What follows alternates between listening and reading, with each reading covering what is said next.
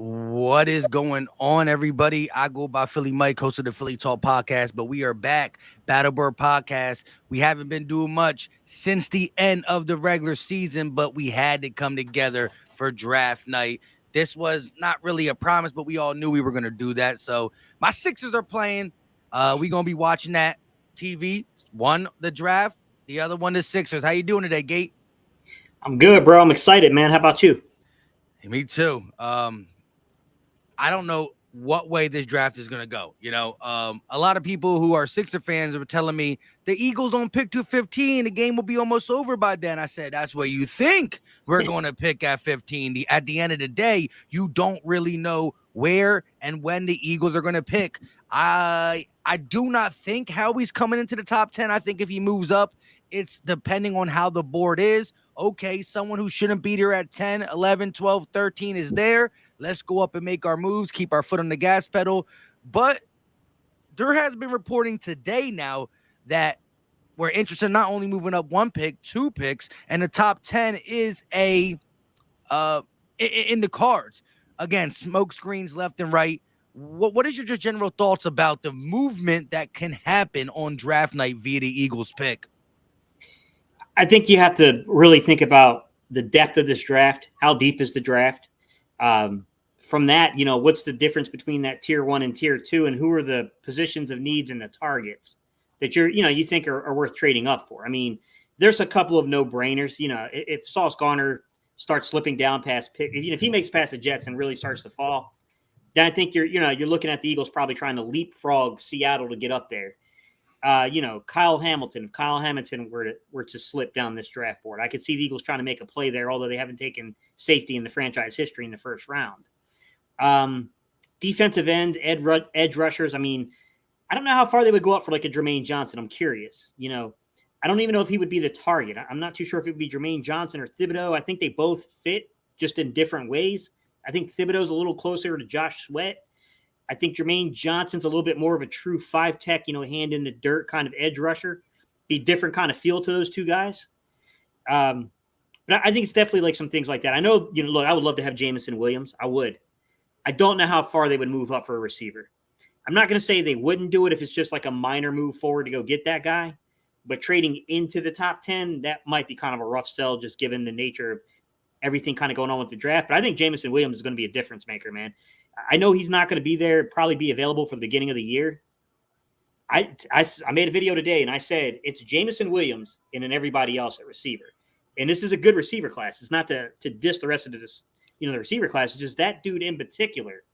He's special, man. That's a special player. Yeah. I'm torn too.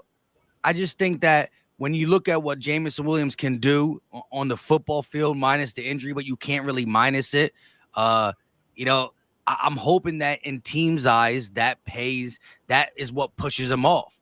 For the longest part of this draft, I wanted to go defense. Now, I kind of got okay with the result of taking a wide receiver, especially if one falls to us that is worth taking in the first round. There's only a couple I think I would take with one of these two picks. There's other ones I would take if we moved back later in the draft. We'll discuss that then. But again, for my Sixer fans coming in here, listen, I got the game on one TV, got the draft on the other TV. This was promised before promised. You know what I mean? So there's no way I could not do this. Plus, the draft is a very special time. But listen, Sixers 34, Raptors 29. We're on the move. We're keeping it going. Shout out to the gambling hippie though for the $20 donation. He said, shout out to two of my favorite Eagle content creators. I see moving up to 9 as a possibility, but not trading away the second first to do so. Hit that sub button for both of them. Yes, we are live on 2 channels, actually 3. Philly Fresh will be here around 8 o'clock. With that being said, Gate, I heard somebody say, it was Mike Garafolo, right? Now, the last time the quarterback position was not so great, let's just say that, was back in 2013, right? And again, you could say, well, there's been quarterbacks that came out that have not translated. Look at BYU boy Zach Wilson, Trey Lance not starting. But at the end of the day, it's not about what they did, it's how they were scouted, where they what their draft profile says. And this draft profile is just not up to par with the other ones. But last time in 2013, Mike Garafolo said somebody went from 12 to 3.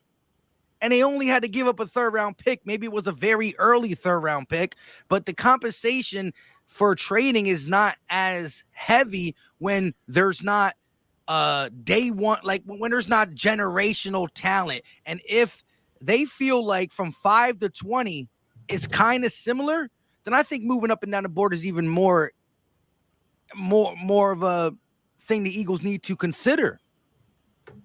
Yeah, it's an interesting question, Mike, and I really don't know the value. You know what I mean? Because it takes two. You know, we know that there's draft value charts, but as you're alluding to, right, circumstances matter in drafts, and you know, there's no given rule that says if you offer a team X, Y, and Z picks that they have to trade you them.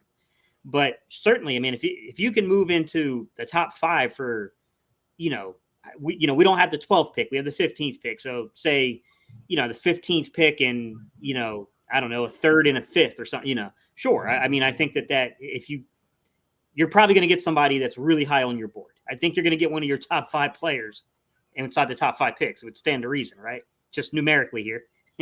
That would seem to stand to reason to me. So, I mean, if you're really that high on like a Kyle Hamilton or Ahmad Garner or somebody like that, like, here's the thing is like, I look at certain guys, Mike, like Jordan Davis. From the testing standpoint, he's a freak. I mean, he's doing things that guys his size shouldn't do. But the film is very complicated. And it doesn't help that, Georgia's defense was beating the snot out of people. And to be fair, Devontae Wyatt and Jordan Davis were being pulled off the field. Correct. But to overcomplicate things, they have a stud coming up in next year's draft class on the interior defensive line that was replacing Jordan Davis on 3rd down and long, like true pass rush situation. So we don't know. We really don't know what he is as a pass rusher, right? I mean, we know he's got a mean bull rush. I mean, if he gets on a smaller dude and you don't double, he can run you over and get to the quarterback. But, it's one of those risks to where if you don't take a guy like that, like say they're moving forward and you don't take a dude like that, and that dude turns out to be the next Warren Sapp. Yes, I'm going there. Everyone's talking about the current Tampa Bay defensive lineman in Vita Vea. Let's go back to Warren Sapp. Yeah. If he turns into be something like that, then like you missed out on generational talent. But if he turns out to just be a really good player that's just a really good run stuffer, but doesn't have the versatility of a pass rusher, you just overdrafted the position and did a lot to overdraft it. You know what I mean? So I mean, it's complicated. Like, but at the same time, like I probably wouldn't be mad at Howie for a move like that because I understand. At least I understand how you looked at it, how you scouted. At least it makes sense. Like, there's only so many dudes that can impact the game the way he can if it's there. So I get it. At least it makes rational sense. You know what I mean? It's not like a complete swing and miss here. Like, what are you doing? Like, let's talk about the Raiders' previous drafts of the 2010s and some of the crap they did, Yeah. But and I know you spoke about Jordan Davis coming off the field in 3rd down scenarios. Do you think it's more what he is able to do or the fact that that's what Georgia does? They rotate guys. It wasn't just Jordan Davis. If you look around, Travon Walker, Devontae Wyatt, as you said in the beginning, they take both of them off. Do you think it's just Georgia has so much talent? They like to keep him fresh, and it's not something that Jordan Davis is going to have to do in the pros. Yeah, I mean, I think it's fair to say that when you're that talented and there's a guy that's playing, he's a junior to you, not junior in class, but junior to you in terms of, seniority. Yeah, I mean, and he's coming on for pass rush situations. I get it. I mean, they're rotating a very good defensive line. And to be honest with you, their defensive line is quite complex because I've had a lot of people ask me about Trayvon Walker and they're like, Steve, I'm not saying Trayvon Walker can't play. I'm just saying, why does Trayvon Walker get a hall pass, but Jordan Davis doesn't for his pass rush ability? And I think it's quite complex, right? Is that I do think that you could see at times that Trayvon Walker has the ability to pass rush. It's just their pass rush is completely set up to set the linebackers up. You got guys out there that are playing contained. Like it just, and at least he was there on pass rush downs. At least he was actually in games. It's complicated, right? When you look at Georgia's defensive line, and I think you're right, is that on one hand, we don't know either way. We don't know if he can do it either way. We don't know if he can or if he can't. It's complete guesstimation at this point. And the only thing we have to go by are what the coaches tell us. So when you pick up that phone and you talk to the coaches there, which complicates it because Dan Lanning, who was their defensive coordinator, is now the head coach at, I think, Oregon. I think he just got hired at Oregon. So, like, that's even a further complication. He's not even with the program anymore. But, you have to pick the phone up. You got to call, talk to the defensive line coach, talk to the D coordinator, find out why they were used certain ways. And then they brought him in. They brought Jordan Davis in. I mean, they're probably asking him questions about that weight, about what's going on with the weight. And they're probably asking him questions about, in your opinion, why weren't you on the field? Like, what's going on here? Like, and I would probably walk him through some testing, like, hey, here's a pass rush situation. Here's a player. Tell me what you see here. Tell me with your eyes, what do you see? How's this being drawn up to block you? How's this? Just test the knowledge, see if the knowledge is there. Then, it's just a matter of like, okay, like this guy has the knowledge. If this dude can keep his weight down and can test to this degree, this is a matter of my coach teaching him technique. Yeah. You know what I mean, Mike? It's one of those situations to where you're not going to get a perfect evaluation on this guy. You have to go by what you truly believe. It's a gut instinct. Yeah, and look at Trevon Walker. I mean, early in this process, he was mocked to us by professionals at 15 and 15, 16, and 19 when we had all three of them, one of them picks. Now he's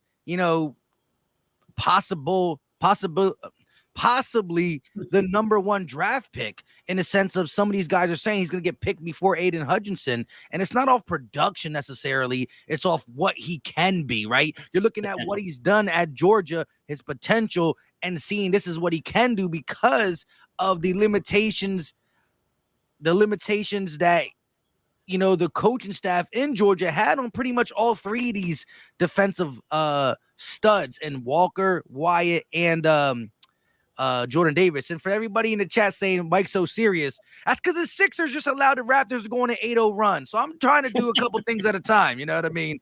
This is stressful. I asked the Sixers kindly to get the job done. We should be resting for Miami. Instead, they go on slack. So I'm trying to do a lot of things. But Gate, you're right. So my thing is this. With Jordan Davis being on the Eagles' radar and us not sure where he's fallen, if the Eagles move up to get him, say, not inside the top 10, but we make a couple moves up for that, do you think with your breakdown on him, and do you think it's worth it to move up to, say, 12, 13-ish to get Jordan Davis, if that's where, how he's making phone calls and he thinks that he's not going to get past Baltimore? Do you think it's worth to go up there and get him? That's a very tough question, Mike, and I'll give you my honest to God opinion on this. It's really hard to make that judgment call because I can't pick up the phone and talk to the coaching staff. I can't talk to the player. I have film, but the film's incomplete. Normally, my saying, Mike, is always trust the film. Trust the film over everything else. But I don't have enough film to trust. I'm going to say that my gut instinct tells me that if you keep this kid in shape, this is the real deal. This has not started. You remember that Louis Tolo, whatever his name was? You remember Panthers back in the day?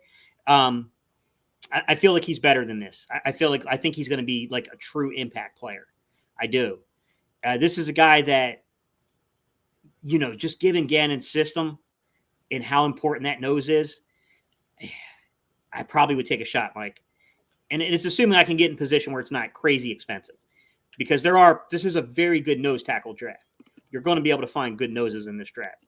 But if I don't have to give up that much and go that far to go get them, that's an impact player, Mike. That's an impact player, in my opinion. Yeah. I'm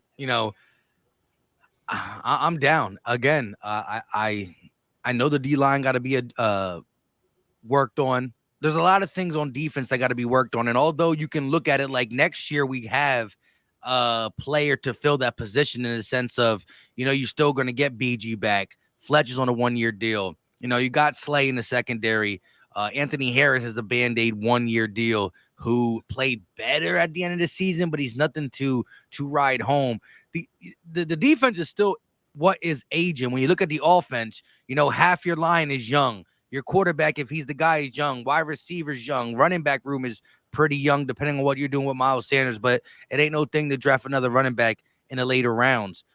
The defense is where you got to start stacking up youth for the future. If you look at guys who are going to be on the Eagles in 5 years, you'll see a lot of offensive players, not so many on the defensive side, and that's where we got to start stacking that up. Yeah, and see, The defense is where it gets tough to evaluate some of these guys because I have viewpoints on certain dudes. And I don't think that Ahmad Sauce Garner and I don't think that Derek Stingley are the best fits for Gannon's system, to be quite honest. But I think they're so talented, you make it work, right? You can play a little bit more man coverage. You can even play man technique inside of a zone system. You know what I mean? Like you can do some things. The cover 3, you can use a lot of man concepts. I can come up and press you in a cover 3. As long as you're staying in my third of the field, what does it matter? You know what I mean? There's different principles and things you can do there. But when you get down to, I think, are the better scheme fits with first round valuations on them, that's where it gets tough, man, because you got one guy who has a core muscle injury, fancy way of saying a sports hernia, and Ahmad, wow, and Andrew Booth Jr., who's just, I mean, I think he's a really good fit for the Eagles. I really do. A lot of zone, right? Yeah, he played a ton of zone, and he's got the traits and the markers to be a man guy. So he can do both for you. He's got all that size, that length, and there are elements of his game where I still think he's learning the process because he doesn't have too much time spent.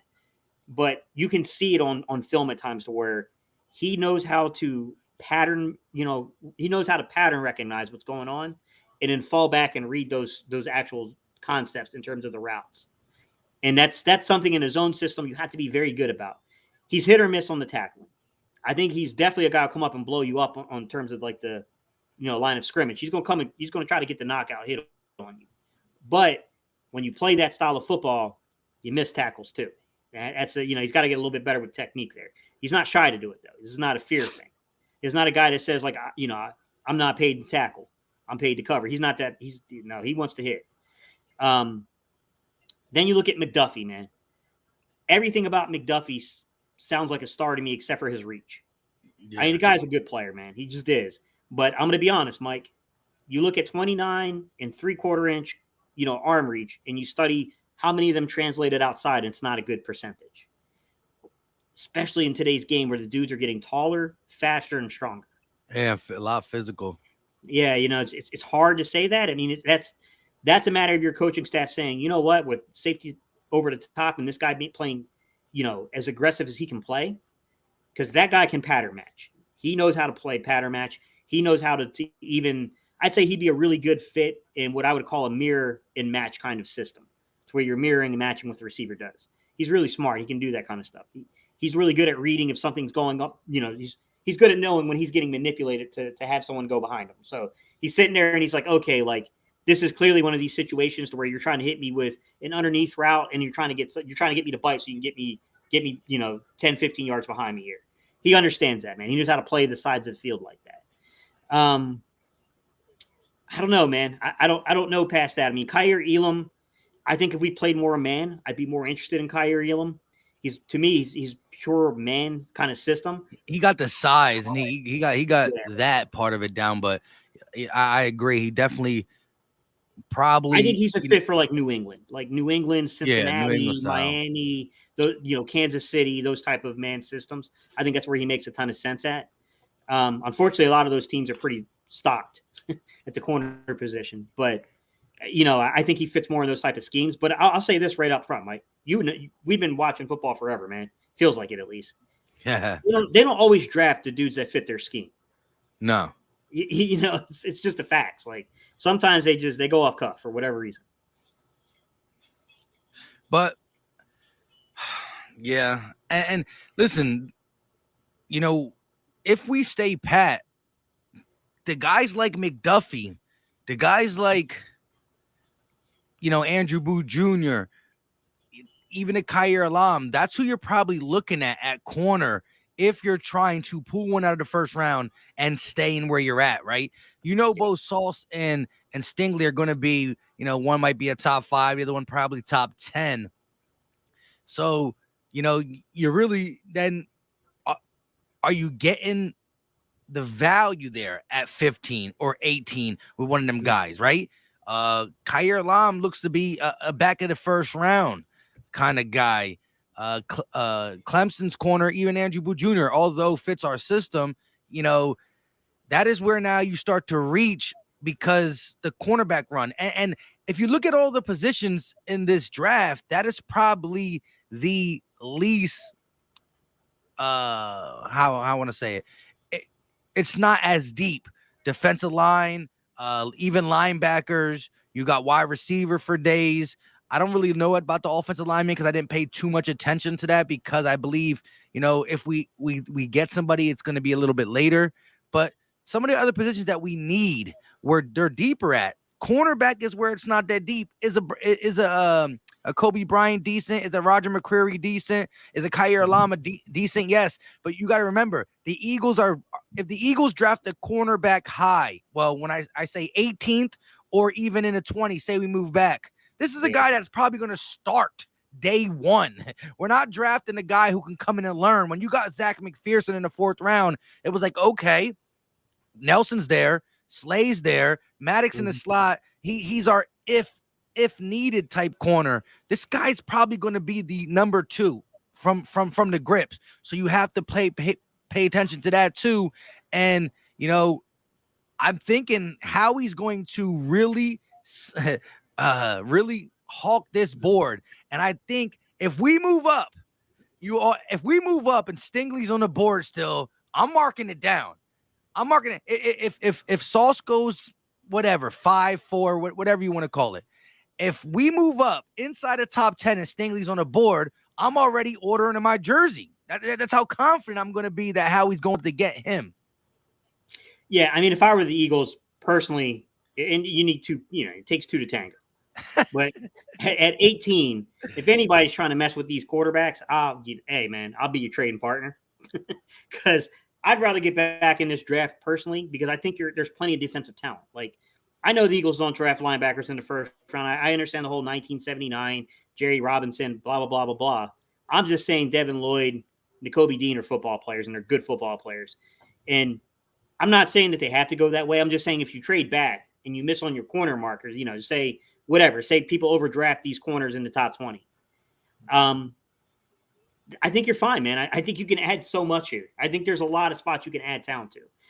I don't think you have to go receiver at 15 personally. I think you can, but I don't think it's necessary. I think you can trade back. I think you depending on how you want to work your board in the second round, I think you can make some things happen. But I will say that pick 18, man, if I can acquire more picks, I'm trading back. I honestly think they need a little bit more in that 3rd round period, in my opinion. And I know we already got 2 picks there, but we have so many holes to fill in this roster, man. Shout out to Mental Cash with the $2 super chat. Appreciate the love. Remember, we are live on 3 channels: Philly Talk Podcast, Gate City Sports Channel, and Philly Fresh. He'll be here shortly. Mental Cash said, let's go, Howie. You got this. And hey, listen, for some reason, I'm not as worried. Call me crazy.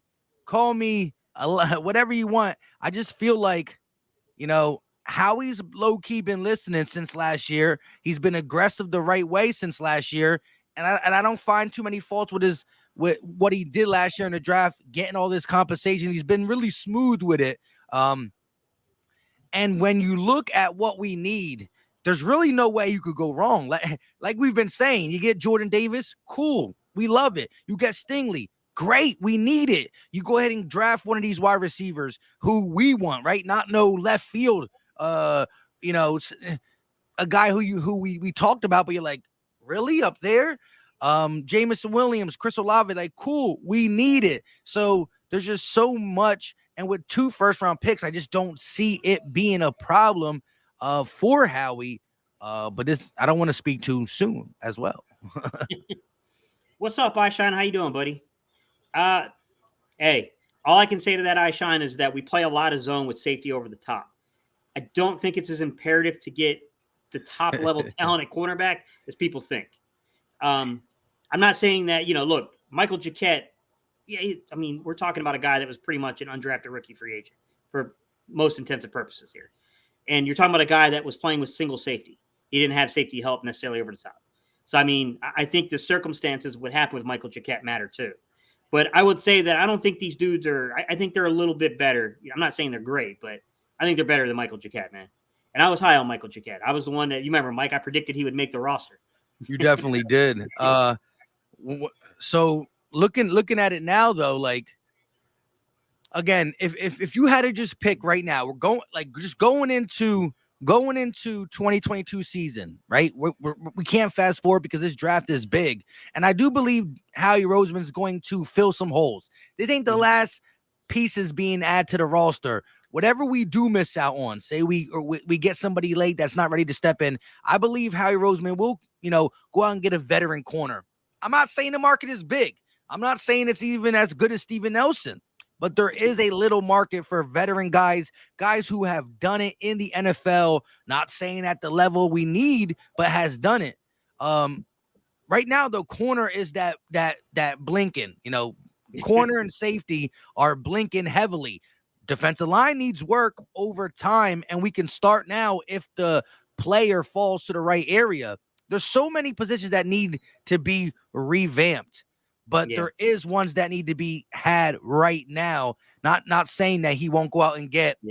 I don't really know who's on the market at this point, but a C-, type corner. Are we satisfied with that? Probably not, but it's a Band-Aid. But how long are we going to keep putting a Band-Aid? Steven Nelson was a Band-Aid last year, so I'm trying to really fill this spot. But real quick, Miles Smith with the $9.99 super chat. Appreciate the love, appreciate the support. He didn't say anything for the super chat, but he did say, trust the process. Hashtag Fly Eagles Fly. Right now, the process is down by 1 in the second quarter with 3 minutes and 9 seconds left. He said right now the process is getting a little frustrating. It is. What are your thoughts about off-ball linebacker and where we currently sit with this roster? I think that is something we need to address. I just don't see Howie doing it in the first round. Of course, like at one time, I had the Devin Lloyds and the Kobe Deans on my mind when I thought we were, this is prior to us failing to get that veteran receiver in here during free agency. I was like, I was so sure that we were going to get a veteran free agent wide receiver, and that both these picks could be used on defense. And then, of course, corner, defensive end, and linebacker, especially an off-ball guy, a guy who can go side to side and really use that range. Again, Kaiser White, he's going to be more of our coverage guy, I would say. And Hassan Reddick should be primarily our pass rushing guy. Not saying he won't drop back in certain coverages. You got to confuse people. But if he's not rushing the quarterback 80% of his snaps, well, then you're using him wrong, because this is what he does. This is why he has 23 and a half sacks in the last 2 years, top 5 in the NFL. So I think you could still use that guy. Now, Howie was quoted saying that this linebacker draft is pretty good, meaning like, hey, we're not going to get you the first round guy, but we might come around with the second and third round. We might get one in the top 101. We got 5 picks in the top 101. But who do you like the most out of these guys, not named Nakobe Dean, not named Devin Lloyd, and someone that you can probably see between 50 to 101, the Eagles taking a shot on? Probably at 50, Christian Harris is that range. Maybe you can get a hold of like a Chad Muma somewhere in that area. The young man from Montana State. I like Muma. Troy, I can't think of his full name, but Quay Walker, I think, is the best, but I don't know if he'll be there at 50. Possibly. He might possibly be there at 50, but Quay Walker, I think, is a good football player. I think he's a really, really good football player. I think he's underrated, and I think he was a tackling machine inside of that Georgia defense. Really good run defender. Here's my thing, Mike. I think that we're in a better situation than we've been in a long time. I really like the Kaiser White signing a lot, but it's not long term. It's not a long term deal. That's the flip side to it, right? TJ Edwards. I think TJ Edwards is vastly underrated for this defense. He's not here. I love what he did at the end throughout the season this year. So I low key didn't say him. And listen, I think Davion Taylor, if he stays healthy, could be a player. Maybe not an every down player, but you can get some production from him too. So now that the Nathan Garys and Alex Singletons are out of here and you're changing it, we're not as bad. But I think the linebacking class, as you're explaining, and so is the chat, is deep enough to snag somebody later in the draft and get someone that you think is pretty darn good. See that, and that's my fear too. Is like you look at it, you have Davion Taylor, you have Sean Bradley. I think Sean Bradley could be your 4, he could be your 5 if you bring somebody in. Great special teams guy, dude that can play, meaningful reps in a football situation if necessary. Davion's got to stay on the field, man. It's there. We saw it last year, man. It was there. It was a small glimpse, but man, he looked like a different dude last year than his rookie season. He hasn't been healthy, Mike, and that's a concern. 2 straight years, we've lost him to injury. I don't know, man. Like I feel like you can't rule out them going somewhere between rounds. I don't know if round 2 is going to happen, but I wouldn't rule it out per se. But rounds 3 and 4, I wouldn't be shocked by an off the ball linebacker, especially with the amount of picks we have between the 3rd and 4th round. You know what I mean? Like I wouldn't be shocked by a move like that if we kind of use all those picks, if you will. I don't know who's going to be available. That's the thing. Is trying to figure out who's going to be available and how they fit. You have the added complexity of the Sam linebacker role. And let me ask you, Patrick Johnson, if something happened to Hassan Riddick, you feel comfortable with Patrick Johnson as the Sam? No. Yeah, me neither. More of a back end of the roster kind of special teams player. Maybe he can develop into more than that. I definitely liked his film from Tulane when he was coming out last year, but I didn't see enough last year to feel like overly confident in him. So, I mean, that kind of leaves you with, you could get an off-ball linebacker. Someone could play the Will, someone could play the Mike. I think they would prefer a Mike. But on-the-ball Sam, these dudes, and there's a lot of ways you can go with on-the-ball Sam. You can go with a guy like, say, Asamoah from Oklahoma, who can play on and off ball. He can play both for you. Jesse Lakita, is that how you say his name, from Penn State? From Penn State, and the guy that the Eagles brought in. I don't know how much hands in the dirt he played, but I know you can stand him up. Yeah. He had a lot of tackles for what they call like kind of impact tackles. I mean, he had a lot of them, man. He was very productive. I think, when you look at that kind of situation, man, there's multiple ways you can approach it. And there's a ton of players, man. You could do a lot with the on-the-ball position. There are a ton of defensive ends that can flex out that way.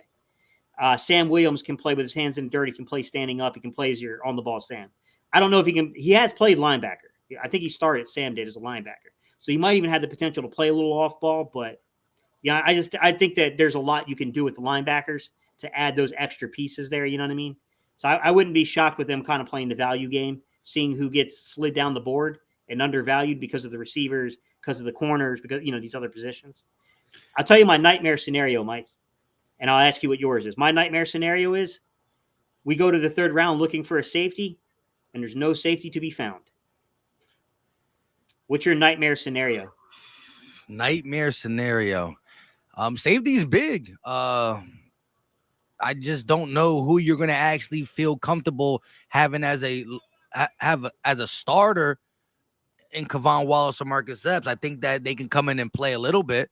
I don't know who you're going to have. So that is a big one. But mine would be that, we end up doing the same thing as last year. How you say in the 3rd round, there's no safety. We get to the 3rd round and there's no corner. Because, again, I just don't see a guy that I'm going to be super happy if Howie goes out and gets a 1-year cornerback as a Band-Aid. And if you're talking about a defense that already gave up 80% completion percentage with a, formidable secondary in McLeod, Harris,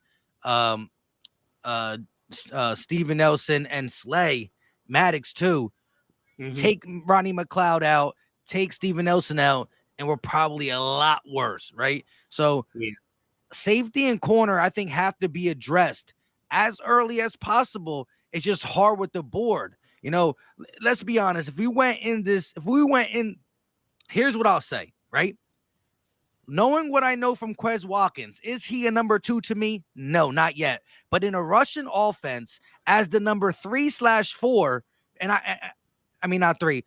He was the number 3 in the sense of snaps. He was more productive than Reagor, but Reagor got more snaps throughout the NFL season than Quez Watkins. So he was a number 3 in a Russian offense and somehow got 647 yards. With that being said, there's potential there. And so if you had to ask me, the potential of Quez, the potential of Zach Pascal, is that higher than the potential of Zach McPherson and Troy Vincent Jr. and Tay Gowan? Who do I feel like can take a step in 2022? Zach Pascal and Quez Watkins, or Tay Gowan and Zach McPherson. Give me the receivers. Could we use a receiver? Of course, but there's still more potential in the people we have on the roster than compared to cornerback position. You know what I'm saying? So that being there is like, I'm Stingley. Are you available? At the safety position, I got to say this guy one last time, man, because he moved on from us. And all the old school Battlebirds podcast members will love this one because this is a throwback. My guy, Rodney McLeod. McLeod. Rodney McLeod. There's a Rodney McLeod in this draft, in my opinion. It's I believe it's Verone or Veron. I don't know how he says his first name. McKinley from Oregon. I'm telling you, man, that dude has McLeod-like abilities to him. That's a dude that I know he's kind of under the radar. Go watch his film. Go look at his measurables. That dude is Rodney McLeod. I'm telling you. That's what I see in his game. And he's a dude that, he's kind of come on my radar of late, last couple of weeks. I've watched a lot of film on him, and I come away going, man, like, I don't know where he goes. I think there's a chance he's there on day 3. High day 3, like 4th roundish. Maybe you can get him in the 5th. I don't know, but possibility of 4th at least. Yeah. And then you got the guys. Man. And then you got the guys like the Nick Crosses and whatnot. But let me ask you this real quick, right? Low key, I keep forgetting, but the Honey Badger is waiting until after the draft to make a signing. And not saying that we're still, again, the last thing Schefter said was that he's still the most likely landing spots are the Saints and the Eagles. With that being said, nobody knows where Kyle Hamilton's going to drop. What about Jaquan Brisker? What if Howie's able to, or Lewis Sign? What if Howie is able to finagle the draft where we get the guy we want at 15 or move up? What if we end up moving this 18th pick back so far that we're able to get I don't want to say top tier talent, but what if we're able to accumulate drafts and end up picking, now 3 guys in the top 50, 4 guys in the top 50. I don't know exactly, but at the end of the day, I feel like the Honey Badger is still going to do his due diligence, and the Eagles, if we're talking a couple dollars off, the Eagles come out this draft with a safety they like, well, then they can relax on Honey Badger. We come out this draft without a safety at all. We better. That just makes me think, Howie, you got to pay him. You got to pay him. Yeah, I don't know what it would cost. I don't know. I feel like, I don't know, man. I mean, would he sign like a 1-year, $13 million deal? I mean, that's about what he's looking for, from what I understand in the AAV, about $13 million a year, because he said he would have already accepted that deal pretty much. But it's got to be a length of contract issue with him. Real quick though, there's 8 teams with double first round picks. 8 teams. Just think about that. 8 teams with 2 first round picks. That means there's 8 teams without a first round pick. No, I lied. I mean, there's 4 teams without a first round pick. Most likely. It's just crazy that there's so many people double dipping this year in the first round. There's a lot. Yeah, who do you think they're going? Jags. I think there's an outside shot. My guy here from NC State, Akeem Ekwonu, goes. Oof. I'm not going to say it's 100%, but I know that's got to be Doug's pick. I know it's who Doug wants. Look, I at the end of the day, no matter how high Travon Walker's ceiling is, I know people are talking about him being a number 1 guy. I just don't see it. Could the Jags use protection to help the young Trevor Lawrence? Of course. Does Doug look like a guy who would draft the offense line? Of course. But I just think it's set up to help. Pass rushers are the next big thing, on the defense. You got absolutely. Quarterbacks on the offense are going to get paid the highest. You got left tackles who protect them, gets paid the highest on the line, and pass rushers. And Aiden Hutchinson, it's just the production's there, right? You can say, Jabo helped out. You can say he wasn't in the SEC, but the production's there. Sometimes you just got to go with the high and safe floor so you don't end up, making a colossal mistake. Takeem, they haven't announced it yet, but clearly they know the pick. It's one of those things where they're just trying to build the intrigue up. They already knew who they were picking. You know what I mean? If you're listening to, I got it on ESPN, Mike. Who do you got it on? I got it on ESPN too. Okay. 6 minutes They and seem to 25 be seconds. thinking it's going to be Aiden Hutchinson, but we'll see. Now they're showing Travon Walker highlights, 6'5", 272 defensive end out of Georgia. But real quick, shout out to Guapo with the $4.99 super chat. 1G in the building. I appreciate the love. Me and Gate City both do. We're waiting for Philly Fresh. I don't know what's going on with him. Can you text him, Gate? Because I have too much stuff pulled up right now. Yeah, Just say, yo, what's up? Yeah, man, this is crazy. It always intrigues me that you're the first person on the clock. Nobody has been taken. How do you not know? But it's also filling the room out, any last second calls. Anybody, are you sure you don't want the number 1 overall pick? Yeah, blah, exactly. blah, blah, blah, blah.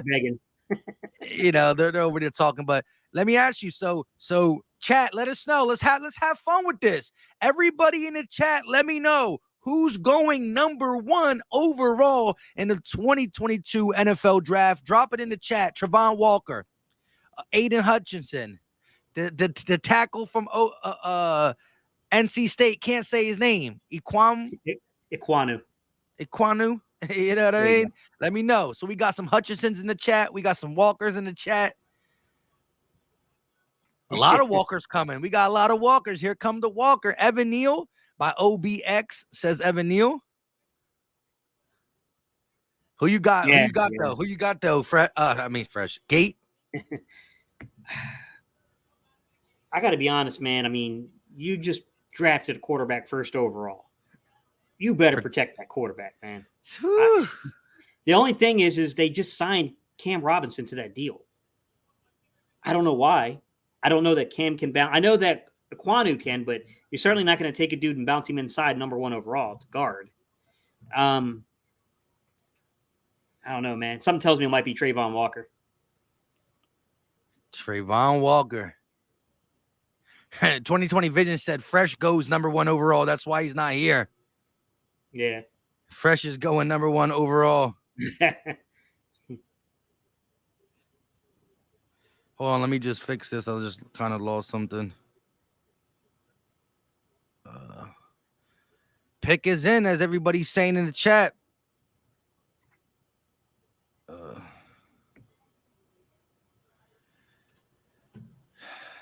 This is crazy. You're right though. I mean, you have to protect your guy. Who do you think the best offensive lineman is? Do you think it's Evan Neal or do you think it's your NC State guy?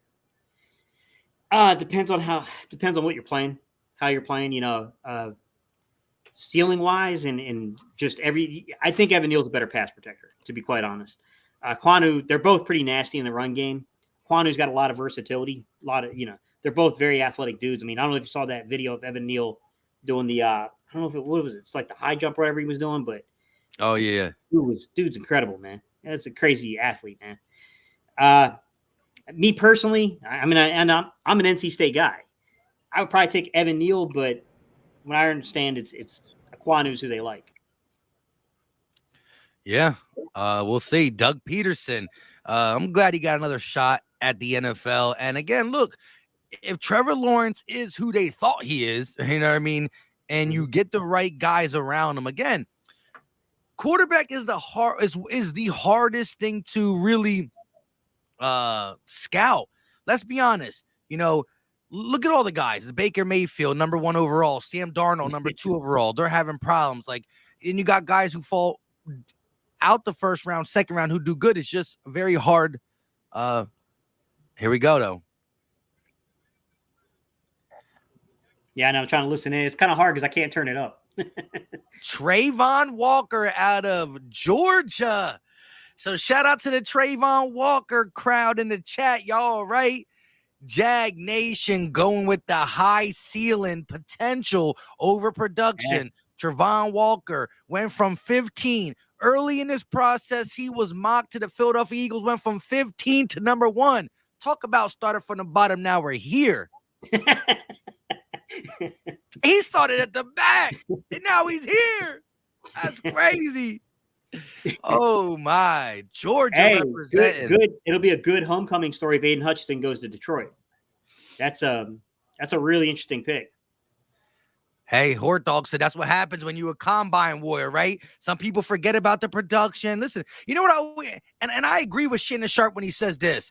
Listen, if the college season is over, how do you go backwards? How do you go up?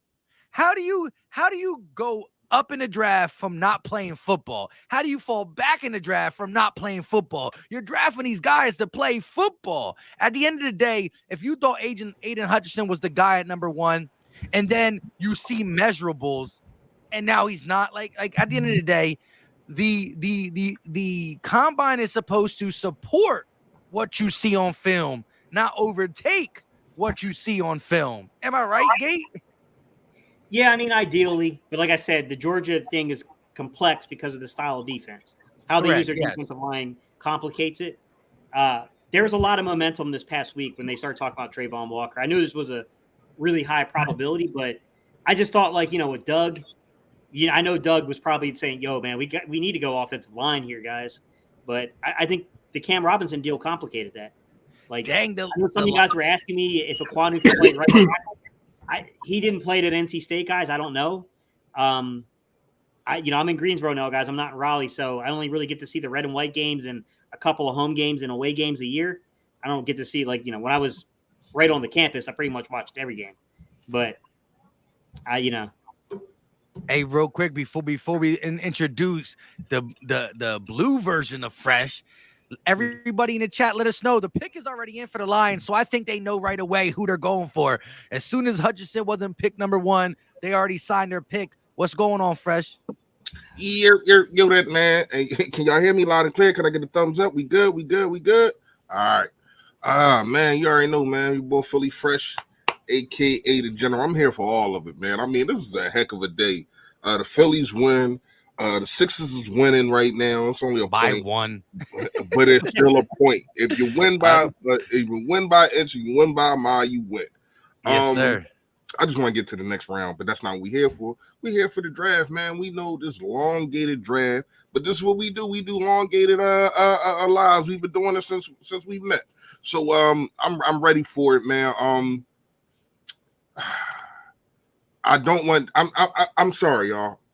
I don't know if y'all talked about it, but I'm not saying I'm not high on the kid, Jameson, but I think we got other holes that need to be filled other than wide receiver. When you look at the wide receiver core, yes, you do need talent. Yes, you do need to put something around your young quarterback. Pick is in. Pick. I think it's gonna be Hutchinson. Second pick in the 2022 NFL Draft. Yeah, I think it'll be Aiden Hutchinson. Selection. Aiden Hutchinson out of Michigan. That's what it was? Got it. Yep. Because Trayvon Walker went for number 1. Yeah, I seen that. And he just drafted. I'm behind y'all. Pause. Yeah, I am too, man. Well, remember, I'm screaming, so I'm way behind you. Damn, right? Listen, I got cable. I do the live play-by-plays. I got to get cable, and trust me, cable's not as expensive nowadays. I pay like $200 a month. Even though I got cable, I still stream it. Like it's weird. Like I only got one box, but I can stream like the way I got it. They got an app. Like I got Xfinity, so it's an app, so I can stream it all through the house or on my TVs.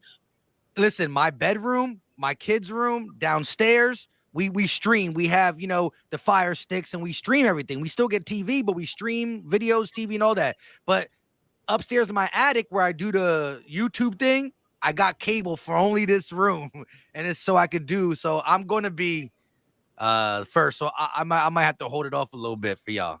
So let me ask you a question, Fresh, because we were kind of talking earlier. Go ahead. Do you think there'll be a trade in the top 10? By us? For us? Anyone. Or anyone. It's going to be a trade somewhere. It's going to be a trade somewhere. It depends on where a lot of these people think they fall. I don't think none of these quarterbacks should be in the top 10. So, but who knows? If somebody feels as though that somebody else wants a quarterback that they want, who knows? I don't think Pickett's or the other kid. I don't think neither one of those kids are a top 10, and that's really the only quarterbacks in the draft right now. But that's not the only position that can make you go up. I mean, that offensive lineman from Georgia? Is from Georgia? He's a beast. That Sorry, which one? Is he from Georgia, right? Which one? You said who? The O-line? Yeah. Aquanu, no, he's NC State. NC State. Okay. Oh, yeah. Okay. I know it was one of the red teams. But anyway. He said one of them red teams. They all kind of One blend red in. team. But I ain't gonna lie, yeah. I could see somebody going up to get home, man, because when you look at it, everybody you just seen, and I don't know if y'all know this, I don't know, but I don't know if this the first time 2 defensive ends been selected 1 and 2 in a draft.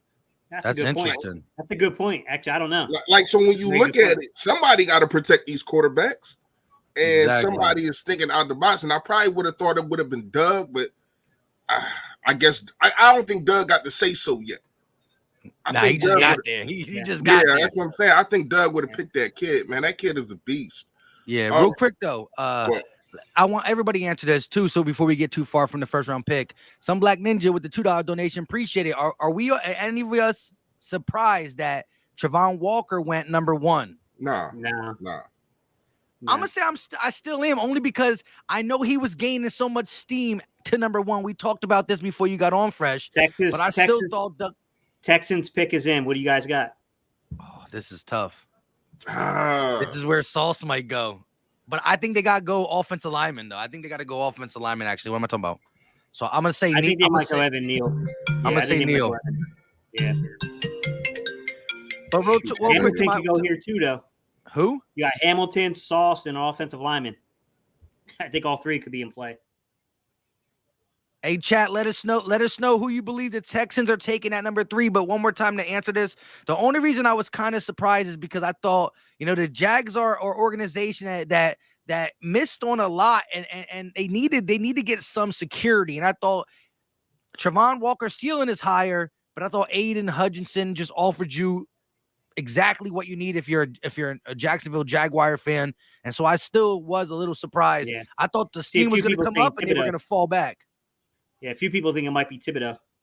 Okay, you got some Thibodeau in here. Stingley. We got one surprise with the Stingley. I think that was the news that broke last night, that they had some interest in Stingley. Yeah, but don't they pick again? The next pick is what, 13, I believe. The 13, Texans. Yeah.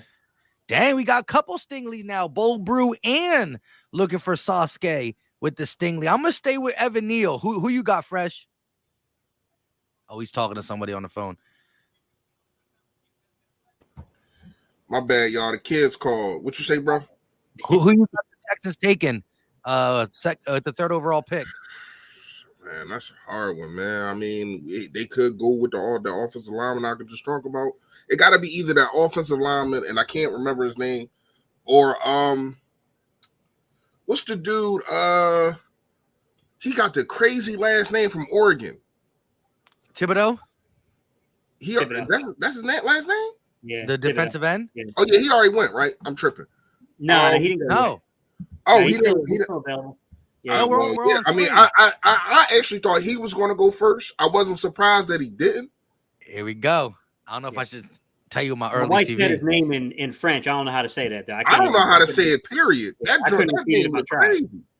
Thibodeau. Derek Stingley Jr.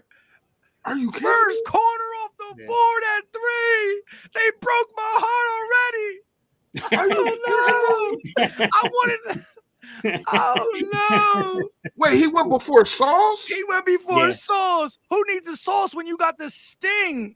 Hey, listen, if you watch my last video, I was telling you about this. Hey, Mike, I was telling you, my last video, I was telling people about this kid, man.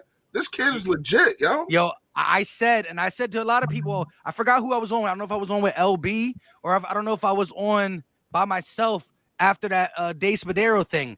I think that, I thought that Sauce was going to go first, but I thought that Stingley would have the better career. And I'm sticking by it. And I thought it was going to be a better career with the Eagles.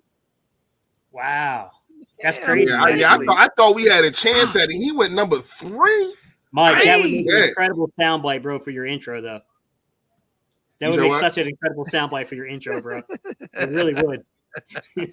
Yeah, that's crazy. Who need the sauce? That's crazy. Yeah, that's crazy. That's definitely crazy. Number 3?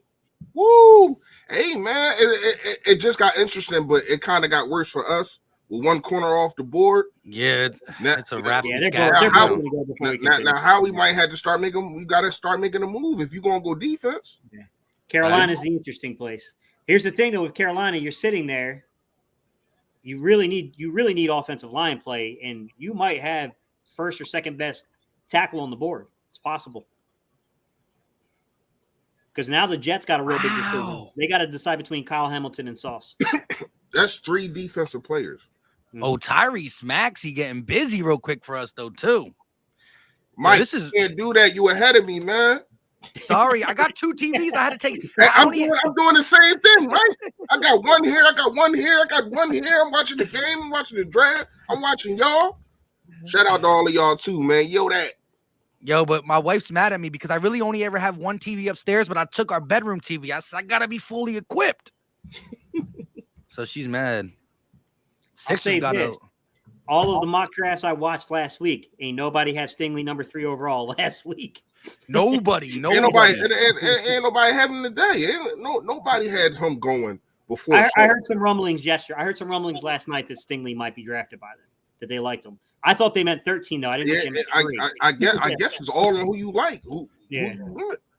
Hey, chat, real quick. Shout out to Mark Jeffrey with the $5 donation. Appreciate the love. My guy didn't say nothing. I don't know if you're speechless, happy, or speechless, sad. But yo, listen, I had a little listen for real though. Like I had a dream last night that Stingley wasn't in reach, and I just talked to Gate. I said, listen, if you hear inside the top 10, see what I said to Gate was this: if Sauce goes first, and we are at 8, 9, like still inside the top 10, and you hear the Eagles traded up, I was already ordering my Stingley jersey. Like I knew it was Howie going up for Stingley, and to have him to not even have the chance at 6, 7, 8 to hear Eagles have traded up just broke my heart. You never know. Maybe Sauce. They did bring Sauce into the NovaCare complex. They got, the Jets got a lot of dudes that they had high on their board. They got Thibodeau, who was high on their board. They got Sauce, who's high on their board, and Hamilton. I mean, they pretty much got their pick of probably the guys that they thought, you know what I mean? Like it's all pretty much right there for them. They might get lucky because they got that pick at 10 if they choose to take 2 top 10 picks. Contractually, the money there is that's a pretty big deal. But if they take both those picks, man, they have a real opportunity to add 2 really good players. I mean, they're still going to lose to the Eagles because they're the Jets, but I mean, yeah, they can't beat it. What we 12-0 against them now? 12-0? That's crazy, bro. How you not beat a team your whole life? We like really they big brother, man. You can't beat us no matter how old we get. Just can't do it. Just can't do it. The Jets pick is in. Listen, chat, let us know. It's already getting a little crazy in this 2022 NFL draft. No, that threw every. I guarantee a lot of teams was like, "Oh, we got to replay." You see how fast everybody else pick was in the Jets. Like, "Oh, we got?" Because now it's so much up talent that's left. Like, I'm not saying that. I'm talking about what people like. When you talk about Sauce, like, are you going to go get Sauce? Like, you get what I'm saying? Like, the Jets don't got no lockdown corner. Are you going to get Sauce? You still got Kyle Hamilton out there. You know what I mean? Who a lot of people saying is going to drop off, but whoever get him, man, they getting a player. They is getting a player. Let me ask you guys a question. The Giants I thought they were just trying to force the Eagles into seeing how much we really wanted this player, but the Giants put out there that they want to take Jameson Williams. They're interested in him. You think they make that pick right now? I'm cool with that. They got 5 and 7. I was saying that before I think I cut myself off, start talking about something else. But I don't want Jameson. To tell you the truth, I like the other kid, man. What's the kid? The tall kid, like 6'4", man. And you can get him. You can get him at Christian probably Watson. at 18, huh? Talking about Christian Watson. No. Is he from Clemson? Damn, I just talking about him, man. Yeah, the tall. You got Pickens from Georgia. You got Watson from North Dakota State. You got Drake London is the Drake London. Drake London. That's it right there. Drake London. I think he is something that can help Jalen Hurts develop a guy. You don't have you can't keep picking the same kind of running back. You need different kind of styles. This is how we went to the Super Bowl. I'm not saying that we're going to go to the Super Bowl because of this, but you're having these kind of guys on your team and young. You got a Devontae Smith, a shifty guy. You got a Quez Watkins. You already got your speed. So, get you a guy that can go up and get 50-50 footballs. We know Devontae Smith can do that, but not at a consistent basis. So to me, Jameson is kind of the same. Yeah, but he's still a little bit. He's not your ex. Not like ex. London, bro. Not like London. No, of course. But what I'm saying is, look. He. Hold on, the Jets picks in. I wanted to compare him to somebody, but the Jets picks in. Please don't be Sauce. He said, "Please don't be Sauce." That's too much sauce. Mike said he's about to visit the Sauce in a minute. Sauce Gardner, back-to-back corners, just like last year, but earlier. Hey, they turned into the top 5. I'm about to cry. Yeah, I am. I'm about to cry. We still got another guy that I like, McPherson out there. I like him. I like McPherson. What? He's on our team already, and he's not good. No. McDuffie. I'm sorry, McDuffie. I'm tripping. I like McDuffie. Yeah, he's not good. I don't know. We don't know what the kid is yet. You can't start it, obviously. Wow. But yeah. I mean, y'all don't like McDuffie? I like McDuffie. I think McDuffie has.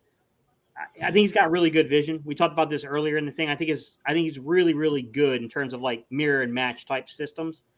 I think the young man has elite movement skills, not necessarily speed, but his ability to move in space. The issue is that there are not many corners that have below 30-inch arm reach that translate to the outside. So it's risk. It's a big risk.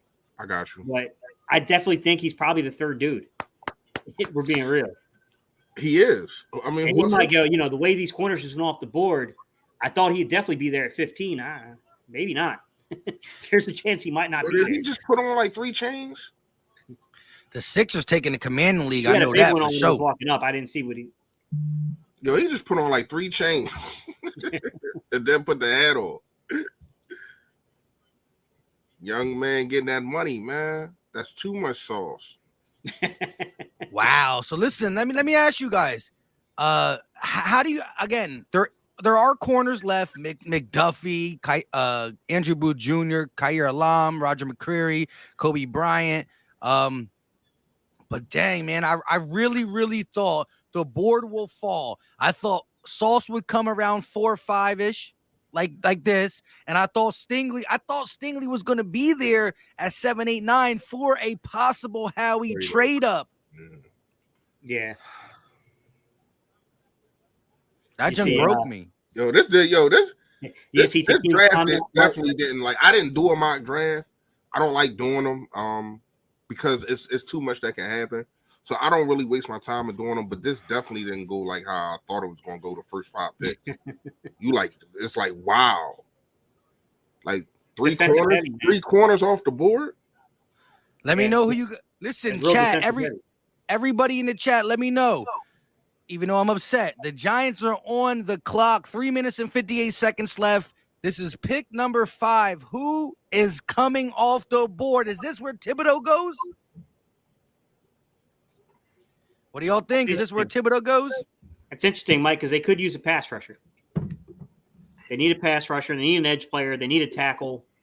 Here's the thing, though. They just drafted a tackle a couple of years ago. You know what I mean? Yeah, but they say that he's the only one they think is good on that line. They think that whole line is garbage, but Andrew Thomas. Yeah, I hear you. Listen, if I'm the Giants, right? Forget the Giants. I don't want them to be good. With that being said, hey man, y'all stop projecting Aquanu, bro. I can't be having NC State guys go to the Giants. The reason the Giants stink so bad for over the last 5 years is because they never addressed the offensive linemen. So if it's a recipe that kept them down, I hope they keep doing it. But I don't want too many skill players coming off the board, to be honest. Yeah. Man, you're right though. Sauce is iced out. My man already spent half that bread. my man wrote the jewelers an IOU. I'll come back right after I get top 5 money. That's crazy. You know what's crazier though? Half of that probably that jewelry probably was given to him, bro, on draft night. Oh yeah, and then all he gotta do, he's not gonna shout him out there, but then all he gotta do is word of mouth. Well, yeah, that stuff was given. Wow, look at that though. Listen, so look, what is the most important? What is the most important positions in football on the defensive side now? First, it's to get to the quarterback. Then it's to stop the passing game. The passing game is taking over the NFL. You need to have wide pass receivers rushers, getting paid so much, and you have to have corners, and it's proven it. Boom, boom, boom, boom. Watch, these corners going to start getting paid. Yeah. Like the defensive ends, because the wide receivers are getting paid. And if you're paying me to stop them, you got to pay me more. I think they're taking every 10 years ago, just think about this. 10 years ago, running backs were going in the first round. In the top 10 picks in the first round. Yeah, you look at Zeke, you look at Gurley. Where Gurley? He was first round pick, right? Yeah, there's a dude from Cleveland too that went top 5. The guy that got drafted by Cleveland that year. Not Tariq Cohen. No, not Cohen. He went to the Bears. I'm tripping. Hang on, give me a minute, guys. I'll pull it up. Cleveland. Antonio Holmes said in my 2 Chainz voice, 2 Chainz. My man Sauce is iced out. Them Jones icy. He better not come to the block with them. I'll tell you that. Oh my goodness, yo! But listen, I still can't believe, Stingley was a dream that I didn't want to end that quickly, and I didn't think it would be over by 8:40. My Stingley dream. Trent Richardson went 3rd overall in 2012. Yeah, look at 2 times came up with that on the quick. Trent Richardson. Oh, Trent Richardson. Yeah. Okay. Here we go. Here we go. The Giants pick is in. Give it to with us, the Mike. 5th pick in the New York. Oh, they're joined by Sam Prince. Just a Giants fan. Just some random kid, I guess. He hyped. He's hyped as heck. He about to pop his buttons on his blazer. You think they're taking Hamilton? Let us know. They take Thibodeau. Remember, the chat is a little bit earlier than me too because YouTube is delayed. Man. Somebody said they took Thibodeau. Well, no, they're guessing still right now, I think. Yeah. Hey, stop telling me to score, man. 22 points, though, is lovely. Thanks, Mike. What's up? All right, Sam, come on. It's taking forever to make this pick, bro. Like, what are they talking about? Who is that? Here it is. Oh, no, that's the Make-A-Wish, man. You can't do that to the kid. Is it Make-A-Wish? I didn't even hear him. I got it down on 3, the volume setting. I could barely hear anything. Yeah, I can't hear nothing. Kayvon Thibodeau, defensive end out of Oregon. Another pass rusher off the board. Kayvon Thibodeau, a guy with all defense. 5 picks. 5 picks, all defense. The NFL. There's got to be a record. There's got to be a record. There's no way. I just said I thought the blue was going to fall good to us. What is going on? Like, they act like there's no offensive players in this whole draft. Right now, what's going on, man? Shut the door. Hey, I mean, offensive players are getting slid down the board because these. Hey, look, at the end of the day, these tackles are going to come off the board. But these are the better athletes. These are the better athletes. I hear you, Reese. But I mean, No, they going. The tackles definitely going to start coming off the board. No trade up for the. Well, listen. So far, two players. I thought the Sixers, the Eagles could trade up for, or 3 of them, right? Sauce, Stingley, and Thibodeau, all off the board. That trade up scenario is looking real suspect right now. We might be sitting right there at 15. I mean, if it's a player right there that you don't think is top 10, I wouldn't do it or trade back. I ain't got no problem with trading back. Because I think they might at 18. Top players I wanted are gone. And I think they might at 18. Well, they still got Kyle Hamilton on the board. I would trade back at 15 and then pick at 18. All right. I'm gonna say you still got Kyle Hamilton on the board with the 6th pick. The Carolina Panthers did. Yeah, I don't think they are. I don't think they are. It's not a team. It's not a team need for them. But I think the first offensive player might come off the board. at 6. And that's assuming You the Panthers think it's don't going to trade be a it out. lineman? The Panthers might trade that pick out, to be honest. I think, if the Panthers stay there, they need tackle desperately. Especially with Sam Darnold. You need to give that dude like 6 seconds to see. And Sixer fans who coming in here saying what's going on, where's game 6? Listen, this is a prior commitment. We pretty much signed up for this the week after the season ended. This is 3 years in the making of NFL Draft with Battle Birds podcast. So listen, I will be live for every Sixer game. I just, I don't break commitments, and the NFL Draft is important to my heart. It's hurting my heart right now, but it's important. Same with the Sixers, but I knew we were going to get the dub. Winning by 20. Let's get it. This one's better, Mike. You remember the first draft when you were telling Reese and I who the picks were? We had to sit here with straight faces, not trying to give it away. Yeah, I lost my connect, though. Yeah. It's not a connect. It's an inside source. I used the wrong term right there. Yo, this dude, I'm sorry. This dude, I watched his tape the other day. He is a beast, man. He might be the best pass rusher in the draft. Yeah. Y'all don't think he's better than the other 2 guys that went before? Well, see, this is what I heard about Thibodeau, and it's like the dude has all the potential in the world, but ever since after that injury, it looks like he shows flashes. It's just they question his motor, like the bend, his movement is legit. They pretty much said, like, if you had Hutchinson's motor and Thibodeau's skill set, you're talking about an elite pass rush. You're talking about number 1 overall. You're talking about competing with some of the best in the building, but you don't know. Like, listen, I like Thibodeau a lot. If you just had to tell skill set, I'd probably take him over Hutchinson, just skill set. Mm-hmm. But listen, mental cash. He said, he's like the 5th best. That's still top 5. It's not bad. You don't like Kavan? That's crazy. Not me. Mental cash with the $2 super chat. He said, Philly Fresh, who we picking? You said what? Jalen Williams said that. He's got him rated like the 5th best.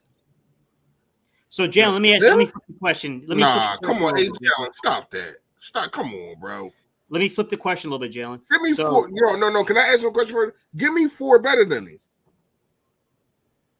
Go ahead. You can ask your question now. Obviously we got to wait for his answer. I was going to ask him where he would put him in terms of ceiling and potential. Like, if you're judging him based upon where he's at currently and what he affords you and offers you, where would you put him in 3 years if you stacked all these guys together, kind of coming up on that contract year? How do you see him playing out? Somebody said Hutchinson hit his ceiling already. That'd be crazy. He said they say he did. I don't think he hit his ceiling yet, but he's just got he's a high ceiling guy, so he doesn't have that much room to go.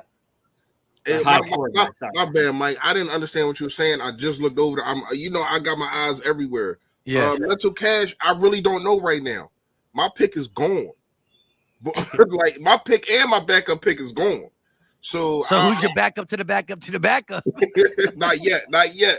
But you're asking who? I don't know, man. I don't know. Like McDuffie though. You said you like McDuffie a little bit, right? I do like McDuffie. I like McDuffie, but I don't know. I think I can pick McDuffie at 18, not 15. You know what I mean? I got you. Like, so I can probably move back and still get McDuffie. Yeah. That's what I'm looking at right now. I'm not lying. I'm looking at moving back. Yeah. Because the top guys are gone, and I don't think we're going to go offensive line. No, but I mean, there's still. I don't know how the board will fall out from here. You still got to see. If Hamilton is there, I'm snatching him. Pause. But yeah, you got Kyle Hamilton and you got Jordan Davis. Jordan Davis and Kyle Hamilton are probably the next 2 bigger, kind of defensive players that are still left on the board right now. At some point, there's going to be a run on these receivers and stuff because just the way this board is falling, they're going to mix in some receivers with those defensive players with those tackles. I think. I wouldn't be shocked if McDuffie doesn't go ahead of 15 at this point, to be honest with you, Reese. I mean, I'm not neither. I'm not shocked at anything no more right now. Yeah. I'm trying to just keep it calm. Yeah, I like real quick. I like Nakobe Dean.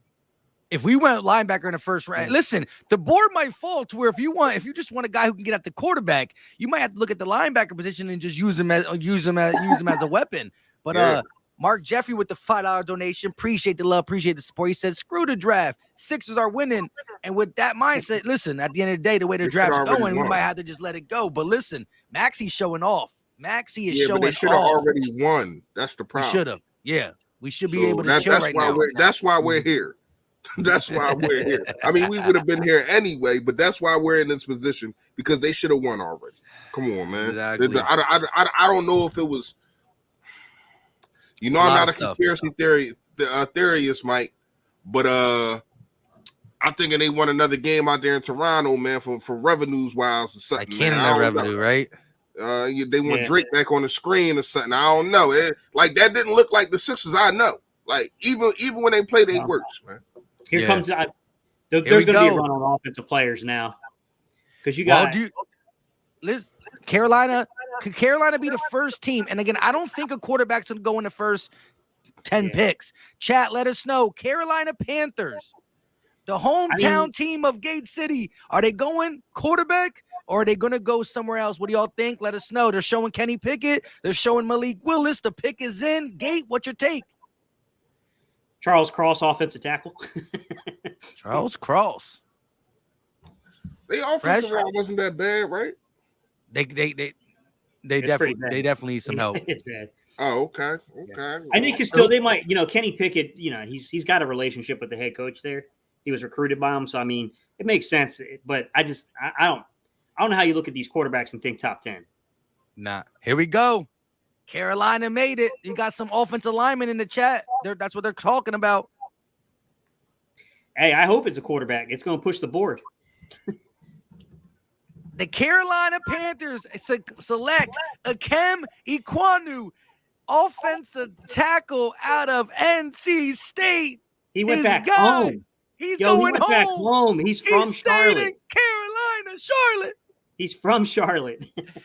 That's crazy, I'm bro. Going home. Tell the world. He's a beast too. He's a beast, and he got that footwork. He can get out there on them screens. The tape that I watched as a kid, I never really watched a game of him, so I don't know his good kid, man. He's a good kid, really good guy. I don't know his weaknesses, but I do know when I looked at that tape and turned that tape on, this dude he's special. Mm-hmm. He's not just a station. He's not just a stationary tackle. Now you going to Carolina? And he played. And if I'm not mistaken, he played both sides. I think he played. Maybe in high look at that tape. I don't remember at NC State him playing both sides, but he's versatile. He's very athletic. Hey, but he's playing the left side, the blind side. You already know how that works. JB with the $5 super chat. Appreciate the love. Appreciate the support. Good podcast, fellas. North Philly loves you. Mad Maxey rules the third quarter. That's what he does. Let's go, Eagles. Get us a bomb receiver. He's going to be interesting next year, guys. Okay. Devin Leary. I want to see what happens with him. The quarterback. Appreciate it. Devin Leary. He's going to be interesting next year. Bang, bang. Y'all drawn, man. This ain't that chat, man. Y'all drawn. I can't watch the game yet. It's like, no, I'm messing with y'all. Go ahead. Go ahead, talk y'all ish. I'm watching it. But I can't playoffs, baby. I just can't enjoy it. I hate when I can't enjoy a game. I can't listen to it. Oh man, Mike, I ain't gonna lie. I was ready to text you back. Like, man, I just watched the game. But I can't. Yo, I really thought about this. Like, listen. Real talk, listen, we've been doing Battle Birds podcast for a minute. We slacked on the offseason because we all got our other stuff to do. But we've done the draft every year since we've been on YouTube together. I wasn't missing that because I'm a guy who my word is my bond. That's what I rock with. But I was thinking, if for some reason y'all couldn't do it, I felt like if the Eagles don't trade up, I could get the game in and still get back for the Eagles pick. But I really thought the Eagles were going to trade up for a Stingley or something, and they already broke my heart. So let me ask you a question. Giants on the clock. Do they go Evan Neal and put him inside at guard? He's a big dude. I don't know, man. Like, it's kind of hard to throw the ball over a 6'7" guy. Standing at guard. But, I mean, to be fair, Brandon Brooks wasn't short. The pick is in. Listen, chat, let us know who you got. We're going to hear from the right tackle. The pick is in? The pick is in. Real quick, shout out to JB, another $2 super chat. He said Simmons waiting in Hotel Cancun for the Raptors. Send them home. But, hey, I'm going to say that the Giants are going now. The they got to go offensive line. They just took Thibodeau. I think he's I don't want to see him in the division, but he's a good player. If they don't go offensive lineman, well, they're doing what the New York Giants do best and just mess up. Because part of the reason why they suck for so long is because they cannot. If you're rebuilding a team, you got to start from the foundation. I'm not trying to give no hints. They just drafted a guy in the first round and also picked up a guy, and neither one of them scored a touchdown. They're going to go wide receiver. Maybe. Remember, not this. Remember they drafted on that roster that they can't utilize as they have them now. Remember they drafted whatchamacallit? Kadarius Toney, and they picked up the dude from the Lions. I can't remember his name either. He's always injured. So listen. So this is Mel Kiper's best available. 1, Kyle Hamilton. 2, Evan Neal. 3, Garrett Wilson. 4, Drake London. And 5, Jermaine Johnson II. So they got Kyle Hamilton is in play for them, Mike, to be honest. But I'm going to go Evan Neal. I think Evan Neal's I'm going to go Jermaine whatever. I got to go Evan Neal. Evan Neal. The pick is in. Giants took Neal. Somebody said Giants took Neal. Stop telling in the chat. Thank you. Yeah, but listen, here's all I'll say. Here's what I'll say. My TV is live, and me and you, us on the screen is live. What I'm saying right now ain't gonna go to them on YouTube for about 7-8 seconds, but y'all gonna hear me right away. So I don't think their pick could be in before mine. That's not cable for you. Here we go, though. Pick 7. Why is Shady tweeting this stuff, man? Talking about the Eagles going to take Kenny Pickett. The New York Giants select Evan Neal, offensive tackle out of Alabama. They finally addressed the offensive line. And listen, Evan Neal, I think you're good, but you going to the ops. So yeah, maybe we gonna have to send guys at you. Yeah, it's Evan Neal. I mean, they needed that. They definitely offensive line is horrible. And make Saquon Barkley, my alum brother. Wow, Shady just said we're in on Pickett. Did you hear me say that? No, I sorry, I did not hear it because I was doing the pick. I was looking at the stats. Is he really saying that? How would he honestly know? You know what I'm saying? I don't like it. I don't like it. Dang, why Shady trying to play? Yeah.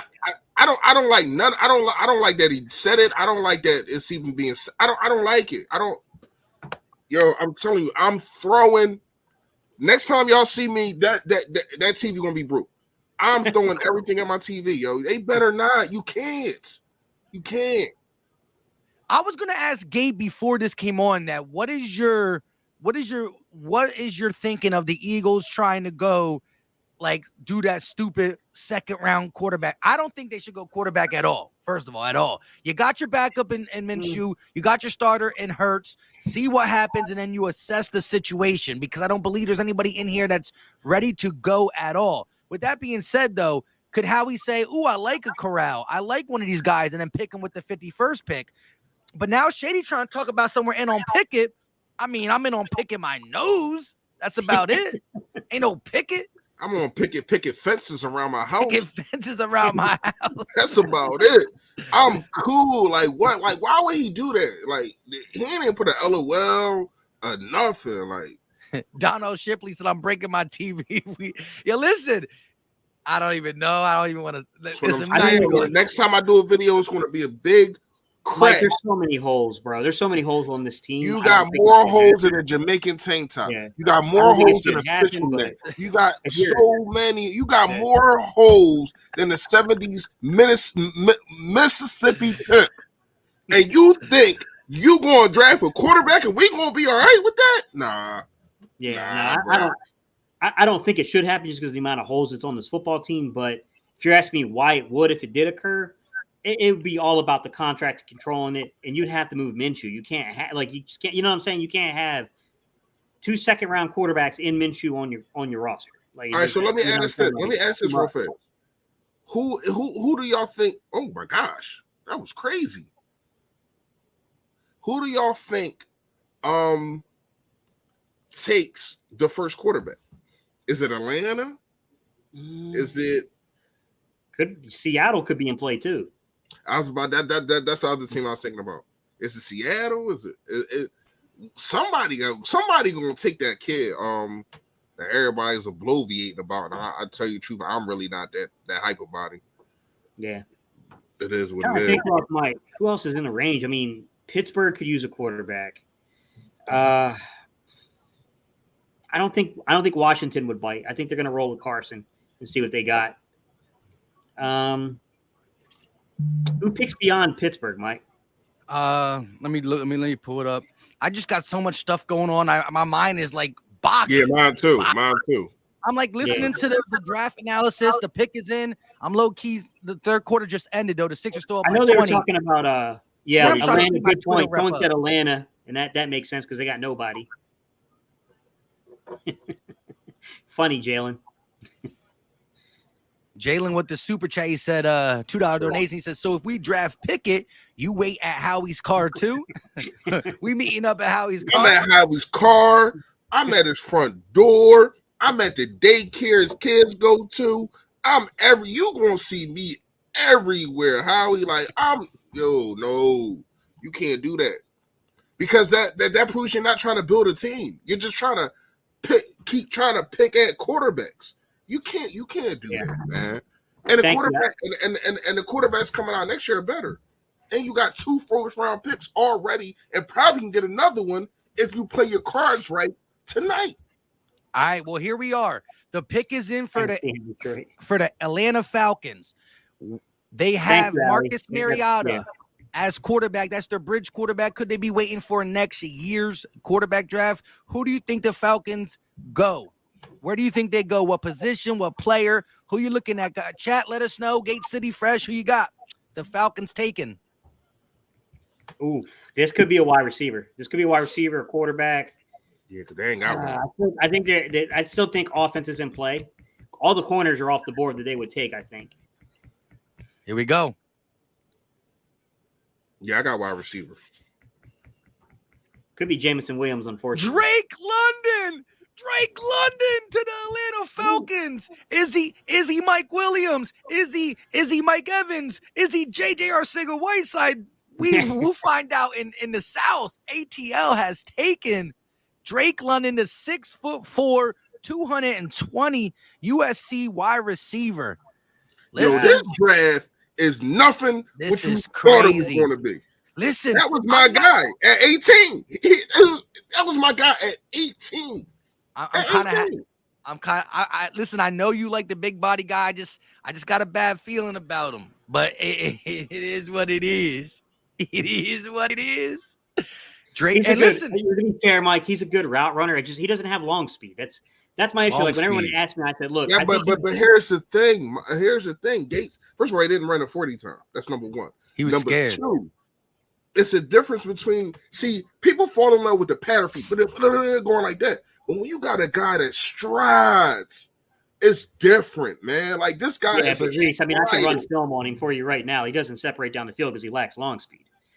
He's very good underneath. He's a good route runner. He knows how to set defensive backs up. But when he lacks separation down the field, he also commands a double team because of this guy's catch radius.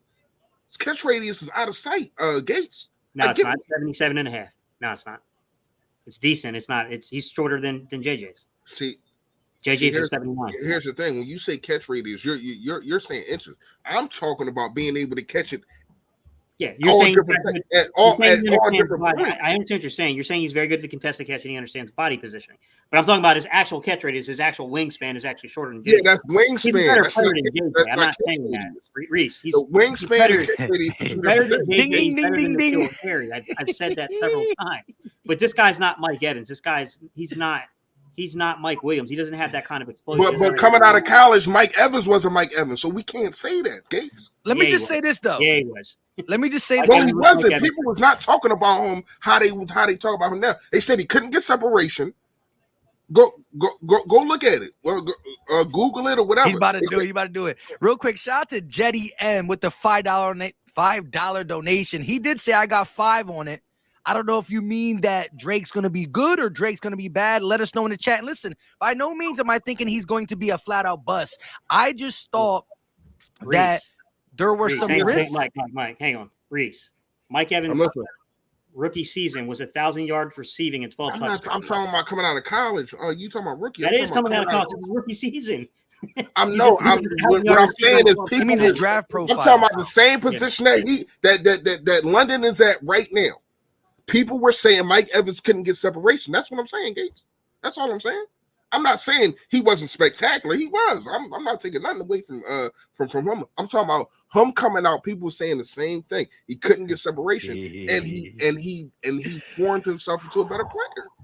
I'm telling you, I like this kid. We gonna see. We gonna see. But I'm telling you, I like this kid. Like I said, man, I think he's decent. He's not Mike Evans. He's not Mike Williams. He doesn't have that kind of speed. He doesn't have that kind of explosion, but he's a very good underneath route runner. I think he has some Allen Robinson. Who would you put him as? A Larry Fitzgerald? Like, who would you put him as? No, I would put him more as like an Allen Robinson type. Oh no, I think he'd be better than Allen Robinson. Allen Robinson's a multi 1,000-yard receiver, man. I understand that, but I said I think he can be better than my Allen Robinson.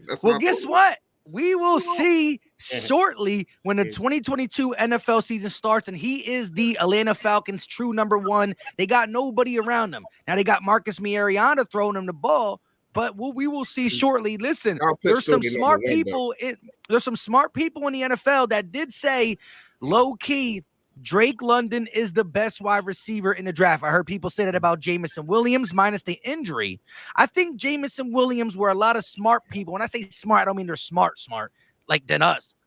They probably are, they're probably not. I don't know. I'm talking about the professional scouts, which, Gate knows what he's talking about too. With that being said, I think a lot of them stated that Jamison Williams, probably one of the best wide receivers if there was no injury, but including the injury, I think a lot of people had Drake London and then Garrett Wilson, and then Jamison Williams. And with that being said, the Atlanta Falcons took him first. That don't necessarily mean the best. You remember, we saw Henry Ruggs and Jerry Jeudy go before CeeDee Lamb.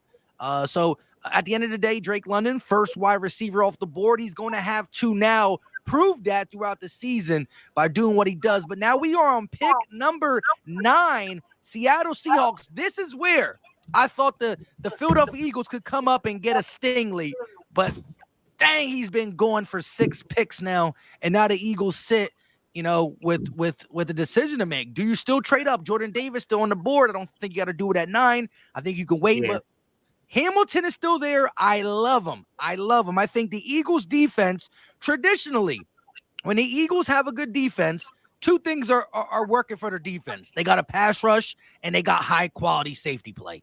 That's just my opinion. When the Eagles defense is the Eagles defense, I'm only 31. I see high quality safety play and I see a defensive line. I think you need to grab a guy like Kyle Hamilton if you can. What is your thoughts on Hamilton and just the remaining people and where we sit at 15? Combine and then his pro day more than the combine, I think, is hurting him, to be honest, Mike. But do you think one of those? I think this is one of those situations where people are paying too much attention to testing numbers instead of the film. Thank you. That's what I wanted to say. I just see what he did at Notre Dame, and I think, okay, some people were saying it's 4. What is it? What he ran a 4.5, and it's not true, or his 4.4 ain't true. Well, listen. They said he ran a 4.4 at the combine and a 4.5 at the pro day. He ran like a 4.7 at the pro day and like a 4.59 at the combine. But he's heavier too. So correct me today. I get it. I see what Tommy said. Hold on, I got to get my phone to make sure I'm correct on everything I say, y'all. No, but listen, 4.5 for his. There's a big difference between a 4.5 and a 4.7, man. Like that's a huge difference. But for his size, 4.5 is fast. 4.7 ain't necessarily that bad, but they're saying that there's concerns. But here's my thing. Do you know why he looks fast on tape? Because he sees it. He I can't say the word. He diagnoses it, and he gets there. No. You gotta let Gates on that. You gotta let Gates correct. Gates not even listening, man. Come on, man. He's like, I'm not correcting you no more. Sorry, what you say, man? It's not listen, even. Watch it on a here's playback. It ain't even funny no more. Yeah. Go ahead, Mike. If Kyle Hamilton is a real 4.7, that is not good. But you got to look at his size and his height and weight. But also, like I said, he moves faster on film, and I believe that's because of how quick he can read the coverage and attack, so to speak. Yeah. And but he once looks again, faster. I'm than gonna tell you what 4.7 it is. I'm gonna tell you what it is. Once again, he's a taller guy, so the quickness isn't there, but the speed is. You know what I mean? Like when you got smaller guys, they take more steps and they can do more in those more steps that they take because Here they we take go. more steps. Seattle. Forget what I'm Number talking 9 about. it's getting real out here. I would say that unless the film shows you that he can't get over the top and Charles Cross. then you worry. But yeah, that doesn't shock me. Charles Cross, OT It out of kinda Mississippi does State. me. Mississippi State, Charles Cross going to the Seattle Seahawks. They are trying to build a foundation for their new quarterback, Drew Lock. But no. What they want to do is they want to get the offensive lineman in there, be so bad that they can get a top-tier quarterback next year. But real quick, shout out to Jalen, $2 super chat. He said, what do y'all think about Christian Watson in the second? Go ahead. Anybody want to answer that?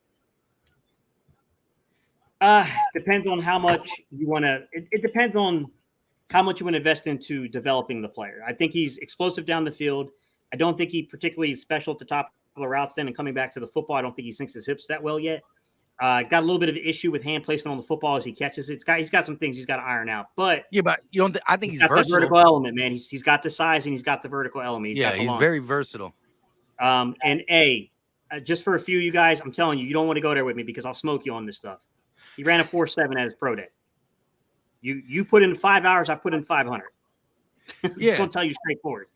Well, see, I don't know if you're talking about D Money says I see 4.5. So what I think he's saying is again, Gates right. He ran a 4.7, so you're like slow. But when you watch him on tape, about Brandon. Talking about Brandon Katz keeps trying to come at me because he doesn't know the numbers. He ran a 4.59 at the combine and a 4.7. All right, can I answer this question before you kill everybody in the stream, Gates? I like my guy from Penn State over him, to tell you the truth, in the second round. Like Tolbert? Huh? Wide receiver? Yeah. Damn, I just lost his name. Dobson. I like Dobson better than him, man. Not gonna lie to you, man. Jahan Dotson. Yeah, I like Dobson better than him in the second round. So if it came down to him or Dobson, I'm taking Dobson. Brandon, his hands are better. Unless you can't read, just Google search, bro. I'm not gonna have this argument with you when it's so easily verifiable by using something called Hooked on Phonics, my guy. Can I get my point across? Can I go? Yeah, man. I'm sorry. It's all right. When you look at the speed, has hands, can go up and get the ball, runs great routes. Y'all know I watched the kid his whole college career. So yeah, I'm gonna have to go with Dobson over who Christian Watson. Yeah, I'm gonna have to go with Dobson over Watson. Bars. Yeah, well, I like Watson a lot. I think Gates right in the sense of there's some top of his route tree that he has to work on. I think there's things that he has to correct. He's not a finished product, but again, we're talking about a second round pick. If we don't go wide receiver, now let's say we don't go, say with 15 and 18, we go defensive players. You're looking at pick 51. He could be that guy that when you turn it back around, Christian Watson is like, why didn't nobody pick him? All these teams passed on him because he has the attributes. Again, you're going into the Philadelphia Eagles facility. Development hasn't been where it needs to be. Jalen Reagor stinks, right? But he still should be better, right? What the guys we got out of college and JJ Arcega-Whiteside and Reagor, they stink. I agree, but they still should be a little less stinky. It doesn't make us feel better, but Christian Watson is someone I'm very intrigued by as well. Jalen also said if the Jets get Sauce and Hamilton, that secondary just turned back to New York Jet style. Brandon, dude, for the last time, my guy, he ran a 4.59 at his combine. Are you hard of hearing?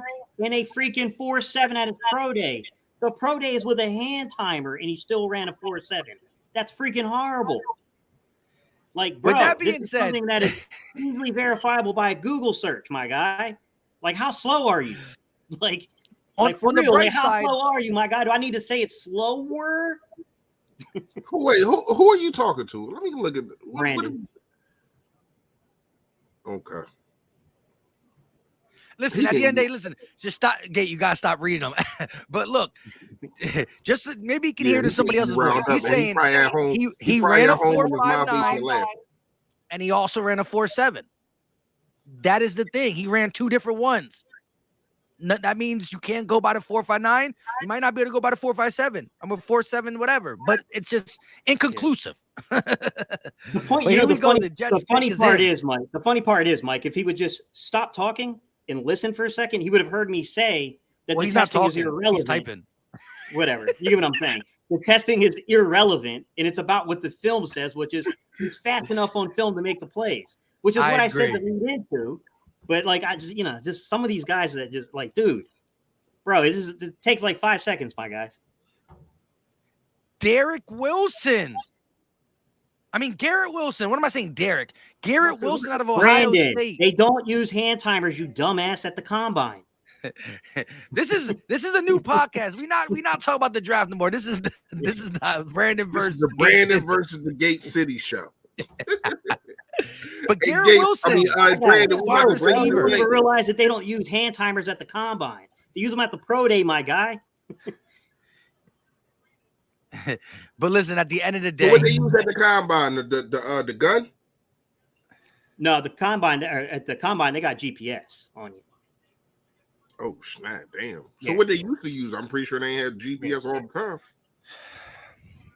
Look at the body control on Garrett Wilson. He said the NFL comparison is Lynn Swann. My God, they're going way back for the comparison. My goodness. Garrett Wilson compared to old school Lynn Swann. But look, at the end of the day, this is the second. Somebody need to compare that damn suit he wearing to a that young fresh. Yeah.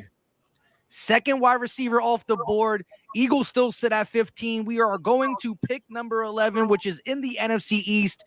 The Washington Commanders, and they have been mocked to get Chris Olave a little bit. Now, they also been talking about a quarterback. I don't think they do unless they get a quarterback to sit behind Carson Wentz in case he goes south like he has other places. With that being said, Chris Olave, a guy that I'm pretty big on. If Jameson Williams is not there, we'll see.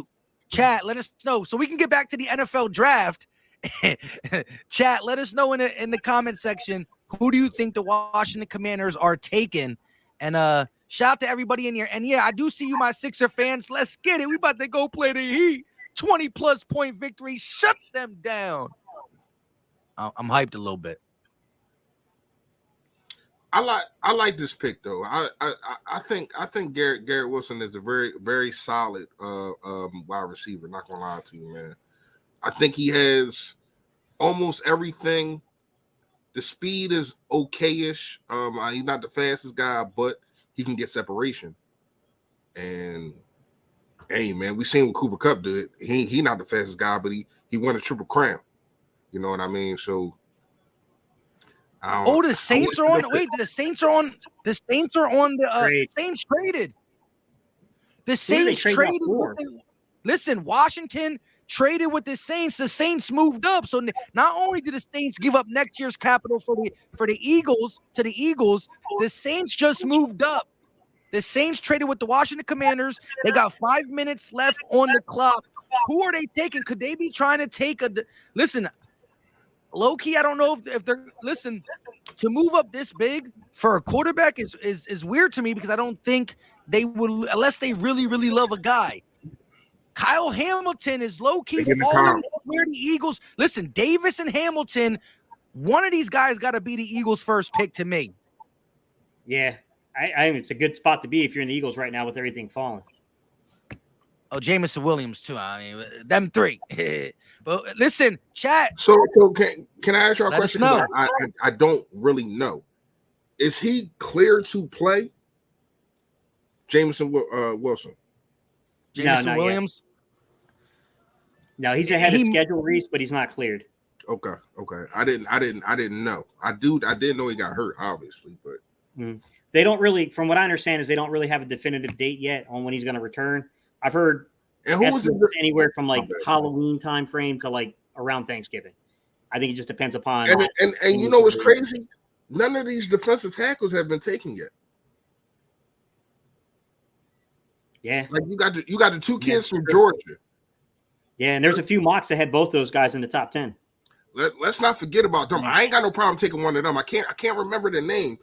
Damn, man, I'm bad at names right now. I really am. But those two kids from Georgia, if they're there, I have no problem with getting one of them at 15. We Davis all know or Wyatt. Say it again. Davis or Wyatt. Right. My God. I have no problem getting one of them. We all know our defensive tackle is really thin, for real. I mean, you got Fletcher Cox, kind of on a 1 or 2 year deal, but he's getting older. Hargrave really didn't show up like we expected him to. You know what I mean? And then you got this Milton Williams kid. You don't know if you're going to play him in the middle or you're going to play him on the outside. So it's like, who are your defensive tackles? So if they get one of these kids from Georgia at 15, I'm fine with that. What y'all think? What do you think about the stuff going on with Wyatt? It's not that like it has to be first. Huh? Well, yeah, he's saying to you who you like Wyatt. Okay. Stuff going on about him off the field. Yeah, now. I'm saying like Wyatt has the off the field stuff with the domestic abuse situation. They're saying he could be pushed. It's not super recent. It's not super recent. That's the thing, right, Mike? I'm correcting that. It's not. It's like back in 2020, right? From what I understand, I did hear about it, but you haven't heard anything about it for 2 years. Not anything else other than that for 2 years. You know what I mean? Like, yeah. So, the player's good. That's the crazy thing. Yes. He is a little older. He is an older prospect. Yeah. He's not old, but he's older. No, he's 24. He's 24.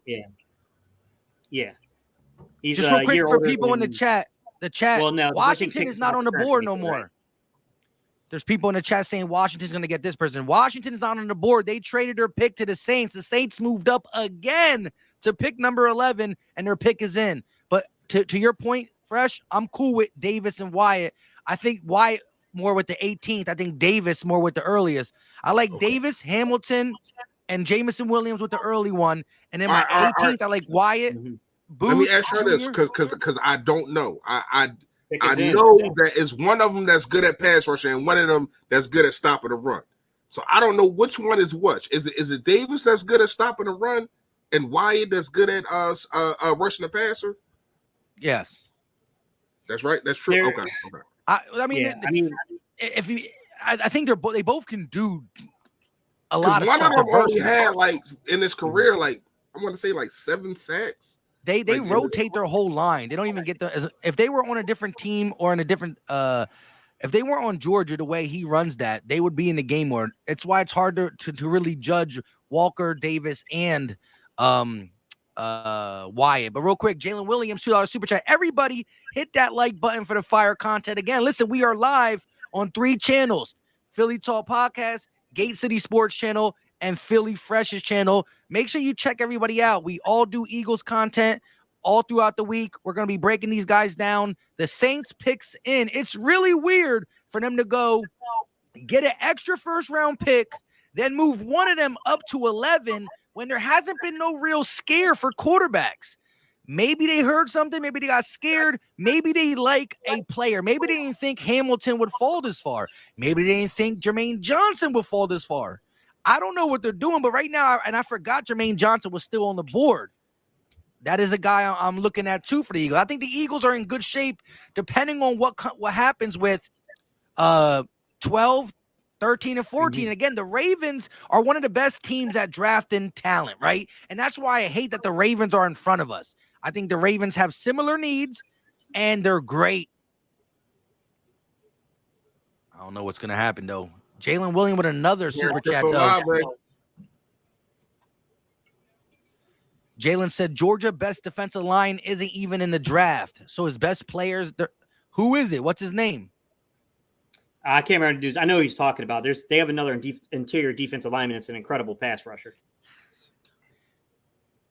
1, 2, 3, 4, Cancun, Heat, and Fort. Oh, whoa. I read that wrong.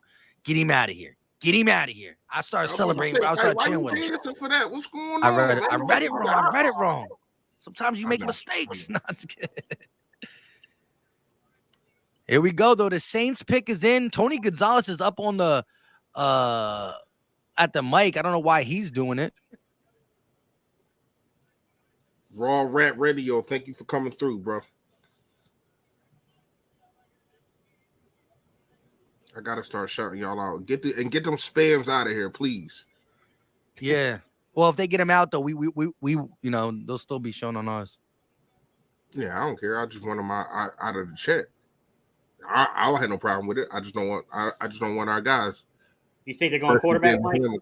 Hey, we get Hamilton. This is the guy. Hey, Antonio. This is the guy that I wanted at the beginning of the season. Period.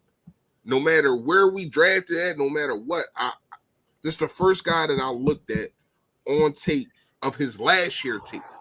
If we get Kyle Hamilton, I'm fine with that. Especially you got the Honey Badger playing these games. I'm not doing nothing until after the draft, and that's some bougie stuff to me. I don't understand that, but it is what it is. So you cannot go into the draft thinking that, oh well, we're going to get the Honey Badger, so we don't have to address safety.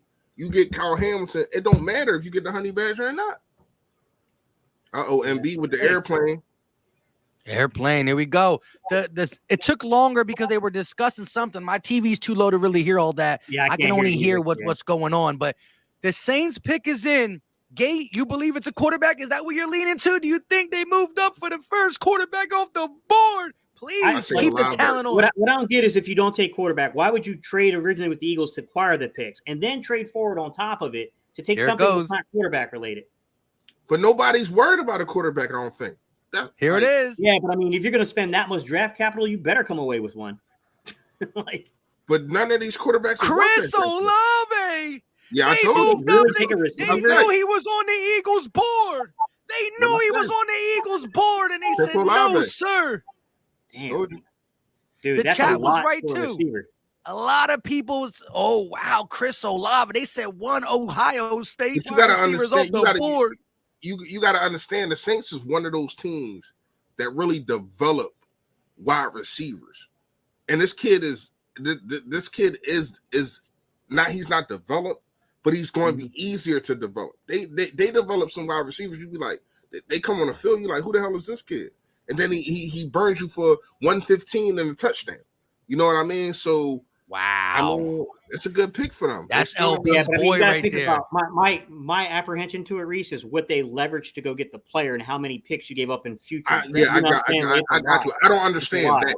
I can't take up for that. Yeah. Wow. Vikings just traded with the Lions. The Vikings just traded with the Lions, guys. What is going on? So wait, so the Vikings are moving back, or they moved up? They moved up. The Lions just moved up to 12. Yes, the Lions just moved up to 12. Here comes trade. This is a Gate City's type of area. He loved the trades. I know. This is why I don't. This is why. What are you doing, Howie? This is why I don't do my dress. This is why I don't do my dress. Yeah. What are you doing, Howie? Who do you think? Who do you want him to trade up and get right now, Mike? Who would you want him to trade up and get? I want at this point. Listen, I love Davis. I love. I like Hamilton a lot, though. Like I don't know, it's tough. I think I would go Hamilton if I would move up right now, or Dave. I don't know, Hamilton, Davis. I think it's still sitting pretty. I think it's still. I think we are still. You still got. Lions pick is in. The Ravens are a team that know how to draft, and they're right in front of us. The Ravens, the Texans too. Like I said, I think you still got the two Georgia kids, and I think and Kyle Hamilton is still on the board. Oh, I think we're gonna get a guy, but like my whole. Where did they jump from? Like 30 something. Somebody in the chat. Let us know what. Can somebody in the chat let us know what the Saints gave up to move up and the Lions gave up to move up? If anybody knows the compensation, because we can't hear y'all. We have it too low for copyright. look, Kenny Pickett's getting nervous. He's chugging that water. He's like, Dan, they're not picking me like, at not all. Detroit, not Detroit, not Detroit. Kenny Pickett's like, please. Oh, my career is over before it starts. They're all like, Kenny Pickett, please come. He's like, where'd he go? He dipped. Ain't no Raptor fans in here, are they? No Raptor fans up in here. I know Kenny. My wife just said Kenny Pickett's answering her phone going, new phone, who this? Yeah, new phone, who this? Nah, there ain't no Kenny lives here. Kenny Pickett is nervous. Dang, bro. The board looks good. Everybody's right, though. The board does look good for the Eagles. I'm just like, hey, I don't know where my head is right now. Did you see ESPN's thing? I think they think it's going to be Malik Willis. Well, remember, some of the mocks had the Lions taking them at 2. I doubt it, but maybe now they got the best of both worlds. They got Aiden Hutchinson, right? And then they got to come back up and still get the quarterback. Yeah, I got to go to ESPN. I'm watching it on NFL Network. I got to go to ESPN. I think that the run on wide receivers is happening. Eagles just moved to 13. What? They're doing it. They're gonna move up. They moved up to 13 supposedly. Hold on. Let me get back. Hold on, wait a minute. Y'all thought we were finished. Let's go. Let's go. I'm hyped. And once again, Mike, but who are they targeting? I don't know. It's Kyle Hamilton or Davis. It's Kyle Hamilton or Davis. No one the Eagle or Williamson. Jameis Williams too. Who's the Lions take? I'm still waiting on the Lions pick on the screen. No, they didn't say yet. They didn't say yet. Okay, so the Lions received 12th overall second round pick. The Minnesota receives 32nd overall second round pick, and I think that was a third round pick. It just went off the screen. If anybody's seen that, let me know. Man, it's crazy. Wow, the Eagles moved up. It's either Jordan Davis, Kyle Hamilton, or Jameson Williams. Does anybody know what we gave up to move up 2 spots? Yeah. Probably 1-on-1. I see it's in the board. We did move up to 13. It's definitely on the board. Yeah, it's on the board. Yeah. But what did we give up? Anybody know?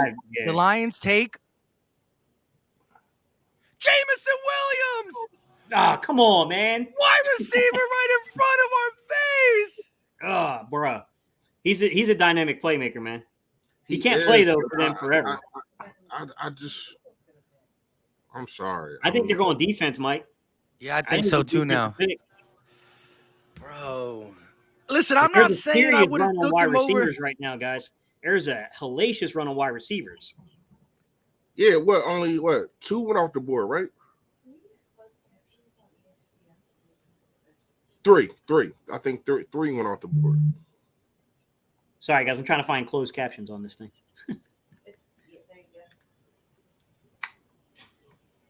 His career going to die over there in Detroit, man. That's a shame. Damn shame what they did to that dog. Bro, what a run, man, on receivers. Philly still got the 15th pick. No, we got the 13th. It's saying we got 13 and 15. It's saying on the screen here. No, it's saying Philly 13th, Houston 15th. No, it says different on yours. Yeah, Houston is 15th. Houston is 15th. We are when we at 18. 13, the Eagles pick is in, so we knew who we were going. Oh my goodness. Dang, here we go. We got 13 and 18, and the Eagles pick is in. Is it Kyle Hamilton, the safety out of Notre Dame? Is it Jordan Davis, the big boy out of Georgia? It's one of them two. Is it Jermaine Johnson, the defensive end out of Florida State? It's one of them two. It's Hamilton, Davis, or Johnson. It's Hamilton. Gate, who you got? Yeah, Kyle Hamilton. It's Hamilton, man. This will be the first time in franchise history we drafted a safety if it happens. Y'all start screen recording. I'm telling y'all right now, it is going to be Kyle Hamilton, a safety for the Philadelphia Eagles, man. Watch. Come on, Howie. How much time we got left, Mike? Pick is in. Come on, We just waiting Howie. on him to come out and announce it. Come on, Howie. This dude is a Wow. playmaker. This is somebody that you can have another ball hawk, and it will help Darius Slay in the secondary so much. Real quick, shout out to Mental Cash, $2 donation. He said, "I wanted Williams, man. I hear you. I loved them. But listen, we gotta worry about this. The Eagles pick is in. Hold up, wait a minute, man. I wanted Williams, but we Hold up, wait a minute, man. Hamilton, I'm fine. I'm good. I'm good. Come on, Howie. I know you can do it. I'm getting my thing ready. Do not Here try we to go. outsmart everybody. Let's go. Looks like real the chat quick, kind of split here with Jordan Davis. And yeah, I was just gonna say real quick, chat. I need you guys to just let us know. I want everybody, even the people that low key watch and don't talk. We need you right here, right now. Hey, yo, whoever Jordan said Davis said that, watch him off. Watch him off, cuz. Jordan Davis or Kyle Hamilton. Who is the pick at 13? Jordan Davis, Kyle Hamilton, who is the pick? And Jermaine Johnson, too. Can't keep forgetting about him. Defensive end is always up on Howie's list. Hey, and he was supposed to go top 10. Hey, Mark, you don't know me, cuz. Seriously. Talk to me like that. Respect your elders, all right? Go ahead, Mike. What is going on? Here we go, though. Here we go. We got a lot of Hamiltons. We got a lot of we got some McDuffies. We got some Johnsons in the building. We got a couple Davises. Oh, man, this is tough. Hamilton. It's tough, bro. Hamilton. And they had to go to commercial break, right? They had to go to commercial break with the Eagles pick. Come on, man. You know they just had to go to commercial break. All I know is play the song, Tunis. Yo, I do that now. I do you that. Know that. I just got like a 5-second clip. Huh? I got to be honest. Jordan Davis makes a ton of sense because every mock draft that I saw in the past 2 weeks had Jordan Davis going 14 to Baltimore. Yes, that's true. And Baltimore knows how to draft. I'm not mad at Jordan Davis pick. You already know. Like I ain't mad at Jordan Davis pick. Bro, this commercial, bro. Come on.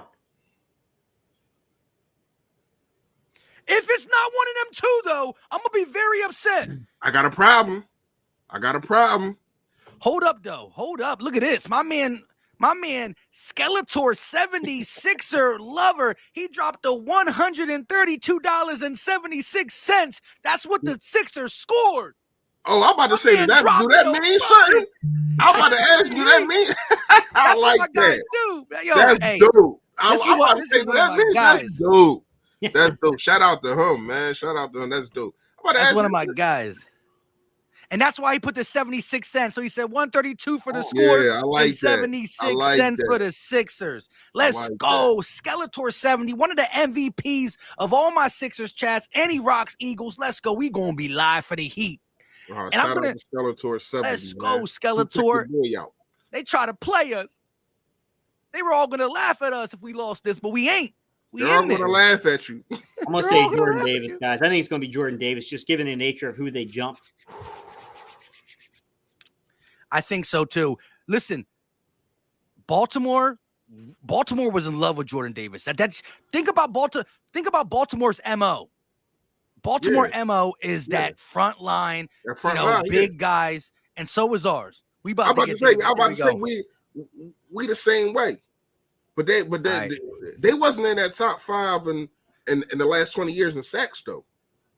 We was. No, yeah, but we were 31st last year, and we never gonna be. That was again. Last year. I understand, bro. Come on.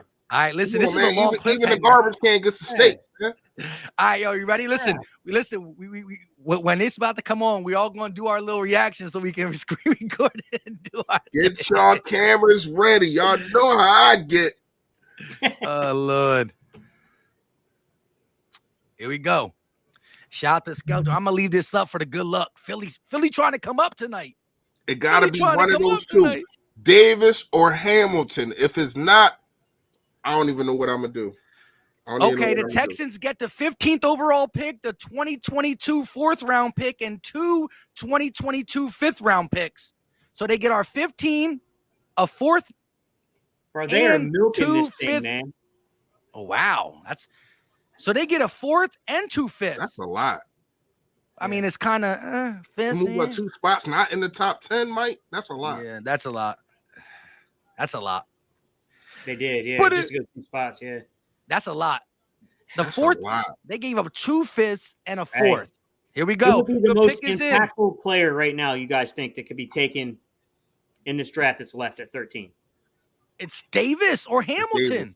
It's Davis and Hamilton. If it ain't one of them, It could be Jermaine Johnson. Listen, it could be go. Jermaine Johnson, but I don't think it is. It's Davis or Hamilton, but the pick is in. Here comes old boy.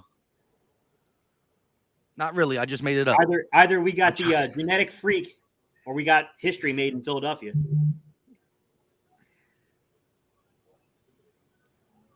They're doing the fly, Eagles fly. Yeah, fly, Eagles fly. It's not good enough.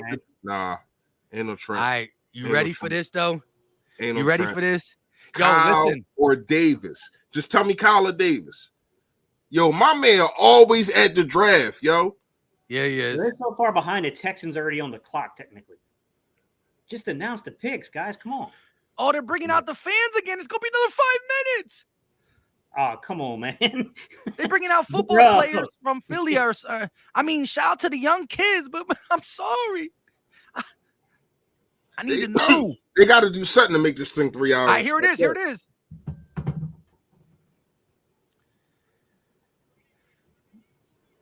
Some of y'all cheating on Twitter already, guys. I see y'all in the comments. Jordan Davis. Jordan Davis. Hey, you got the big man. That's what I'm talking about. How do you know? It just came up on my. It just came up. I just got a notification, man. Just got a notification, man. Jordan Davis. I wanted to do the reaction. I'm going live right now, Mike. My bad, man. Jordan Davis is a Philadelphia Eagle. I got no problems I still with don't that. believe y'all until I hear from Roger Goodell. All right, go ahead. I can't even hear Goodell. All right. Let's do the reaction all over again. Wait, where do you see it, though? I don't see it on Twitter. I seen it on All right, Mike, he about to announce it now in like 13 The Philadelphia Eagles select Jordan Davis, D tackle out of Georgia, the big boy in the middle, rocking for Philly. This dude is a freak athlete. You see the way he running. He's going to be running down quarterbacks, running down running backs for a boatload of years. Fletch, we love you, but we got your replacement. Fletch, we love you, but I'm going to hold the door for you after this year. Man. But it's time. Hey, man, listen, this is something you had to do. I just was talking about it, and I just brought these 2 kids up. I just brought it. We kind of forgot about them. You know what I mean? I'm like, we still got some kids out there, man. Oh, them 2 kids in Georgia, and we got one of them. And I ain't gonna lie, man. This dude, when you put on the tape, this dude is a beast, man. And this is something that we needed in the middle. We needed this. Like this is like, I understand. Yes, we do need a safety. Yes, we do need a CB2. But this right here is a need and can cover up a lot of things in your defense because he gets after it. Sorry, I was watching the highlights, guys. My bad. Look, the only thing I'll say about him is that we know that it's important to control the nose in this defense. Look, we had a draft room fight last year because we traded out of a pick thinking we could still get a player and add picks, and then Detroit jumped us. You guys remember that? Detroit jumped us and picked ahead of us and basically took our targets. I mean, it makes sense, man. I don't know if he's going to develop into a pass rusher, but I mean, the physical tools are there. It's just a matter of can they develop him on that line? Like, he's going to be a beast, guys. I think he's going to be really good. And I like the suit. The seat. What? He come through looking like Eddie Murphy and Boom and damn. What was the movie? Brooklyn and Vampire? Brooklyn. Hey, real quick, let's get to these super chats. Mr. 89 with the $5 donation said, way to shut up the doubters, myself included. Philly, stand up. You already know. And Lotta with a crazy default, but I ain't mad at it. $4.99 super chat. Quarterbacks looking sick in this draft. They are sick. They're like, not only are we not getting drafted, we got Thibodeau coming at us, Hutchinson coming at us, Davis coming at us, Hey, shout out to the defense because they live in their best life right now. The 2022 NFL draft has been about defense and a couple wide receivers. I ain't mad. I see a lot of people in here that not liking this pick. I'm gonna tell y'all this. They don't believe he can rush the passer. That's what they don't believe in. And Gate City said, again, here's the thing. We seen what he do in tape when he's on the field. He's not on the field for all 3 downs. Is it his limitations or is it because Georgia didn't leave Travon Walker on the field all the time, didn't leave Devontae White on the field all the time? They just rotate their players. With that being said, nobody his size ever ran like that. Will it scored a touchdown? I didn't even know that. I mean, it's crazy. It's crazy. I guarantee you Ravens take Kyle Hamilton, though. Yeah. Guys, we gave up the 15th, a 4th round pick and 2 5ths. That was the trade value. I mean, look, time will tell, guys. I mean, like I said, this is a purely a gut instinct evaluation thing. This is not a tape evaluation because you don't have them in that situation. They clearly felt comfortable when they talked to the coaching staff at Georgia or at Oregon because their defensive coordinator left, is the head coach there now. They clearly felt comfortable after talking to him to take him there. Yeah, they jumped Baltimore. I don't know how Baltimore feels right now because, I mean, it seemed like everyone was pretty much in on Baltimore taking them. What do you guys think we do at 18 at this point? Go ahead. You said what? No, I was asking you guys, what do you think we do at 18? It depends on who they're. It depends on who they're because now I don't think it's a terrible pick. I need y'all to stop saying this was a need. We needed this, and I'm gonna get to your question real fast, Gates, but I just want to let everybody know how the Philadelphia Eagles are. We start from the inside and then go and then go out, and that's how we have been successful through these years because of our interior being dominant on both ends, on offense and defense. We cannot stray away from what has been making us successful. And I do think I like Kyle Hamilton a lot. I probably would have picked Kyle Hamilton over him, but I'm not mad at this pick at all. So we have to understand that the Philadelphia Eagles go from the inside all the way out. You know what I mean? This is and they skip linebacker for some reason. I don't know why. Mm-hmm. But this dude is a guy that can, I'm not going to say replace Fletcher Cox because they're 2 different kind of people. But when you talk about stopping the runs, when you talk about stuffing the run, when you're talking about people being scared to run to his side, and then you can develop him. He's still a kid. You can still develop this kid to being a pass rusher, man. But and the crazy part is he probably won't even start this year. So he get a chance to take and look at 2 guys and get intake from 2 guys who have been dominant in their own fashion and Fletcher Cox and Hargrave. So let's not forget about that also. You know what I mean? Kyle Hamilton right after the Eagles. So Kyle Hamilton went to the Ravens. Yep, he's gonna have a long, healthy career too. Because the Ravens had to put defensive backs in. Listen, if you're a corner or a safety and you go to the Ravens, you about to be legit. I think Howie kind of, if you really read between the lines of what he said in the press conferences, though, didn't he kind of alluded to this, right? He said that we have our own philosophy. He talked about he's not drafting for just this year. He's drafting for the following year. I mean, it makes sense that they would go interior defensive line or interior or offensive line, not interior necessarily, but offensive line. I mean, he didn't really lie. You know, you got Hargraves on an expiring contract. They got to figure out. I'm not saying he's going to be gone, but he is on an expiring contract. And you got Cox is only on, I think he's theoretically on a 2-year deal, but it's structured like a 1-year deal, I thought. Yeah. No, you're right. You know what? They signed him to a 1-year deal, and then they, I think they converted it into some kind of like roster bonus type money, like a signing bonus. Jalen, I tend to agree. I do agree. Kyle Hamilton can definitely change your life. He can change because of him being a ball hawk. And I wanted, that's who I wanted. You know what I mean? But I'm not mad, and we're gonna have to see.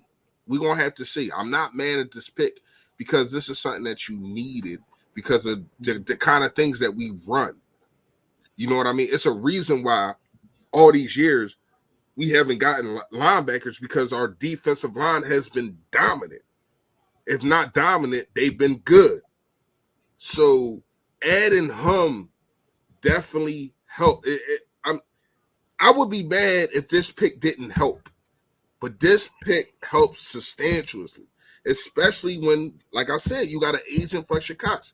I've been saying we have to draft somebody to not replace him, but to be there with him and to take the helm from him. Now, when we got Hargrave, I'm like, all right, mate, that can be the guy.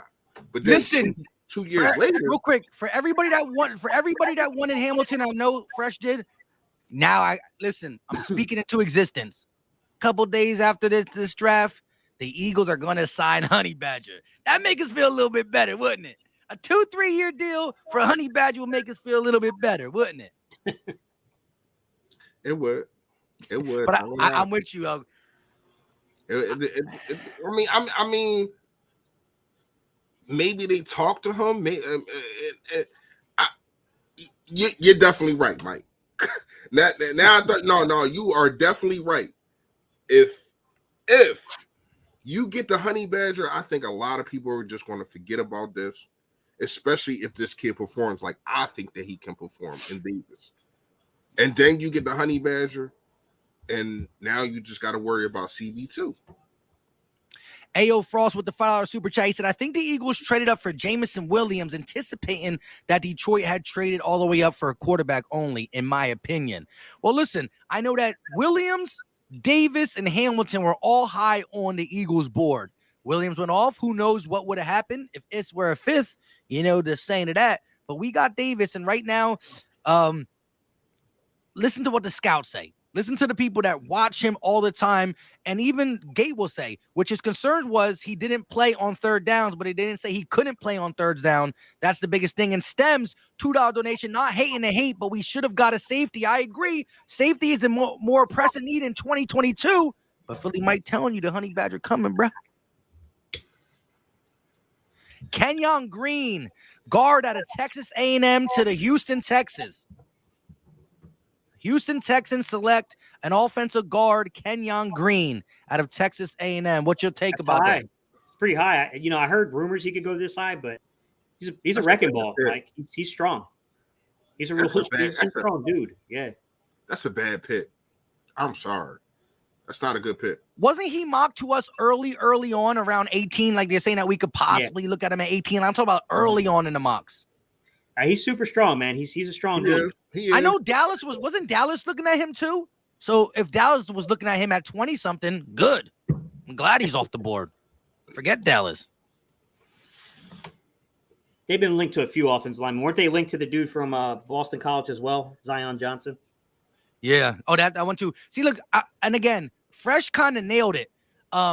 If you look at 2022, just that year, we need a safety more than a D tackle. That is facts. But you got to look at the longevity of the career. And although I think Kyle Hamilton and Davis are both going to have healthy careers, it's mainly because the fact that we have a vacant spot at safety and a still filled spot for 2022 at the D tackle position. But now rotating keeps everybody's legs fresh, and my man going to wreak havoc. 8 sacks on the season as a D tackle. I'm calling it. Mm-hmm. You heard it here first. It's like, now let me stop.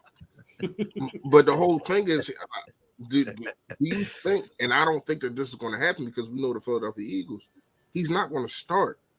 Is he going to be heavy in a rotation? Yeah, but he's not going to start. So his rookie year, a lot of people are going to complain about him because the numbers might not be there, man.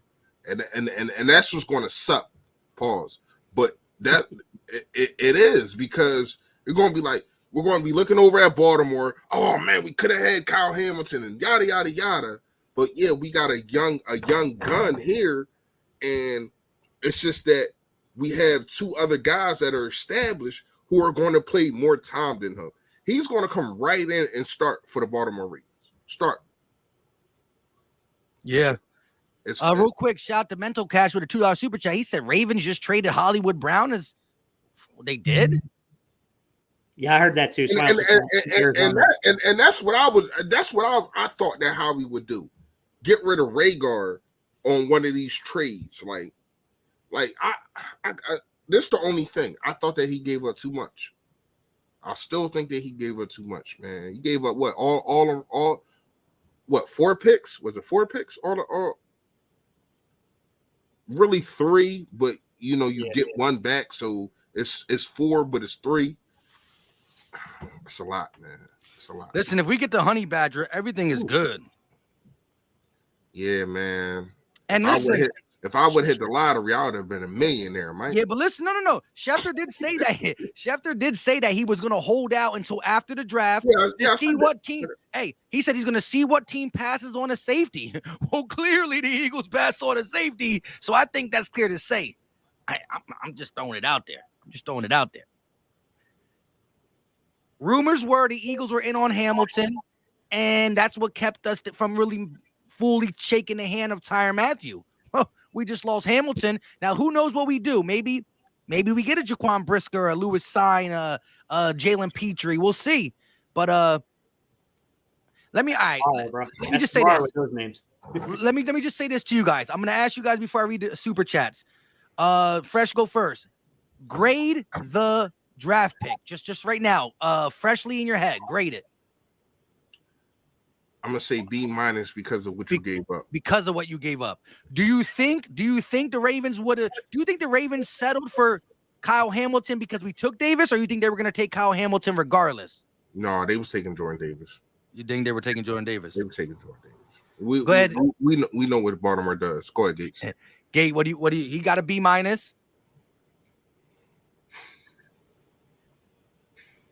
Well, the way I see the board falling, Mike, this were your options. They weren't going to go Kyle Hamilton because they haven't drafted a safety in their franchise's history. I'm just going to say it outright, guys. So my opinion was at 15, with everything that come off the board with the wide receivers, what were really your options? McDuffie, maybe Booth, maybe Johnson, or Jordan Davis. You know what I mean? So wait, where did go ahead, Reese. You can finish. No, I was going to ask you where the Weapon X go? Second. He was second round? Second out of Clemson. No, third. Was he? Brian Douglas was a third round. It went London, Wilson, right? And then Olave, and then no, he's talking about where Williams. No, I'm talking about Dawkins. I'm talking about Dawkins. Oh, Brian, he was a second round pick out of Clemson. Second, I first said second. Yeah, okay. Yeah, second round pick out of Clemson. So I mean, you kind of look at the options there. You can make an argument that Jermaine Johnson may have had more of an impact because of the situation with, Brandon Graham's knee. Or I'm sorry, he ruptured the Achilles, right? His Achilles. So I can definitely see the point that Jermaine Johnson might have had a more immediate impact and long-term impact. But, I'm going to say it's a B. You gave up a lot to go get him, to be quite honest. I do think that there are questions about his pass rush ability. And there's a lot of questions asked about the way he was utilized and used in Georgia's defense. But, I mean, everyone you talk to that really studied his tape and knew him coming all the way back. And like I said, Mike, I saw this kid play in high school out in Charlotte. He's talented. The talent's there. You're going to have to keep on this young man about his weight. His weight's an issue. Wow. Jahan Dotson. Jahan Dotson, wide receiver out of Penn State, going to the Washington Commanders at 16. 16. They traded out of the Saints pick. They gave up on Olave. They went back a couple spots, gained some stuff, and got Jahan Dotson, Philly Fresh's ball. Another guy goes to the ops. They just said we got A.J. Brown. Where was that at? Okay, real quick, though. I'm going to give it a B, too. I do believe Jordan Davis will be better in the NFL pass rushing once he gets acclimated to playing all the downs. I think he has the stamina to do it. Got to watch the weight. But we did give up a lot. We did give up more than I thought. That's 1/4 and 2/5 for this year, but we have picks. Anyway. Holy shit, bro. The Titans are planning to trade wide receiver A.J. Brown to the Eagles. Seriously? Yes. What? Yeah. It's on Twitter. Adam Schefter. Yeah. Blockbuster trade. Titans are planning to trade wide receiver A.J. Brown to the Eagles. We just got A.J. Brown. For the 18th overall pick, there's our wide receiver. Mike, move that. Move that. Yo. Are you freaking kidding me? A.J. Brown to the Are you kidding me? I'm dead serious. A.J. Brown is coming to the Schefter, Rappaport just did it. Rappaport just did it. Jay Kills said we could have got an all-star safety. But hold up, wait a minute. Shout out to the chat, man. The chat put me on to it. Are you kidding me? I'm dead serious. We just got A.J. Brown. For the 18th pick? Yeah, because we're not even on the board right now. We're not even on the board right now. Yo, we just got A.J. Brown. Tennessee is on the board. Tennessee is on the board. Yo, we got A.J. Brown. I said that crap wasn't happening. Hey, listen, forget everything I just said. This was an A+. You hear me? Hey, this pick was an A+. Like, no, the pick would still B-, but this was an A+. This pick was an A+. This was an A+ right here. Wow. Bro, Zion Johnson just went to the Chargers, but what the? Yo, that's crazy. Are you kidding me? They're not playing. They're not playing. They're trying to say, and then if the honey bet, listen, they're trying to say if Jalen Hurts doesn't work out, we can get one of these vets. A.J. Brown. A.J. Brown. Wow, dude, we just got a veteran big body playmaker. I don't even know how to say that any clearer. You just got a veteran receiver who's a big body and a playmaker. Wow. Forget everything I said about the other kid that was 6'4" and all that. I wanted to draft. Forget Drake London. Forget them all. Forget Drake London. We got A.J. freaking Brown to the Eagles. Are you what? Come on, man. Stop it. Stop it. Hey, Dan, I think some of us are behind. I definitely see that we're not on the board no more. Yeah, we're definitely not on the board no more. Tennessee is. Bro. Howie. You did it. You got one. You got it. You got one. You got one, Howie. I got to salute you. Shake my hand. I got it. And we listen, and we only gave up a first and a third. You had Tyreek Hills, and these guys go for a first and a third, and A.J. Brown, who is a dog. Dog. There it is. There amazing. It is. Yeah. Bro, A.J. Brown, man. My guy over here said. Is it a third round pick this year or next year, Mike? I don't know, but I don't care. I don't care if it was 2 years straight. I don't care. A.J. Brown is everything we need. Listen, my guy Aaron Cabbage said Howie's not playing checkers. He's playing chess. He's 3 moves ahead. Let's go. Bruh. Shout out to my guy Aaron Cabbage. Yo, that's off there. Let's get it. And it's crazy because Howie always does something that you like it comes out of nowhere. He's back. He's back. All the rumors, guys. This is the first time I've ever heard all these rumors be true. Because I thought it was pure BS about the whole thing with him and Hurts going back and forth, kidding around. Yeah. No, it was true. They were real talking. You know, they weren't talking, but come on, bro. They was talking business. Wow, this is wild. This is this is probably one of the best drafts. This is definitely the best drafts we have done. This is definitely the best draft we have. Yeah, no kidding. Yeah, like period. Because y'all know how I felt 2 years ago. Y'all know how I felt 2 years ago. Damn, Howie. I love it. Hey, that's wait a minute. Y'all thought we were finished. Let's go. Howie, listen, to take Dumb and Dumber. Just when I thought you were bad, you go ahead and totally redeem yourself. He's back. He's back. Wow. Oh, AJ freaking Brown. AJ, why you got to do me like that, man? I made a video saying DK and AJ and Debo. I said none of them is coming here. And then Howie said, hold my beer, bro. Hold my beer. Yeah, hold my shot glass. Hold all of that. What? My goodness. Yo, What did we just see? Like, I can't believe it. I'm not gonna lie to you. I can't believe it because the last time we went and got a guy like this was Terrell Owens. Last time we went and got a guy like this. You're right. Like, You're yes, we did go get You're Alshon right. Jeffrey, but Yeah. he wasn't on AJ Brown or T.O. level. This guy is legit. And then Devontae Smith don't gotta be the number one. We ain't even talk about that. He don't gotta be the number one, but he is a number one because he was one last year. Oh man, we win the NFC East, show. We looking dangerous now. If we get a quarterback and a honey badger, a cornerback, and if honey badger comes here, we are winning the NFC East. I'm saying it right now. Yeah. Hey, someone said, ask me if it was size protection. Yeah, that's what you just got. He just size protected the roster with an absolute stud. Like, no more double teams for Devontae Smith. No more double teams for Devontae Smith. You know what that means? And then you got Quez Watkins to take the top off. Yeah. Ooh, he's going to play the slot. Quez Watkins is going to be in this. Bro, listen, this is crazy. Anadai will be with the $5 super chat. I need my face in this, Mike. I'm trying to get to my guy. I understand you're trying to get to everybody, but right now it's our time. We going to get to y'all. Yo, my guy Randy. We going to get to y'all. Hey, Mike, pull up Randy's comment, Randy Henderson. I don't know where it is at this point. Hang on. It's down towards the bottom. All right, but real quick, he said, how he feeling dangerous? It's ski mask season once again. Randy said, if AJ scores a touchdown on his first play like T.O., I'll pass out.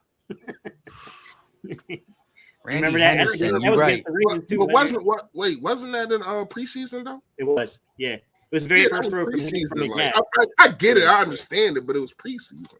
You know, but we did go to the Super Bowl. You know what I mean? Even though he didn't play in the playoffs until the Super Bowl. But hey, John just said, hey, why Fresh is why you're meeting Howie at his car because you thought it was gonna be bad. We might as well polish it too after this draft. We went to his car to do something dangerous, and we end up with wax on, wax off. Pause. Hey, listen, I would take the shirt that I was wearing at work today, and I would wash this freaking car. Are you freaking kidding me? Are you freaking kidding me? Wow. Are you freaking kidding me, Howie? I love it. Hey, I love it. Guys. I can't say nothing. I can't say nothing bad about him. You didn't go get Tyreek Hill. Ooh, I didn't care about that. Me and Philly 500, we had our debate about that. We went back and forth crazy about that. You know what I mean? I thought the Calvin Ridley situation kind of messed everything up because if we had Calvin Ridley, nobody would be talking about how they was talking before now. But then you do this. The Titans picks is in. We're not even paying attention to the draft no more. It's Eagles season. Man, exactly. That's what we here for. Yeah. That's what we here for. The Eagles. And the Eagles, a Mike, a Gates. Traylon Burks just went to the Titans. That Mike Gates. Can I say this? They just had a look. They just replaced AJ Brown with Traylon Burks. Yeah, I don't give a damn about that. Let me tell you this. Listen to me. A Chad, a Mike, a Gates. We just won the draft. Yeah, you got a point. We just won a draft. You got a point. Hey, how about this, Reese, Mike? You remember when they kept saying that nobody wanted to play with Jalen Hurts? Well, one guy did. AJ Brown. And one guy came to us, AJ Brown. Yeah. And one guy's gonna get listen. AJ Brown's doing us a favor, but guess what? He's gonna be when Hurts proves people wrong, it's gonna be because of AJ Brown, and he's gonna get him a long-term deal. You see what he just did with Tannehill? You see what he just did with Tannehill? I think Jalen Hurts ceiling can be better than Tannehill. Talk about it. I do. Like when you really hold on. I mean, no. You feel like I'm a step above it. No, but when you look at the situation of Tannehill, I don't think. Hold up. I thought this not. I don't think that Tannehill has a better ceiling. I think he already reached the ceiling, and you see where that really got him.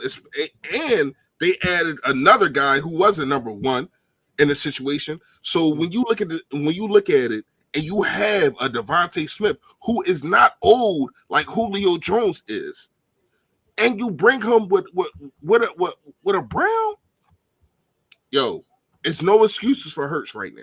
So we all got to look at Hurts, and you got to do your job, because now you have two tight ends in J.J. Arcega-Whiteside and Dallas Scott. Don't do that to him already. Yeah, I'm saying he's a tight end now, Mike. You're right. So you have two tight ends. You know what I mean? You have two wide receivers, and you got a guy that can take the freaking top off. You have he really has everything right now when it comes to the catch point positions. You know what I mean? Like, we'll talk about running backs and all that later, whatever the case may be. We don't have a power back right now, but that is what it is. But when you talk about guys that can go catch the ball, you have everything that you need. Go ball. Facts. Real quick, Jay Harris said, imagine being a Titan fans wearing an A.J. Brown jersey during the draft and knowing that he's gone. He's gone. But it's okay. It's okay, Titan fans. He's gone like Treylon Burks. Treylon Burks is okay. Listen, you got what you only wish Treylon Burks can be like AJ Brown. JB in the building said we gave up a haul though. I do like the picks. What do you mean a haul? A haul for Davis, or we only give a first and a third for AJ Brown, who's worth he could have probably pulled a he should have got traded for 2 firsts. We got a first and a third. Called that a dub. Bo Bruce said wide receiver AJ Brown gets a 4-year extension for $100 million, 57 guarantee. Is that factual? Are we already talking numbers, or are you guessing? Damn, that's a lot. Are we talking numbers, or are you guessing? Going rate. Yeah, that's the going rate. Listen, it's not my money. Factual. I'm not used to Eagles wide receivers getting paid like that. So that's a lot. But you also said this is the best wide receiver we traded for since T.O. So I'm not saying on Payne. Payne him. Right. Are you kidding me? Yeah, Payne. I'm not saying I'm just not used to our wide receivers getting paid. Yes, I can say our wide receiver because he is our wide receiver. I'm not used to our wide receivers getting paid like this. Let's get Mike Gates. I can't hold myself. I'm sorry if I kind of babbled on a little bit, but I can't hold myself, man. This is all good. Crazy. Aaron Cabbage with the $5 super chat. He says, some days it's hard to be a Philly fan, but not today. Today is great. Let's get these real quick because I know Gate got to get some stuff out of here. Mental Cash said, there's flowers everywhere. If I was on OBS, I'd be smacking this song all day. Jersey Boy said, wow, AJ Brown, A++++, first round pick for Howie Roseman. David said, I think my 150 slabs of Hurts cards are now a lock. Hey, keep them tucked close and get an AJ Brown card if you want to, because he about to make things happen in Eagles green. Fix said, I love Hurts and I'm rooting for him, but rooting for him to be our guy, but this benefits any Eagles quarterback, whether it's Hurts or a future draft pick. You're right. This is a big body guy. Listen, and I think Don Vaughn said it earlier. Let's be real here, Mike. AJ Brown ain't come here to play with no rookie. No, not this year. No. This is why, listen, it's Hurts season for sure. AJ Brown probably has in his contract that Hurts got to play all 17 games. It is what it is. They best of friends. Back in the day. But here's the thing.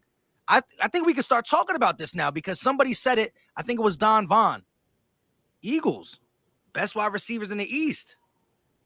I think, why not? Devontae Smith, AJ Brown, Quez. Remember, Quez was a third last year, and he got 647 yards.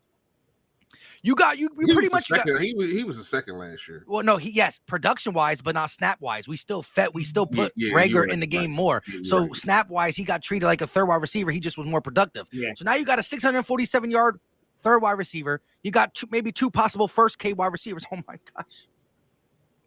Yeah, no, I mean, there's a couple things here, guys. I mean, $25 million is the going rate right now for these wide receivers. And the big talk is that Howie didn't want to pay that kind of money.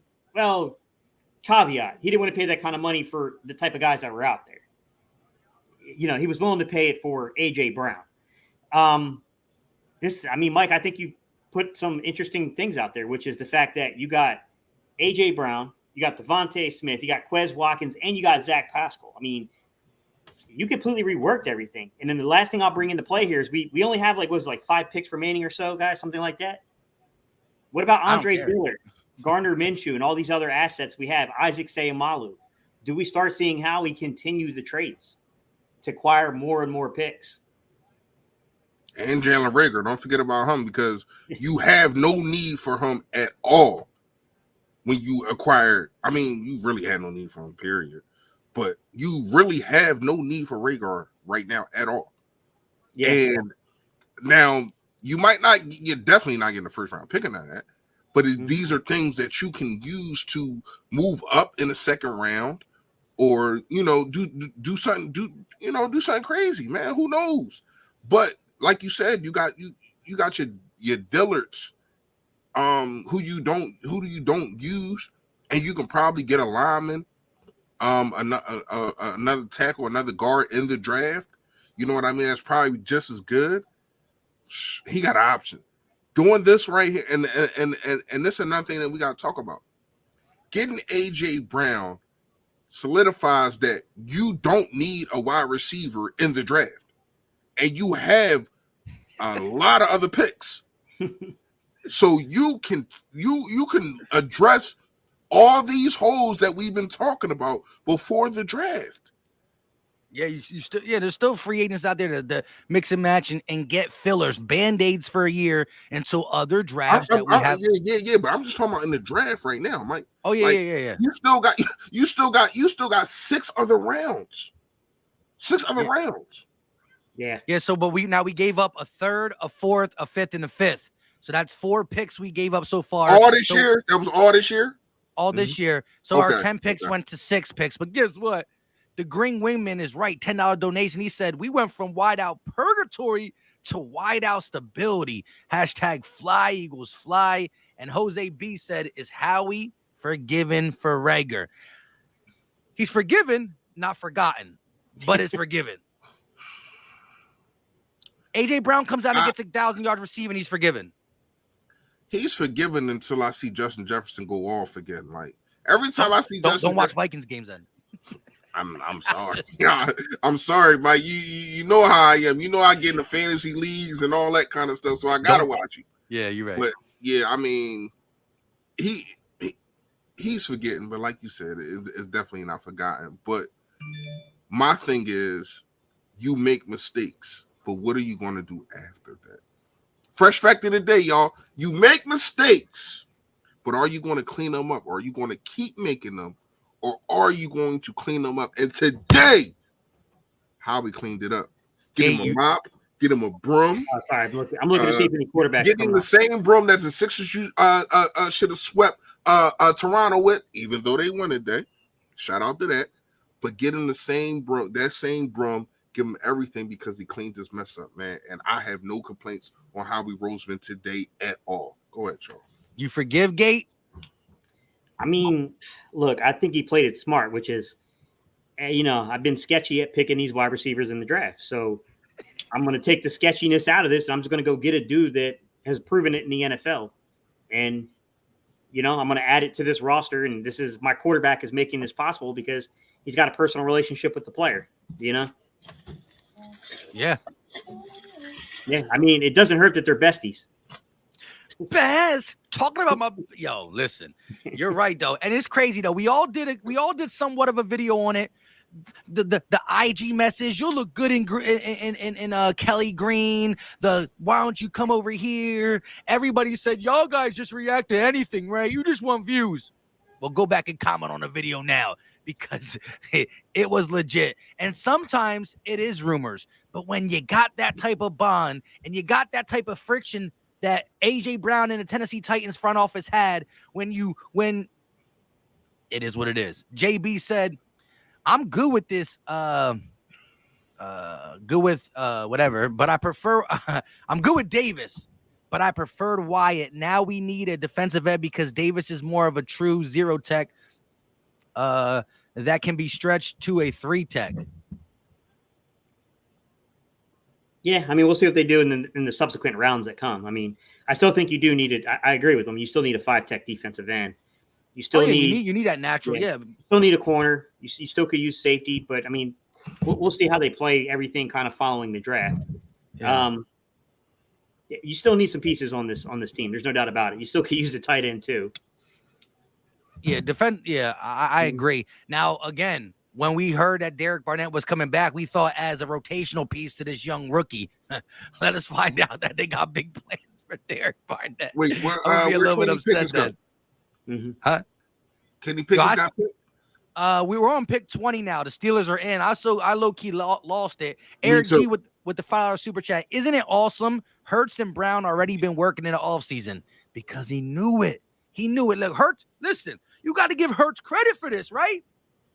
Howie Roseman got the deal done, but our quarterback put the bug. You got to give Hurts credit for this. Hurts got A.J. Brown here, simple and plain. Am I right, Gate, or am I wrong? I agree with you, man. Yeah. He had influence. Yeah. He had influence. How he had to get the job done, though. And not only did he get the job done, he got it done for cheap. The low. Yeah, he got it done for cheap. Now, it ain't cheap when you talking about that $100 million and 57 guaranteed. But for a first and a third, when you, like you said, now, I'm not gonna say AJ Brown is on a level of Tyreek Hill, but you see all the stuff that they gave up. That was ridiculous. You give up a quarter, you get a quarterback for all the things that they gave up. That Miami gave up to get that kid, man. That, like, I said that they got fleeced from the rip. Yeah, but we didn't, and we have a dominant wide receiver again that can do everything. This dude can run screens. This dude can. Kenny Pickett, the first quarterback off the board. Kenny Pickett is crying. He's about to be a Pittsburgh Steeler, an organization. He's barely moving out of his dorm. From pit to pit. Hey, you got, and listen, at the end of the day, I'm an Eagle fan, but Mike Tomlin and that Steeler organization, if that's a good place to play for. It doesn't have any bearing on us. That's a good place to play for. Shout out to Kenny Pickett. What was the pick for him? Chat, let me know, please. Because I've been zoned out. How many picks did we miss? One. And it was Trevor Penny. Trevor Penning, the tackle. Okay, so who the Treylon Burks, Tennessee pick? Treylon Burks, a wide receiver that kind of has the same body frame as AJ Brown. They got a guy who they hope is going to be AJ Brown. You know what I mean? But Anadol B with the $5 super chat, he said, my guy Gate looks like he did a chin dive in a pile of snow. Just kidding. All love. Hey, bro. It happens to the best. Hey, let me expose the truth here. I'm still younger than Reese. Whoa. But here's the thing. But here's the thing. I didn't go gray. It's true. Using that hair dye, bro. I went bald. I ain't go gray. That's crazy. Hey, listen. Reese is way older than me, bro. He's like 3 months older than me, bro. He's like ancient. I feel great though, Gates, especially today. This is one of the best days as a Philadelphia Eagles fan, man. Seriously, man. Like wow. On the same day that we advanced to the playoffs, I think the Phillies won earlier today. And then you turn around and you get a defensive tackle who I like. Now, it's crazy. Jordan Davis is not even going to be talked about tomorrow. No, you're probably right. He's not going to be talked about tomorrow. Everything is going to be about AJ Brown. That's fair. Now, I'm going to make a video, and I'm pretty sure y'all going to make a video talking about and breaking down Jordan Davis. But the real story is AJ Brown for a first. And you're funny, Geraldo. It's not a beer can, bro. It's just Diet Coke, my guy. I'm getting old in my age. You see all this gray, white, whatever it is. Keyshawn Kitchen with the $2 super chat said, "You gotta get that just for men." For men, bro. Not only the diet, I'm down to the caffeine free, bro. You can't be drinking caffeine after like 6. Yeah, I was tired. See, I had to drink coffee to stay up because I've been putting in that work this whole week. But anyways, Keyshawn and AJ Brown got me. I'm right. I'm gonna be right for the whole weekend. What defensive ends are there, and will we take one? You think? How do you guys feel about Drake Jackson when it comes to around 51st? If you're looking at the 51st pick, how do you feel about Drake Jackson, defensive Athletic end? guy. He's an athletic guy. You're talking about the USC edge rusher. He's not Thibodeau. I'm not trying to call him Thibodeau, but I'm talking about at 51. You know, yeah. He's built in the same way. He's probably a guy that I think you could flex out as a 5 tech, or you can move him out at like a 7 or a wide 9. I think if you let him operate in space, he's going to be better for you. I'll be honest with you, Cameron Thomas, the San Diego State guy, Mike. I mean, he's a guy that I don't know will be there at 51, but he's a good ball player. I'll be honest. You know who I would really like to see, Mike, at 51, depending on how the board falls, or I don't know what picks we gave up in the 3rd round, but I would love to add Jalen Armour Davis. Oh, do you think he'll be? Yeah, which third did we give up? That's what I want to know. Did we give up 83 or 101? Yeah, I have no clue. I have no clue which one we gave up. That's what I'm trying to figure out now. Well, real quick though, shout out to Seth Rowe, $2 super chat channel member. He said Zion McCollum as a cornerback, I wouldn't mind us getting. What do you think about him? Tall dude, good player though. Sam Houston State, I believe, is where he came out of. He's fast, man. He's fast. Everybody's saying we gave up 101, so we do got the 83rd pick still. That's great. Yeah, that's really good. This is good. Wow, not only did we get him for a 1st and a 3rd, but we got him for a compensatory 3rd. Are you kidding me? Wow. Howie bleeping Roseman. Hey, Howie. Man. Hey, Howie. Why did people trade with Howie? Right. Yo, listen, if Howie Roseman was knocking on my door calling me out, I would run away. I'll run. Yo, it's that sleight of hand. Now you see it, now you don't. Like, yo, he got that sleight of hand, man. Howie built different. Yeah, that dude's a master of trades. I gotta give him that. Crazy, yo. Howie's like this. Don't you dare hang that. And it's crazy because, like, when I was talking, when we was all talking to Philly 500, and I was telling him like how he don't do stuff like how he like, well, I just want to be in. He's not entertained giving up the house and the farm for a freaking a wide receiver. And this. Yeah. Slim Sneak said he basically turned the Carson Wentz trade into AJ Brown. I'm trying to do the math. I can see how he's doing it because he's saying the Indianapolis 1st rounder, but wasn't that the 15th pick? Yeah, because we was better than them. Yeah, I get what he's saying. Now. I know what he's saying too. I was trying to do the math in my head. Multiple 1st round picks. You know what I mean? I get what he's saying. Like how we just did so much moving today, it's hard to configure what is what. But all I know is we have AJ Brown. Real G's move in silence. All I know is we have AJ Brown, so I don't give a damn who is what and what happened to what and what is what. I know who is here, and it is Mr. AJ Brown, man. And I'm getting Mike. I don't do jerseys, right? I'm getting that Brown jersey. Ooh. He already signed. Yeah, sign me up. Hey, Mike, when you get yours, get me one too. That's all I'm gonna say. I gotta ask this question, y'all. I cash app you. I'm an extra large. I got you. Ojabo. if Ojabo makes it to the 2nd round, yes, tomorrow, yes, then probably trade up and get him. To what?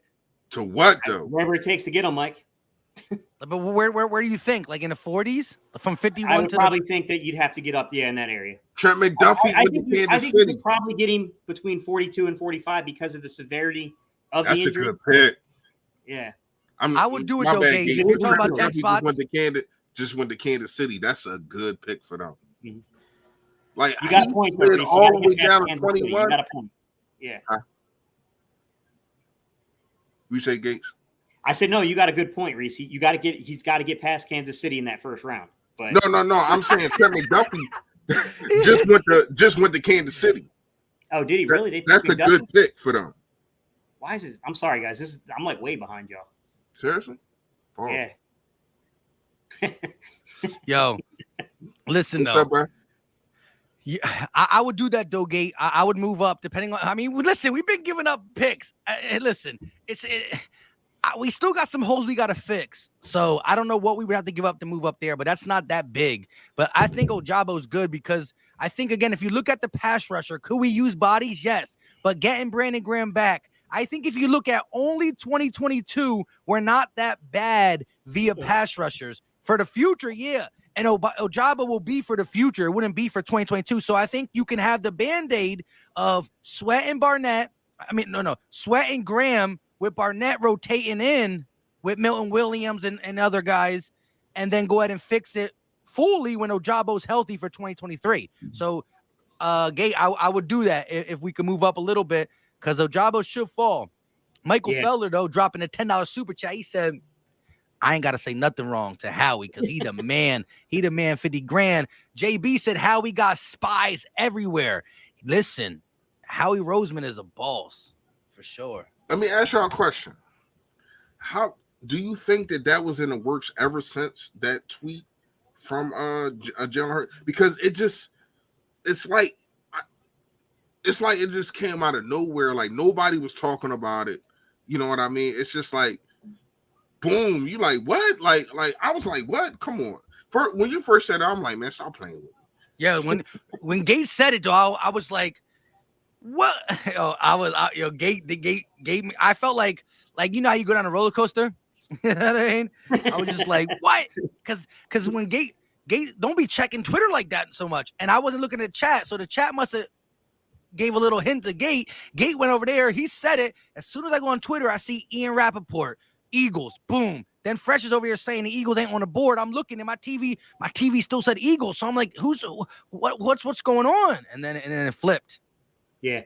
Just to answer a couple of questions, Kristen, real fast. You're right. Definitely got to look at some cornerbacks to bring in because we still at trouble there. Not gonna lie to you. We still have to address that and a safety position if the Honey Badger doesn't come here. But you got to put a body there. Kayvon Wallace, Epps, and McPherson, all them dudes is not getting it in the secondary. You got to find some of these kids in the draft, and you got to do that, man. So go ahead. My bad. Yeah. No, you kind of were going right where I was going to go, but also people were asking about Hassan Riddick. Hassan Riddick's an on-the-ball Sam that'll probably play a little defensive end on third down, but I don't think he's going to preclude you from taking an edge rusher, guys.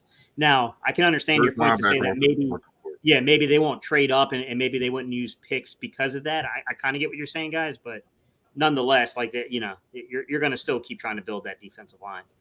I agree with Kristen, though. I do think that CB number 2 is a big need right now. The only thing is, and you guys remember, Mike, I started off and I said, because of the system we run, I wasn't completely sold the Eagles were going cornerback in the first round. Yeah. But look at this. Quay Walker just went before Dean and Lloyd. Yeah, that's crazy. Yeah. He the first linebacker off the board, right? Off the board, Quay Walker. That's the crazy. Green Bay Packers. But you got to understand, Walker is kind of a Clay Matthews type. Yeah. So they're familiar with that kind of guy. So I ain't got no problem with that pick, but I probably would have picked Dean before him, but I ain't got no problem with that pick. Bro, do you know? Jalen said the only issue with today is our mid-draft is lacking. Again, if you look at it, it's 101. We gave up a late third round, a fourth round, and 2 fifths. So we did give up 4 picks. I think we spent more heavier on the Jordan Davis move up because when you look at wide receivers, AJ Brown to me is right a top 10 wide receiver, only going for a first and a late compensatory third. I mean, I agree. Day 2 is going to be, it's not going to be the same. We're not going to have the fillers. But listen, a lot of people said that's the price to pay, though, Mike. That's the price to pay. But I would have been more calm about it if it was the price to pay to get Brown. But it kind of balanced out. I felt as though what you call got over on us moving up, but then we got over on the Titans. So it kind of balances out. If you get what I'm saying, if y'all get what I'm saying, like we didn't get fleeced, but we gave up too much to move up 2 spots. But then you turn around and you fleece somebody, and it's like, wow. Unless they know something that we don't know. Hopefully that ain't the case. You know what I mean? But hey, man, like it balances out to me. And right now, I'm giving. I gotta give Howie an A+ in this draft right now. I don't know what your grade is, but right now I'm giving. He went from a B-, and then 30 seconds went to an A+ to me, man. And you know what's crazy? If and when Debo gets traded, shout out to James Anderson. When Debo goes, if Terry McLaurin goes, if DK Metcalf ultimately goes, nobody's going for less than what AJ Brown went for. Simple, plain. There's not a GM in the league that can finagle that. Now, maybe Tennessee really believes that Treylon Burks is the next AJ Brown because they do got similar body types. You look at the 6'3", 215, 220 build. Treylon Burks out of Arkansas, he ran a slower 40, but his tape looks faster. He gets by guys. Can you put it in the other drawer? I'm tired. Yeah, we could put it. I only did it for the whole. I know why you did it. I know why you did it. All right, I'm back. Because the super chats were coming when it was AJ Brown time. You know what? It's crazy. I still can't believe it. Go ahead and take over for a little bit. I gotta see some stuff. I got like 150 notifications on Twitter because I'm low key keeping up my Twitter game. Follow your boy at Twitter at Philly_Mike25. I've been tweeting about the draft too. I gotta keep up my social media.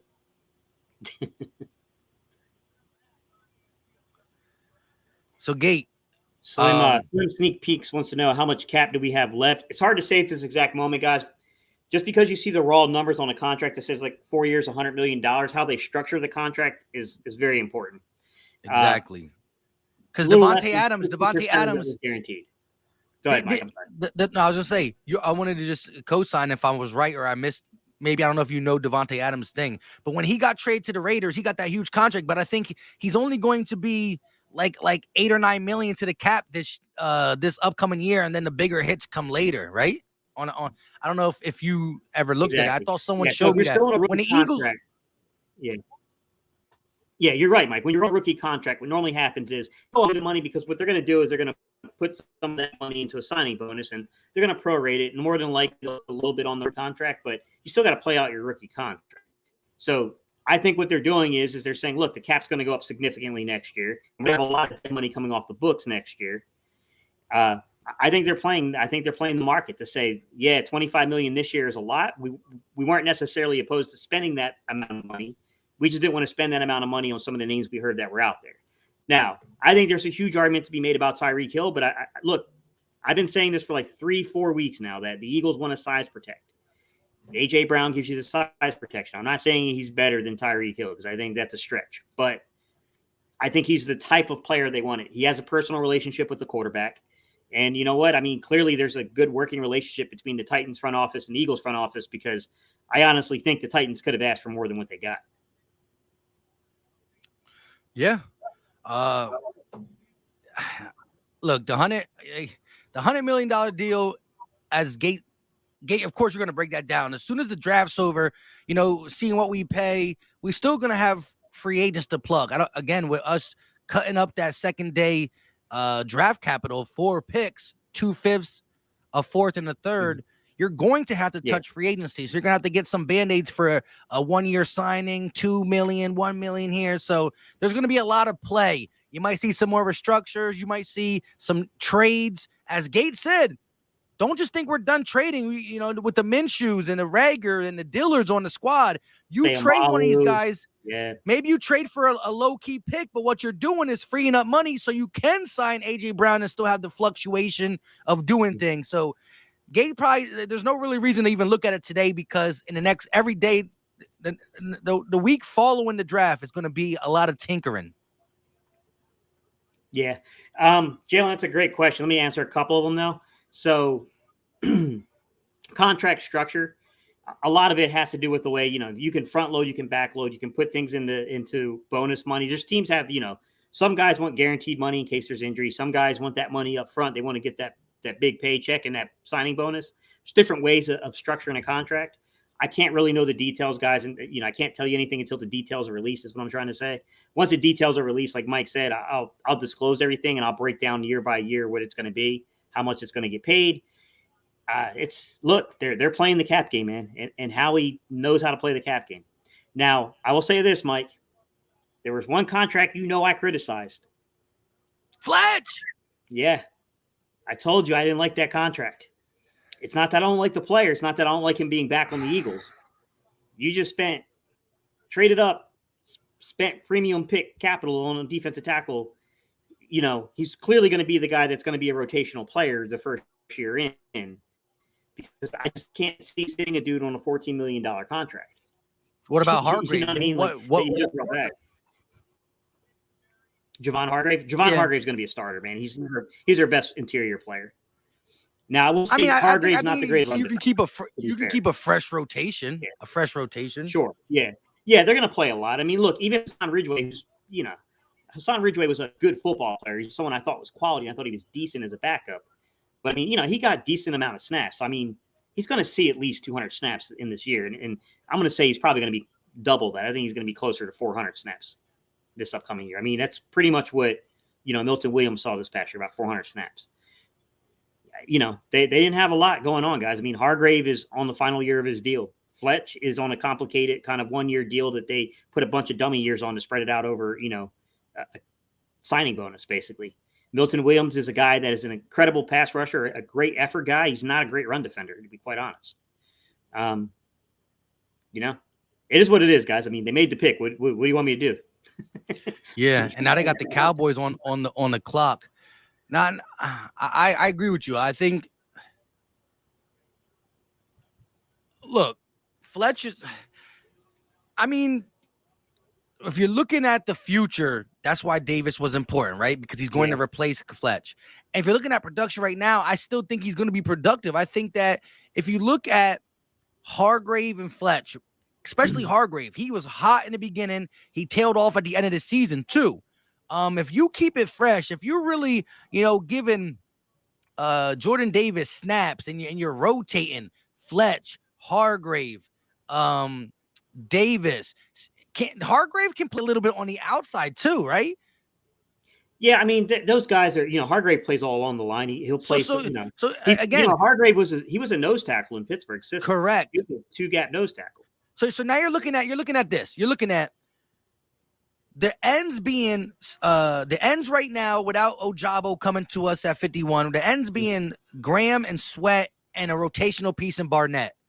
You got Milton Williams who can play inside outside. Maybe Hargrave plays a little bit more inside outside so you can still utilize him, but also get Jordan Davis on the field. The Eagles can have scenarios where Jordan Davis still plays, 70, 65% of the snaps. You're saying, how can Davis, Fletch, and Hargrave play north of 65, 70 snaps? Is because they rotate. BG coming off injury plays 40 to 30. Barnett plays 30 to 40. Sweat plays 80. You can just mix and match so many things. Milton Williams mix in there. So I think that people who think that Davis won't play, you don't move up. You don't invest this much and move up and take him first pick if you're not going to find a way. They talked to Jonathan Gannon. They said, can you get this guy on the field? He said, yeah. Yeah. So, I mean, I look at it in a few different ways, Mike, that makes some sense. Reddick too. Yeah, let's look at the picks that remain, too. We have 51, we have 83. We did trade away the 4th. So we still have a 5th round pick, I believe. So, I mean, we have some picks left. But here's my question, Mike. You got Andre Dillard. You don't have a 4th round pick. Here's my apprehension, though. I'm trading you a starting left tackle for a 4th round pick, man. I'm so hesitant on that. That's got to be upper 4th round, in my opinion. And I honestly really think the guy's worth a 3rd round pick, man. We're talking about a plug and play left tackle. I still think Howie's got some wheeling and dealing left in him. Listen, don't discredit what you. I honestly think 3rd round pick is very, very reasonable. You're talking about a guy who went in the 1st round, a guy who showed talent in spurts, a guy who had confident issues on the right side. But if you're going to go down all 32 NFL teams, you can't give me 32 better starting left tackles. He's probably at 27, 28, but there are left tackles who are playing for teams right now that are not better than Andre Dillard. Maybe only 3, maybe only 4, but he's a starting caliber left tackle, and that's easily a low end third round. I mean, but another thing on that, Mike. Even if you're not going to put him at tackle, he can definitely play guard. He got the body built to play a guard on the left side. That's what I'm saying. So when you look at us and Cowboys picking real quick just to see what the ops. I hate them. Hopefully, all right, but you know how I feel about our offensive line coach. So when you look at us, we're upper echelons to a lot of teams. A lot of teams definitely can use Andre Dillard. And Tyler Smith, offensive tackle out of Toulouse. Project, man. But I'm telling you what, pancake artist, Mike.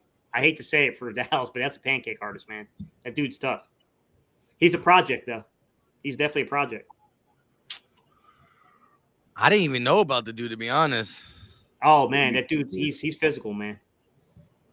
Yeah, I think he led the league in pancakes. Actually, he's pretty crazy. He's pretty crazy. I like waffles, but that's like I said, man. You're in this position now to where you're trying to play between a guy that can potentially play someday. Someday being this year at some point, and having that crazy ceiling if you're picking this far. But they already lost their left tackle, right? Tyron Smith is gone, right? No, he's coming back one more year. Yeah, I thought he was coming back. They lost their right tackle. I thought he was done. No, they cut their right tackle. What's his name? Lyle Collins or whatever. Oh, I swore Tyron Smith was gone. My bad. Hey, JB said with a $5 super chat, appreciate. He said just watch Davis's interview and he's excited to learn behind the big dogs. He'll compliment Williams in the pass game. We need a defensive end, linebacker, and or safety. I agree with. They're all needs, definitely all needs. I didn't get to hear the interview. I want to hear the young boy speak with excitement about this team. I love that. I love it. To be fair, when I wrote the draft guide, like I don't know if you caught this when I talked about Tyler Smith, I thought he was like a 3rd round pick at that time. That's how fast that kid. Let's be fair. Scouts knew who he was, and what I'm saying, that the team's boards, they knew about where he was going to go by the time they got to late March, early April. But from the media world, everyone thought he was more of a 2nd, 3rd round pick. I mean, the dude, he got a lot of attention over the last like 10, 12 days. Look, I'm gonna jump off real quick. Y'all just hold down the ship for a little bit. If check the chat and stuff. I don't know if you guys can click on it or not, but I'll be back in a second. We can't do none of that, but we got you.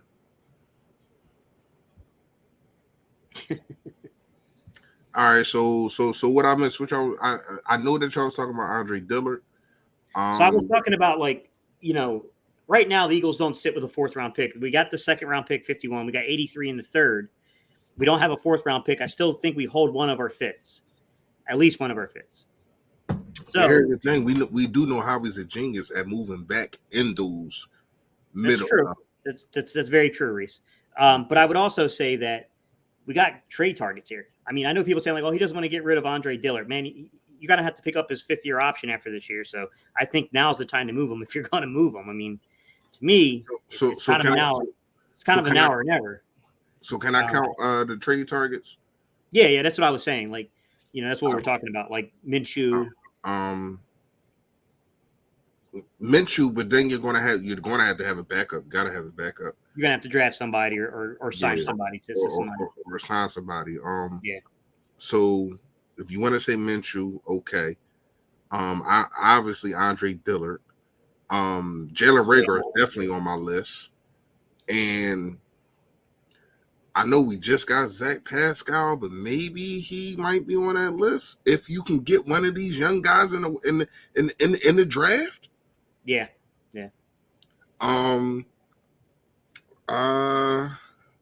That might be it that I'm looking at right now. I don't know if anybody else, comment in the chat. Let me know who else could be like trade bait. But yeah, those three guys should be enough to get something. Yeah, I'm not too sure what the value is of Jalen Reagor. That one's really hard to predict. You know, I think Howie has a limit to what he will. You know what I'm saying? Like, I don't know that he would take like a late day 3 for Reagor. I'm not saying that at this point when you're looking at a guy being at best a 5th on your team. Right. You know, you got to be realistic. I definitely get it. I don't know where he's at with that. The other one I'll bring up is like, what do you think about Isaac Seumalo? Because I can see him being a future center one day. I can see him playing right guard. I can see him, and that's the only problem eventually. You know, and that's the only problem because in this draft, I don't see any centers in this draft that I would draft to take Jason Kelsey's position, because when you look at it, we know he came. Everything is a 1-year thing, and we holding our breath, hoping that Jason Kelsey comes back. But let me ask you this. We know Landon Dickerson has played that position before. And that's really, I mean, Alex Seumalo, it just seemed like every time he comes in, it's bad snaps, and I don't like it. I don't like it. Yeah. Rob, so did you see what Rob 350 said? Because I don't think this is an unpopular take, Rob 350. I think it's reasonable to say that Miles Sanders, if there's value, I don't think it's an unreasonable take at all, to be honest with you. I think the issue is you're creating more holes. You're creating more holes on the football team, but you know what I mean? Like if you know that you're not going to get that contract, if you're just too far apart, I mean, I don't think it's unreasonable. I think that you got to draft a running back in this draft anyway. Like our running back room it's just really Miles Sanders and Kenneth Gainwell. And Boston Scott too. They signed Boston Scott back, right? Yeah. And when you look at it, those are all small guys. You have no power running back. I don't know what happened with Jordan Howard. I don't know if he went to another team, but you have no power guy. You know what I mean? So you definitely have to find somebody in this draft. And I don't think a running back has been even taken yet. I don't think a running back's going to be taken day 1, period. Yeah. So it's going to be a lot of running backs out there. Allie, I like that suggestion. I like Dameon Pierce a lot from Florida. Sneaky good pick, man. That's a very sneaky good pick, Allie. It really is. I know a lot of you guys are probably like, yeah, we trade away. if we trade away Miles Sanders, like I'm expecting more of like Kenneth Walker. I get it, guys, but I'm just looking at the value of the pick you're going to get.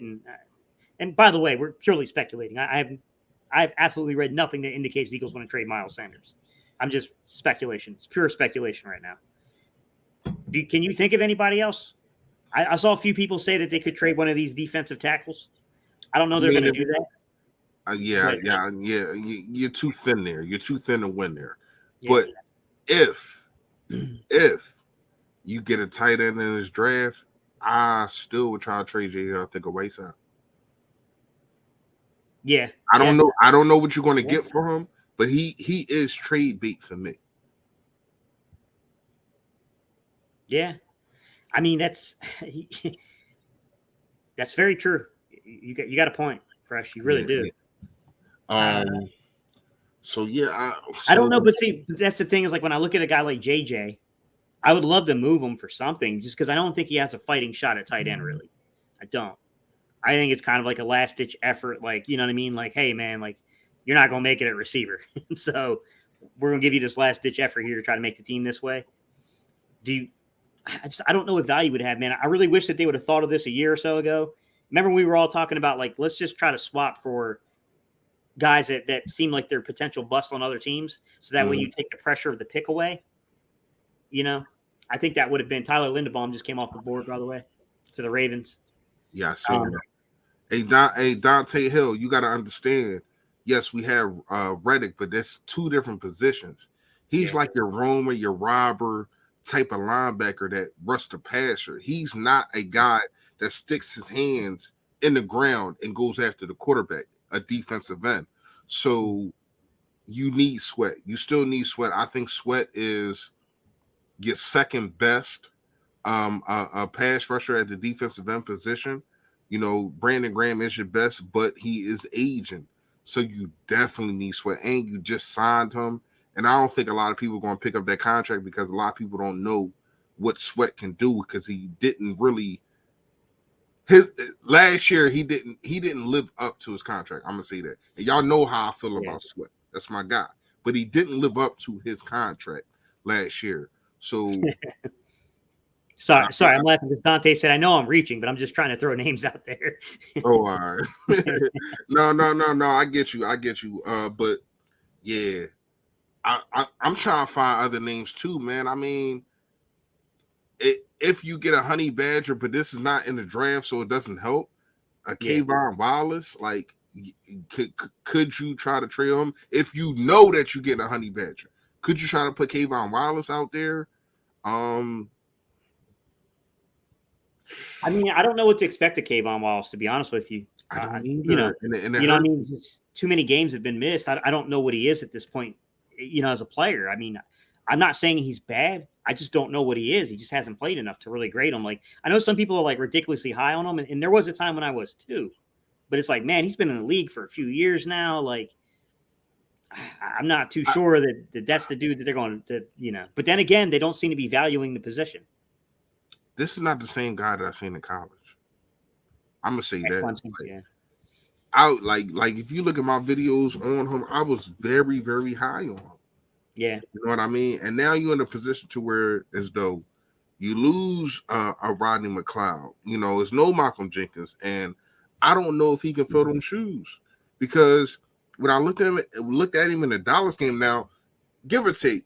A lot of people in that Dallas game, especially defense-wise, was just everywhere. That last game of the season.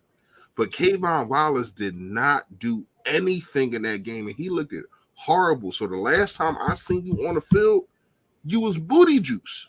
Yeah. You know what I mean? So I don't know if you can I don't know what you can get for a Kayvon. Yeah. But my guy right now is the guys that we named, and also JJ, I think, a Whiteside. I still would try to get something out of him. So let me ask the chat a question. A couple people in particular that I know I've talked to, and I know they know film very well. Ali and Jalen, Mike, Reese, if you guys want to chime in. Let me ask you a question about Gannon's scheme and what you guys think is going to happen here at corner. Because I made a point before you jumped on, Reese, where I said that I was a little skeptical about the Eagles going high on corner just because of the way Gannon's system is. I feel like because they play that too high safety and the way that they play this off coverage principle in his scheme, that they might not be as high. Not saying that they wouldn't value it, but they won't be as high as maybe some people think. Do you think that it's possible that, because my opinion is like, okay, they got to figure something out here. Do they need to close they need to close in some of the distance they're affording receivers here, right? They're just giving them entirely too much space to operate off the line of scrimmage. Or you better find corners that can pattern recognize faster, realize that something's coming underneath, and break on the ball quicker than what was going on. Does anybody, chat, you guys, anybody have faith that Zach McPherson is that dude? Mike is speechless. No, the last part, who's the dude? Who's that dude? Zach McPherson. I mean, he's a Pac-12 guy, right? That's where he came from? No, he was Big 12. Big 12. All right. Look, he hasn't shown me anything. They were high on him, like you said, or in preseason, but the little bit of snaps that he got, I mean, I didn't see any confidence building. They played really soft when he was in the game. They just let everything funnel in front. We saw that in the preseason and everything. So there's nothing that I seen that says, hold on, let me get that, right? Like there's nothing. Now that's not saying he wasn't given that many opportunities, but the little bit, I'm not raving over that at all. And that's why I think corner, we talked about it. Prior to getting AJ Brown, I said that the people who are not really good wide receivers on this team are still better than the people who are not really good corners on this team. We're still more desperate there. Yeah. Let me say this. Ooh, Jermaine Johnson finally got picked by the Jets at 26. I didn't see that, guys. That's crazy. What if Reese, Lloyd Reese, weren't you the one that said that you didn't think he would be a top half of the first round guy? Yeah. I like the kid. I like the kid, but This might be a steal for the Jets because this is their second pick, right? This is Jets' second pick. Yeah. Third. This is their third in the first round. Third. Yeah. This Man, is they are third loading up. pick? They Yeah. had 3 picks in the first round? Did they trade? They may have traded. They No, only they had took- 2 Hey, picks. chat, did they trade? Yeah, Jets made a trade, Ishine said. Okay, I'm about to say they only picked twice unless I missed it, but that's a steal for them. That's a steal for them. I'm not gonna lie to you. I mean, hey, but back what I was about to say about McPherson. You can say the same thing about, you know who he reminds me of? Russell Douglas. Russell Douglas. And you Oh can say man. no, but here's the thing. He went over to the Panthers and balled. Packers. I'm sorry. Damn, I said Panthers. He led the league in interceptions. That's what I'm saying. So I don't know what you're getting out of him, but I'm not coming into if I'm the GM, if I'm setting up what's going on here, I'm not trying to have him come in as my CB2. I need to see more out of you, man. Seriously. He seems too slow to react to things. When you look at the Dallas game, he was horrible again, just like Kayvon Wallace was. That whole situation, like what they put up, like 56 points on it. It was embarrassing. Now I do know that they are backups, and they went against starters. But then get Essence back up to be a starter. And the last time we seen his backup, he was not acting like a starter. So to me, I'm saying no on McPherson. No. I'm saying hell to the no. No. Yeah, No. Jalen. Hmm? Jalen gave us the solid no, bro. What did you see anything though, Gate, when it comes to his tape at all? Like a little promising? I gotta agree with something that Reese said, and it wasn't the Dallas game because I'll say that I think there's complexity to the Dallas game and even the game I'm going to mention, which is preseason, because I feel like Gannon was just playing a really vanilla style of defense where he just, you know what I mean? Like, I don't know what chance they really had of success there. It just seemed like he was saying, keep everything in front of you and tackle. No, you're right. I'm sorry. No, they did pick 3 times. They picked 4th, 5th, and 26. Yeah, it's their third pick. Yeah, they traded up. Damn. My thing is, Mike, is oh yeah, Garrett Wilson. I thought he for everything I heard about him in college was that, hey, like, he's got a little sticky on the hips. They're a little bit, sometimes the back pedal's not always right. But I thought he was supposed to be pretty decent at pattern recognition in understanding route concepts and being able to diagnose what's going on. I didn't see that when he played. Now, mind you, he's a rookie. He's a rookie that barely played. And that's the hard part, is like making that assessment on a guy that's barely had any playing time. But I didn't see anything that would make me think like this is someone we can count on. But here's the thing. I don't see what goes on in practice. You know what I mean? Like, I don't see the daily in and outs of what's going on. So I don't know. There's also Tate Gowan, who's, a guy that they must have had some kind of draftable grade on him because they attached him to the Zach Ertz trade. I don't know how they feel there. I mean, I think that they're kind of in a situation where a lot of people are asking me about day 2. They're asking all of us about day 2. I think corner has to be in play on day 2 between the second and third round. I think you have to find somebody that can play. I don't, like I said, how much of an investment you need to make there, probably debatable. But right now, there's a lot of questions in the secondary, to be quite honest. And let's add to the complexity here. I mean, is Slay really here past this year? I would extend him.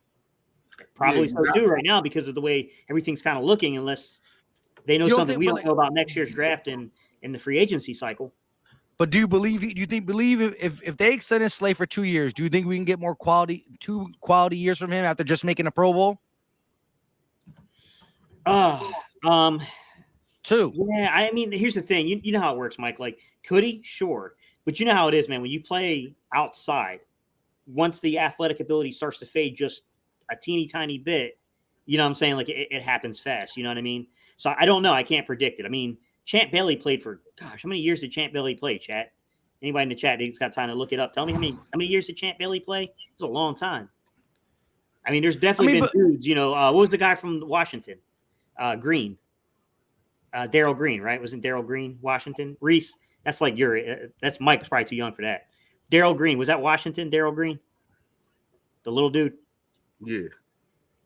I mean, those two guys I think played for like a really long time, but you know what I'm saying? Like it's hard to predict that, man, because like once you get over 30, it's tricky. I mean, those skill position players, man, it goes fast once it happens. I'll give you that. But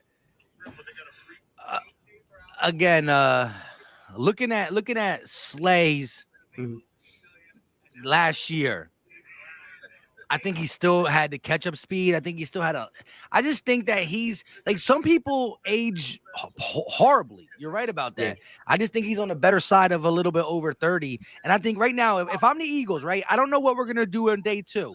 Mm-hmm. Still some players out there, right? Kobe Bryant, Roger McCreary, Khair Lam, Andrew Booth Jr. Do we trade up again? Hey, Howie's kept this spicy all day. Why stop now? Can I show y'all Jason Kelsey's reaction to getting the AJ Brown? Yeah, let me see. There's a trade, and they're not telling me what it is. So we're gonna find this out together. Oh my God! Do you see that? Do you see that? AJ Brown? They traded for AJ Brown. Get out of the way! Get out of the way! Kelsey, sit down. We're looking at your belly. Big, let's go. This is big. He's glad he came back for 1 year. He's glad he came back for the 1 year. In the NFL, AJ Brown. They said we need to bring Jason Kelsey out of retirement. You're not leaving. We're going to pay you $14 million, and now they're giving you AJ Brown, bro. AJ Brown. Mm-hmm. Yeah, this is huge. This is instantly an upgrade for the offense. I mean, I can't tell you how much this is going to make. My man said, get out of the way. He's man on a mission right now, man. He's making things happen, and I'm a big fan. Here we go, baby. Here we go. Let's say it. I couldn't say it better. I know, man. He said, "Get out of the way." Yo, that's my guy, man. I love Jason Kelsey, man. Little big dog. I love. Hey, yo, low key. That AJ Brown trade was legit, bro. I'm sorry. I can't. Like, we stopped even talking about when do we ever? I know it's only 3 years, but when do we ever do that? Not even talk about the draft. We let it go. Yeah, I was gonna end it. I was gonna end it right there. You gonna drop the mic? Yeah, it's over. I don't know. I get to go to bed early, feeling good. Yeah. Do you think they'll trade back up? After all the picks that have been given up, I think the rest of the draft is going to be a stay put and hopefully get what we get, to be honest. Maybe sell off a few pieces. I'm going to tell you what it's going to be. It's going to be a find a diamond in the rough. I mean, we still got a second round, though. 51 and 83 are still coming up. That's still 2 more picks inside the top 100. Yeah, so that's good. But after that, because if we don't trade these guys that we was talking about, then once we get to the 5th and the 6th, and it's going to be a try to find a diamond in the rough. But we do know that how we can do it. I mean, when you look at Jordan Mailata, when you look at Quez Watkins, who was in the 4th round, Devin Lloyd. Devin Lloyd's gone to go play with Doug. Oh, Devin Lloyd, the second linebacker off. They say his comp is Darius Leonard. Let me clarify that statement. Play for Doug. Play with Doug. Yo, so wait, let me ask you this though. All right, again, we can't. So wishing call ain't been. That's crazy. That's crazy. Dean. Yeah, Dean. N'Kobe ain't been drafted yet. Not yet. That's crazy. Like, this draft went. Jermaine Johnson was supposed to be a top 10 pick. He got picked at 26. Dean, they said he might right around us. He's not picked yet. Devin Lloyd, the second linebacker off. What else? The corners going as early as possible. Oh my goodness. Yeah, this is crazy, Mike. This is a crazy draft. So if you had to pick the craziest thing that has happened so far, it's still AJ Brown to the Eagles for a third. I think so. We were still in shock over them trading forward to jump the Ravens You know what I'm saying? To get Jordan Davis. Wait. Where was the Titans? Where was the Titans pick at? Where was the Titans pick at? 20 something, because they went to what? No, the Ravens were picking 14. We were picking 15. No. I'm talking about the Titans, because that's who we traded with. Yeah, I think you're right. Reese. I think it was 20 something. Yeah, so they did jump up. They did jump up a lot. Yeah, absolutely. Yeah, they did, because they jumped up. They jumped up a lot. Yeah, they got a chance to offer. They got a chance to get multiple picks. You know what I mean? Yeah, but look. Let's just say this real quick, right? So before, and I want everybody in the chat to answer this too. Listen, so coming into the draft, you knew we had pick 15 and pick 18, and we talked before Fresh got in here. We listened to what people in the chat to say. We were like, "Yo, do you think the Eagles could trade up? Do you think the Eagles can trade back? Could we trade some players?" Like, there was a lot of stuff. If you told me that 15 and 18. One was going to be traded up, I might have believed that. But then if you told me the other one was going to be traded for a player, like I heard, listen, I was listening to 97 Fighter Fanatic, and Adam Schefter was on a John KK show this week, and he said, do you think anybody from Debo, A.J. Brown, Terry McLaurin, or DK Metcalf, did any of these guys go draft night?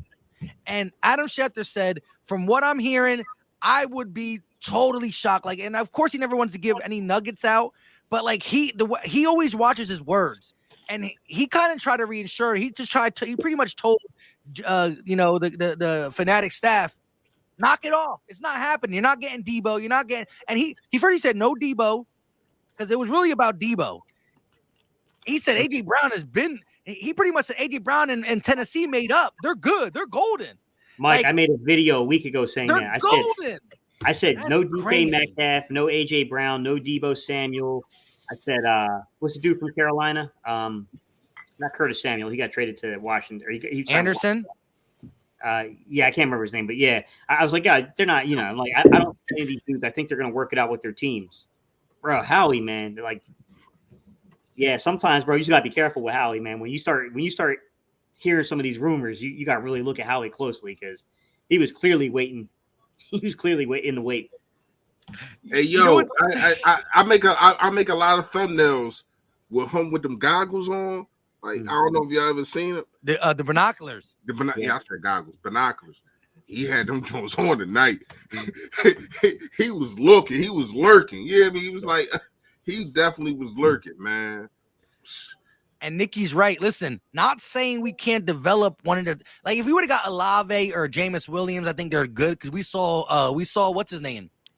Depending on how we develop players, anyways, we saw Devontae Smith come in and do what he needs to do. But knowing we got a guy that is a dog, that I agree. Best wide receiver trade since T.O. We talking about T.O. This is tough. Listen, Jalen Hurts, as much as people hate, listen, again, Howie Roseman got it done, but he came for Jalen Hurts and the money and the bag, but Jalen Hurts started the ball, got the ball rolling. I mean, hey, Jalen, that's a really interesting question, because I don't, to be fair, Jalen, I really don't know, because I have to look over every player that I think is going to fall in those rounds and see by position group where I think the fall off would occur. Corners, but yeah, I think corners can be a big gap, could be a big one, but. In saying that, Jalen, I've heard someone say that there's about 20 players in this draft that are top notch. They're the real deal. And then everybody else is just kind of good. And there's a lot of them. There's a lot of kind of good in this draft. And yeah, the number I heard was like there's another 80 some guys after that top 20 that's just pretty good players in this draft. So, I mean, theoretically, 80 guys could easily fall between the second and fourth round. You know what I mean? Like that's easy to spread out that much talent there. So I don't really know, man. It's hard to say. I mean, who would have thought? Like, I heard Kenneth Walker, and like I thought Kenneth Walker was clearly I thought he was clearly a second round pick a month ago. Now I'm hearing reports saying that he might not be that.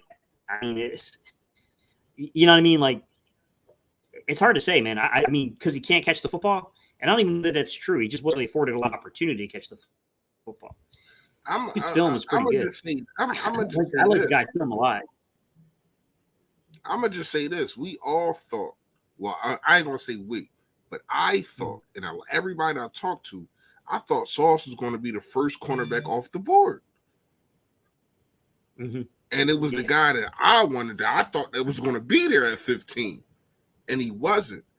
Once that happened, I said this draft is about to be crazy, because it's like now, like damn, the guy that I thought that was going to, and I'm pretty sure a lot of execs or general managers probably thought that he was going to be there in the later round. He was the first corner off the freaking board. What, he went third, and nobody's seen that, and then. Like I said, you still got Nicole. You still got Dean out there. This is the same thing with the Patrick Surtain thing. Remember how we was in the draft saying nobody drafted Patrick Surtain? Like, what the hell is going on? Yeah, it's true. I don't know, man. I don't know. This draft is so unorthodox that. I'm just glad that Howie did something out of the draft. To tell you the truth. Yeah. The chat, you guys like Martin Emerson? So you're referring to Scoop Doo? He's good. I mean, long corner, man. He's got like 33-inch arms, man. He's definitely. Yeah, I called him to me, he looks similar to James Bradbury. That's what. Now Stingley is the real deal, and it's crazy. That's the guy that I wanted. And Stingley's a good player. His freshman year was crazy, but they were talking about Martin Emerson from Mississippi State. He's like a tall dude, somebody else, like 33-inch arms. He's a huge dude, man. But yeah, I mean, there's a few of them. Zion McCollum, I think he's a good developmental corner. Tyreek Woolen. There's definitely some developmental guys. Devontae Wyatt went Devontae Wyatt to the Packers. Yeah. That was the guy that, like, for the longest time, my mind was like, listen, this is who we're gonna get. Like, I really thought that this was the guy we were gonna get. So they got 2 pass rushers. They did. Quay Walker. They got Quay Walker the first time, linebacker. Yeah. How did they get that pick? Quay Walker went in the first round, huh? I can see it, but that's a good Raiders, player. maybe. But how did they get that high pick like that? I don't know, but that's a good point, guys, in the chat. They just took 2 Georgia Bulldogs. They trying to get the Green Bay Bulldogs. Like we trying to be the damn, I don't even know what Alabama is. What are they? What is Alabama? Crimson Alabama Crimson Tide? Something like that. The Philadelphia Crimson Tide. That's if you would have went Jamison Williams, but we went away from that. Well, to be fair, last year we did snatch 2. When you count our offensive line coach, who was heading to Alabama. Yeah. And Howie said, hold up, hang on now. So can somebody in the chat please tell me how the Packers got that high pick? I don't know. How did they get that high? What the hell happened? I don't know. There's been a lot of trades in this draft, to be honest.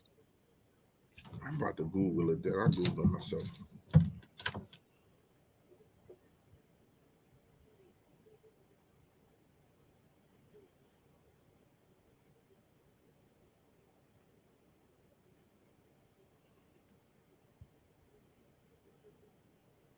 What happened? Our odds to win the NFC East are plus 300 now. It was like plus I want to say 1,500. Listen, the East is ours. I'm talking trash the rest of this offseason heavy. We still need that CB2 in the corner though. AJ Brown will play CB2. He'll do both. The chat chimed in, guys. I just let me have my for fun day, right? I'll get back to the nitty gritty at the end.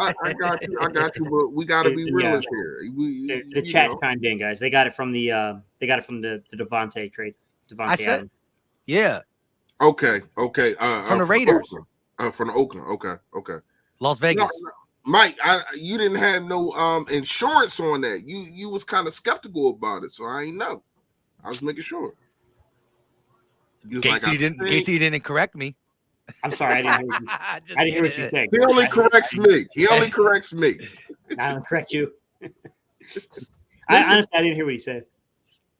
here's my thing. I still think I still think you can get a formidable corner depending on what goes on and if we move up or not. I mean, I don't see Howie being aggressive at it as much as we already been too aggressive. With that being said, there are guys out in free agency that if you told me they're going to be CB2 for 1 year, I'm not mad. So I'm only mad if they told me they believe in one of these guys, and I'll only be mad until they show me they're not the guy. If it's a Zach McPherson, a Tate Gowan, a Kerry Vince, a Junior, there is some formidable guy, Kyle Fuller, and there's some other guys too. Like you said it too already, like the Xavier Rhodes, right? Like not Xavier. Is that who it is? True, like man. You're right. He's not going to. He's gonna get you possibly through a season, and that's all you're asking for, because you got more capital next year. Like we got to get corners in here, and I'm still thinking day 2 can be big. 51 and 83. Don't throw them away. Is Xavier Rhodes still out there? One of the Rhodes is out there still. I forgot which one. I think he is. I don't think he's signed anywhere yet. I definitely go get him. Yeah, let me take a look. I think I saw the free agency tracker. Because like you said, Mike, and this is what Howie loves to do, and that's the reason why it's kind of smacked us in the face.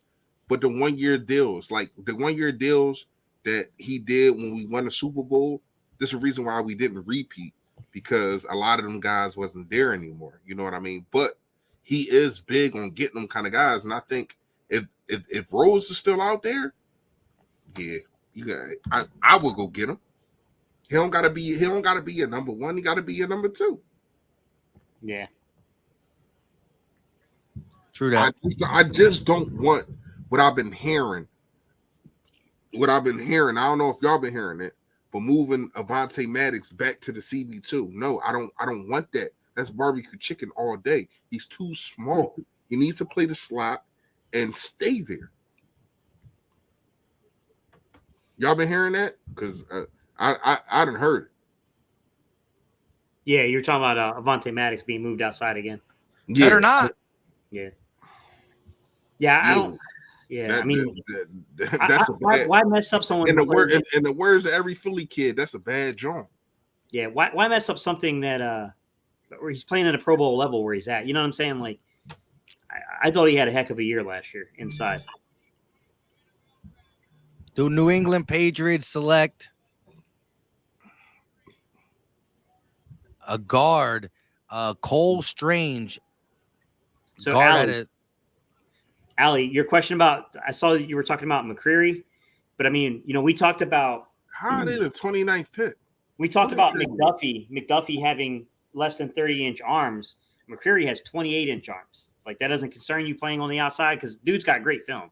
I mean, that dude played against everybody the SEC had to offer, but 28-inch arms, man, doesn't translate too well to the outside normally. Crazy talented, though. I like Booth. What about Booth, though? I love Booth. I would love to have Booth out here as CB number 2. I don't know if we're going to be in position to get him, though. So where you think he's going to go? Top of the second? I think, yeah. Now, it's not to say the Eagles can't make a deal and move forward. I mean, it looks like Howie's in a dealing mood. But, it's funny. We're going to have this crazy active first round and watch tomorrow. We're just going to stay put. Hey, Jalen, who they traded with? Because it seemed like you're the only one that was listening to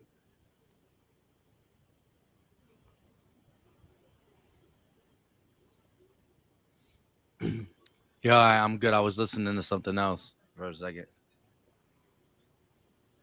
Yo, I'm still like, I'm lost after 18. You still mind bottled? Yes. I am. I am too, bro. I ain't gonna lie to you. Alcabir analyst said the Green Bay still didn't get Aaron Rodgers a wide receiver. Hey, let me ask you this, because I know you talked about him in one of your videos, Gate, in one of your mocks. Amar Davis out of Alabama, I believe, right? Yeah, Jalen Amar Davis. Yeah. Where do you think or Amar? How do you say his name? I have no idea. I don't either. Where do you think he'll be? Where do you think he'll be drafted at? Okay. Oh, George Karlaftis to the Chiefs. Dang, I like him. I watch it. I like him. 30th overall. That's a lot later than what I thought. Yes. Yeah. Bro, this is like him. crazy. Stingley went way earlier. Hamilton dropped to us. We take Davis. You got Dean still on the board. Lloyd was the second one out there. You got only how many receivers went? You had Jahan Dotson go before the likes of Treylon Burks and some of these guys. Well, yeah. Yo, this it's crazy, bro. So Jalen Armour Davis, Mike, I like him. I rated him the second best scheme fit for Gannon. Where he's going to go, maybe as high as the second round. I have him as a third round value, though, personally. So would you take him at 51? He's still on the board. I mean, you got to see what's there. Yeah, exactly. It depends, like what's there. What you know what I mean? Like, Perrion Winfrey hasn't come off the board yet. And that's a dude that I think DeMarvin Leal, the interior defensive line. I know, like Steve, like, come on, bro. We just took Jordan. Stop Davis. talking about the interior. Yeah. Yo, it must have been a whole bunch of trades because I'm confused about the second round. Tampa Bay is first, then Minnesota, then Tennessee. Yeah. What the? I don't know. I don't be following the whole league like that, but that's crazy. Like, how in the hell did Tampa Bay got the first pick in the second round? Mm-hmm. Yeah, I mean, I don't know, Mike. There's a few of these dudes I like, man. Goodrich from Clemson, late round dude. If you want Steven Nelson with maybe just a younger version of him, I think Goodrich is Steven Nelson. I'm not going to lie, man. Everything about his measurables, the way he tested, the way he plays the game, he's Steven Nelson to me, a younger version of Steven Nelson. Thanks, Antonio. Appreciate it. I'm trying to think who else is out there, guys. Zion McCollum. We talked about some of these dudes. Zion McCollum, Tariq Woolen. You got a favorite there, Reese, in terms of these corners that are left? I don't. My guys are gone. He said, I don't. He said it went way beyond what I watched. My guys are gone, man. I like McCreary. I don't know. I do want to look at this Booth dude, but Booth is still my top option. I just don't think he'll be there at 51. He's gonna get picked between 30. No, I'm saying I had to actually do some research. I haven't. You know, I work a whole lot, man, and my business picked up too. So I'll be doing a whole lot, man. And it's been Ramadan, so you know, you be making videos from the shop and stuff. Like, dang, Reese really putting in some hours. Man, listen, I gotta get it. I gotta get it how I can. Like, I can't. I don't know. I'm gonna figure it out. But after this Ramadan, I'm gonna be doing a whole lot more. It's hard for me to talk doing a live, and I can't drink anything. Like, I don't know if y'all know what that feel like. It's like you got this cotton mouth. It's a dry fast. Yeah. Look, then Mike gonna drink some water. Now you just made me thirsty though, bro. I'm sorry. But I'm just saying, I'll be listen, even when I'm doing my little 10-minute videos, I'll be coughing and I'll be like, damn, I try to get clean content. You already know how I get down. So yeah. Check this out though. What's up, Reverend Petrie? He asked about Reverend Bebop. I called you Petrie because I saw your question about Petrie. My bad, man. I said Reverend Petrie. I was looking. I'm like, Reverend is there two of them? My bad, bro. He was asking about Jalen Petrie. He played the star role out there at Baylor. He can play safety though. Yeah, like I call the star role the rover. It's a roving safety role. I would call him more than just a box safety, but I mean, if you want to simplify it to terms, he's a box safety. But I think he can be multiple. I think he can play over the top too. Really, I like him a lot. There's a few of these dudes, like later round dudes, that I think are going to be good. Percy Butler from Louisiana Lafayette, dude, I like a lot, man. He's going to be pretty good. Incredible special teams player. I know we're not drafted dudes to be special teams players, but he's got a crazy ability there. Somebody got to play, dude. You know what I mean? Yeah. And you never know. But yeah, I like Petrie too. I think he's a guy who also can come down and play in a slot if need be. You're talking about if a team goes 5 receiver set and you need to bring one of them safeties down here to play man, he can come down here and do that. You want that in a safety. I think he's very versatile. I like what I saw from Baylor from him. And Rever, shout out to joining channel memberships. And we appreciate you. Listen, I don't know. I want to ask you guys: are you guys going to be live? Are you guys ready to go live for second and third round? We gonna run this back? Yeah, come on, man. We I don't know, Mike. shout out to your guy, man. Running back nation, man. Let's run it back, man. Yeah, Gate. Yeah, I'm good. Yeah. But I do have to ask a question, and this question is also for the chat because we asked this question after the Davis pick, but the question was not asked after everything. What grade do you give Howie right now? Or did we ask that question? No, I don't think we did actually. I don't Me? know. The overall grade? Because I gave a B- because I thought he gave up a lot to get. We asked about the pick. We asked about the pick for Jordan Davis, and then I broke in because they made the trade. Right. So Yeah, I go ahead. No, yeah, because we were talking about that, and then it kind of got interrupted because of the whole da-na-na. Yeah, but go ahead. Yeah, the chat sent me way off. But to me, this A+, man. I'm sorry. This probably, and I know it's only the first round, but other than, and yes, I'm gonna say getting Carson Wentz. I thought getting Carson Wentz it got us to a freaking Super Bowl. Are you kidding me? But that was years. That was years in the making. But right now, looking at it, I gotta give Howie an A+ for what he did with getting Davis and getting AJ Brown, man. It's an A+ to me. And I thought once again, that Howie won. I'm not gonna say the draft because it's only day one, but he won day one. Like when they asked that question on First Take and they asked that question on Undisputed and all those other channels, they need to say that the Eagles won day one. They won't do it though. They stay hating on us. I know. Yeah, listen. I'm saying that I don't know what y'all say. Go ahead. Yeah, they'll probably say the Jets did. I'm giving it an A. I'll give it an A, a solid A. I think we got the best wide receiver in the draft because none of them are proven yet. I think there's going to be some good wide receivers, but we got the guy who is top 10 wide receiver and is proven in the NFL. And I love Jordan Davis. We did give up 3 picks for him, but I think as Fresh said, it kind of shifts when you look at what we gave up for AJ Brown, a first, number 18th overall, and 101. I love it. And low key, when we traded for that, I was gonna dip off the stream for a little bit and make my video, right? Because I don't have nothing. I don't have nothing to record myself. I was trying to do the phone thing, but I kept getting notifications from Twitter, so it was blocking my screen record.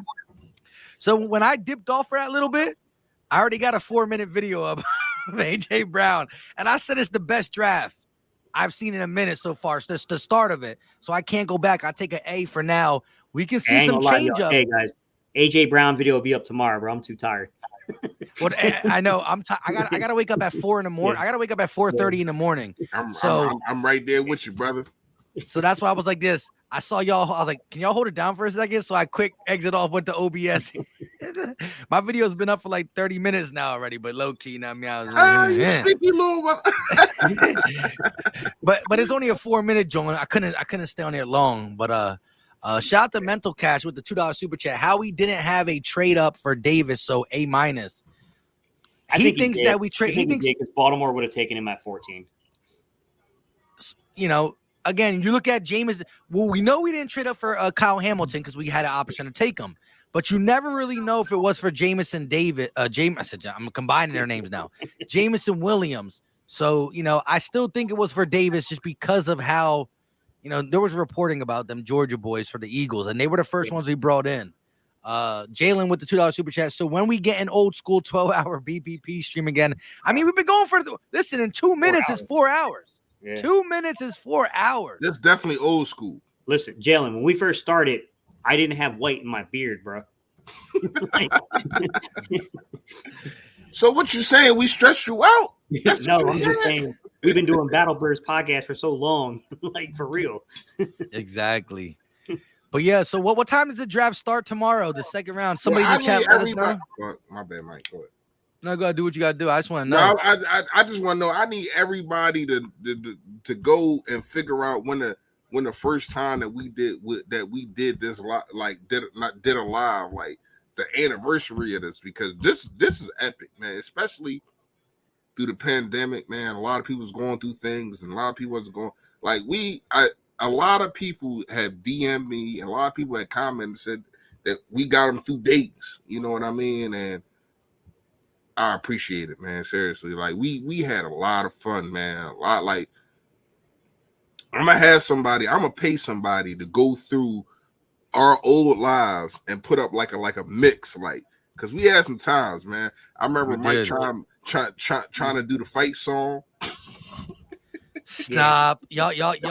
Listen, that also was when I was very embarrassed on the camera. Now I'll pick my nose. I'm not embarrassed no more. You know what I mean, I used to be real shy. We all evolve, Mike. Like, it ain't nothing wrong with it. You know what I mean? I had my moments too. I done said some crazy things.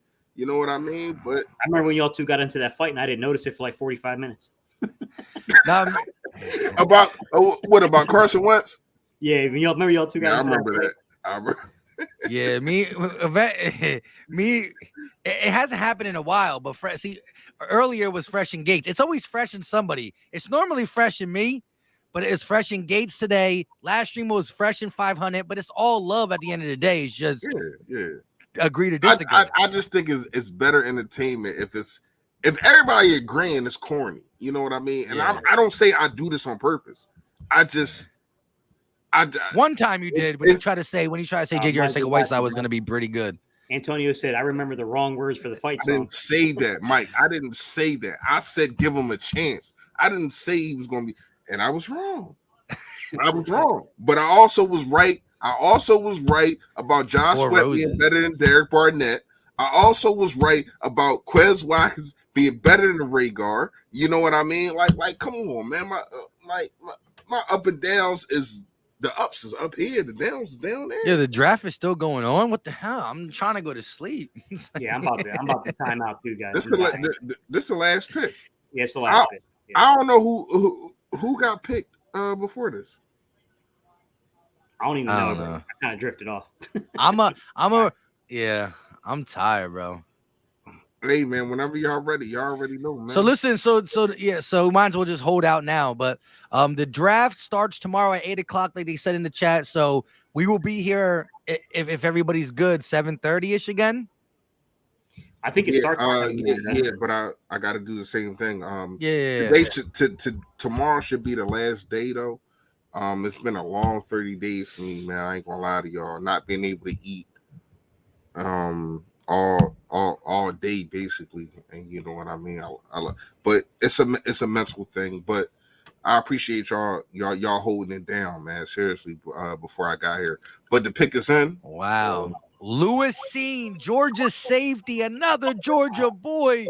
That's a 5 dog. That's a dog. Yeah. Walker. If we went safety, that's why I would have won it. Yeah, there's this dude's a hitter, man. Andrew Boo Jr. fell out the first round, but Lewis Seen, he took over a couple games for Georgia in that back end. And so did whatchamacallit, right? Look at these. The linebacker. Dean. Dean. That's crazy. I didn't see him not getting drafted in the first round. Yeah, it's crazy. Yeah, a lot of talented dudes fell out. Quake Walker went before him. Bro, look, Walker, Wyatt, Davis. Who else? Walker, Wyatt, Davis. Didn't one of the other linebackers go? Walker, Wyatt. It's 5 altogether. And then Trayvon Walker. Both the DTs went. Went. I don't know if we're missing. Oh yeah, Williams. No, Williams is Alabama. Hold on. I don't know. Who did I don't know, bro. I can't think at this point. Who did the linebackers the Packers get? Bro, at this point in time, they got Quay Walker. Yeah, they got Yeah. Bro, I'm dead tired. I gotta be up at 4:32. Like I'm taking off of work tomorrow. I don't care. All right, guys, I'm about to sign off too. They're like, you're fired. I'm like, I don't care. We got AJ Brown. He said, I don't care. You can't. Nah, just kidding. I'm all like, I'm in the unemployment line, like mad. You know what I mean? But hey, I appreciate everybody for tuning in. We still got 245 across the board. Again, we are live on 3 different channels. Hit the like button wherever you're watching it. And again, if you're not subbed to one of these guys, me, Fresh, or Gate, just go to the search bar, type in. All right. So Center. here it is. My bad. Walker, Davis. All right, cut off. Damn.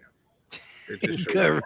Yeah. So I'll look it up later, bro. I'm subscribe to our channels. We drop Eagles content throughout the week, daily. We go live. We're gonna start doing this on a weekly basis too. So just be linked up with everybody. Much love and appreciation. And shout out to Skeletor real quick coming in because I still see that $132.76 super chat. Have a good night, gentlemen. Thanks for the stream. Ramadan Kareem Fresh. Yes, sir. Yes, sir. With that being said, Gates about to pass out. So am I. We are out. Peace. Later, guys. You know that.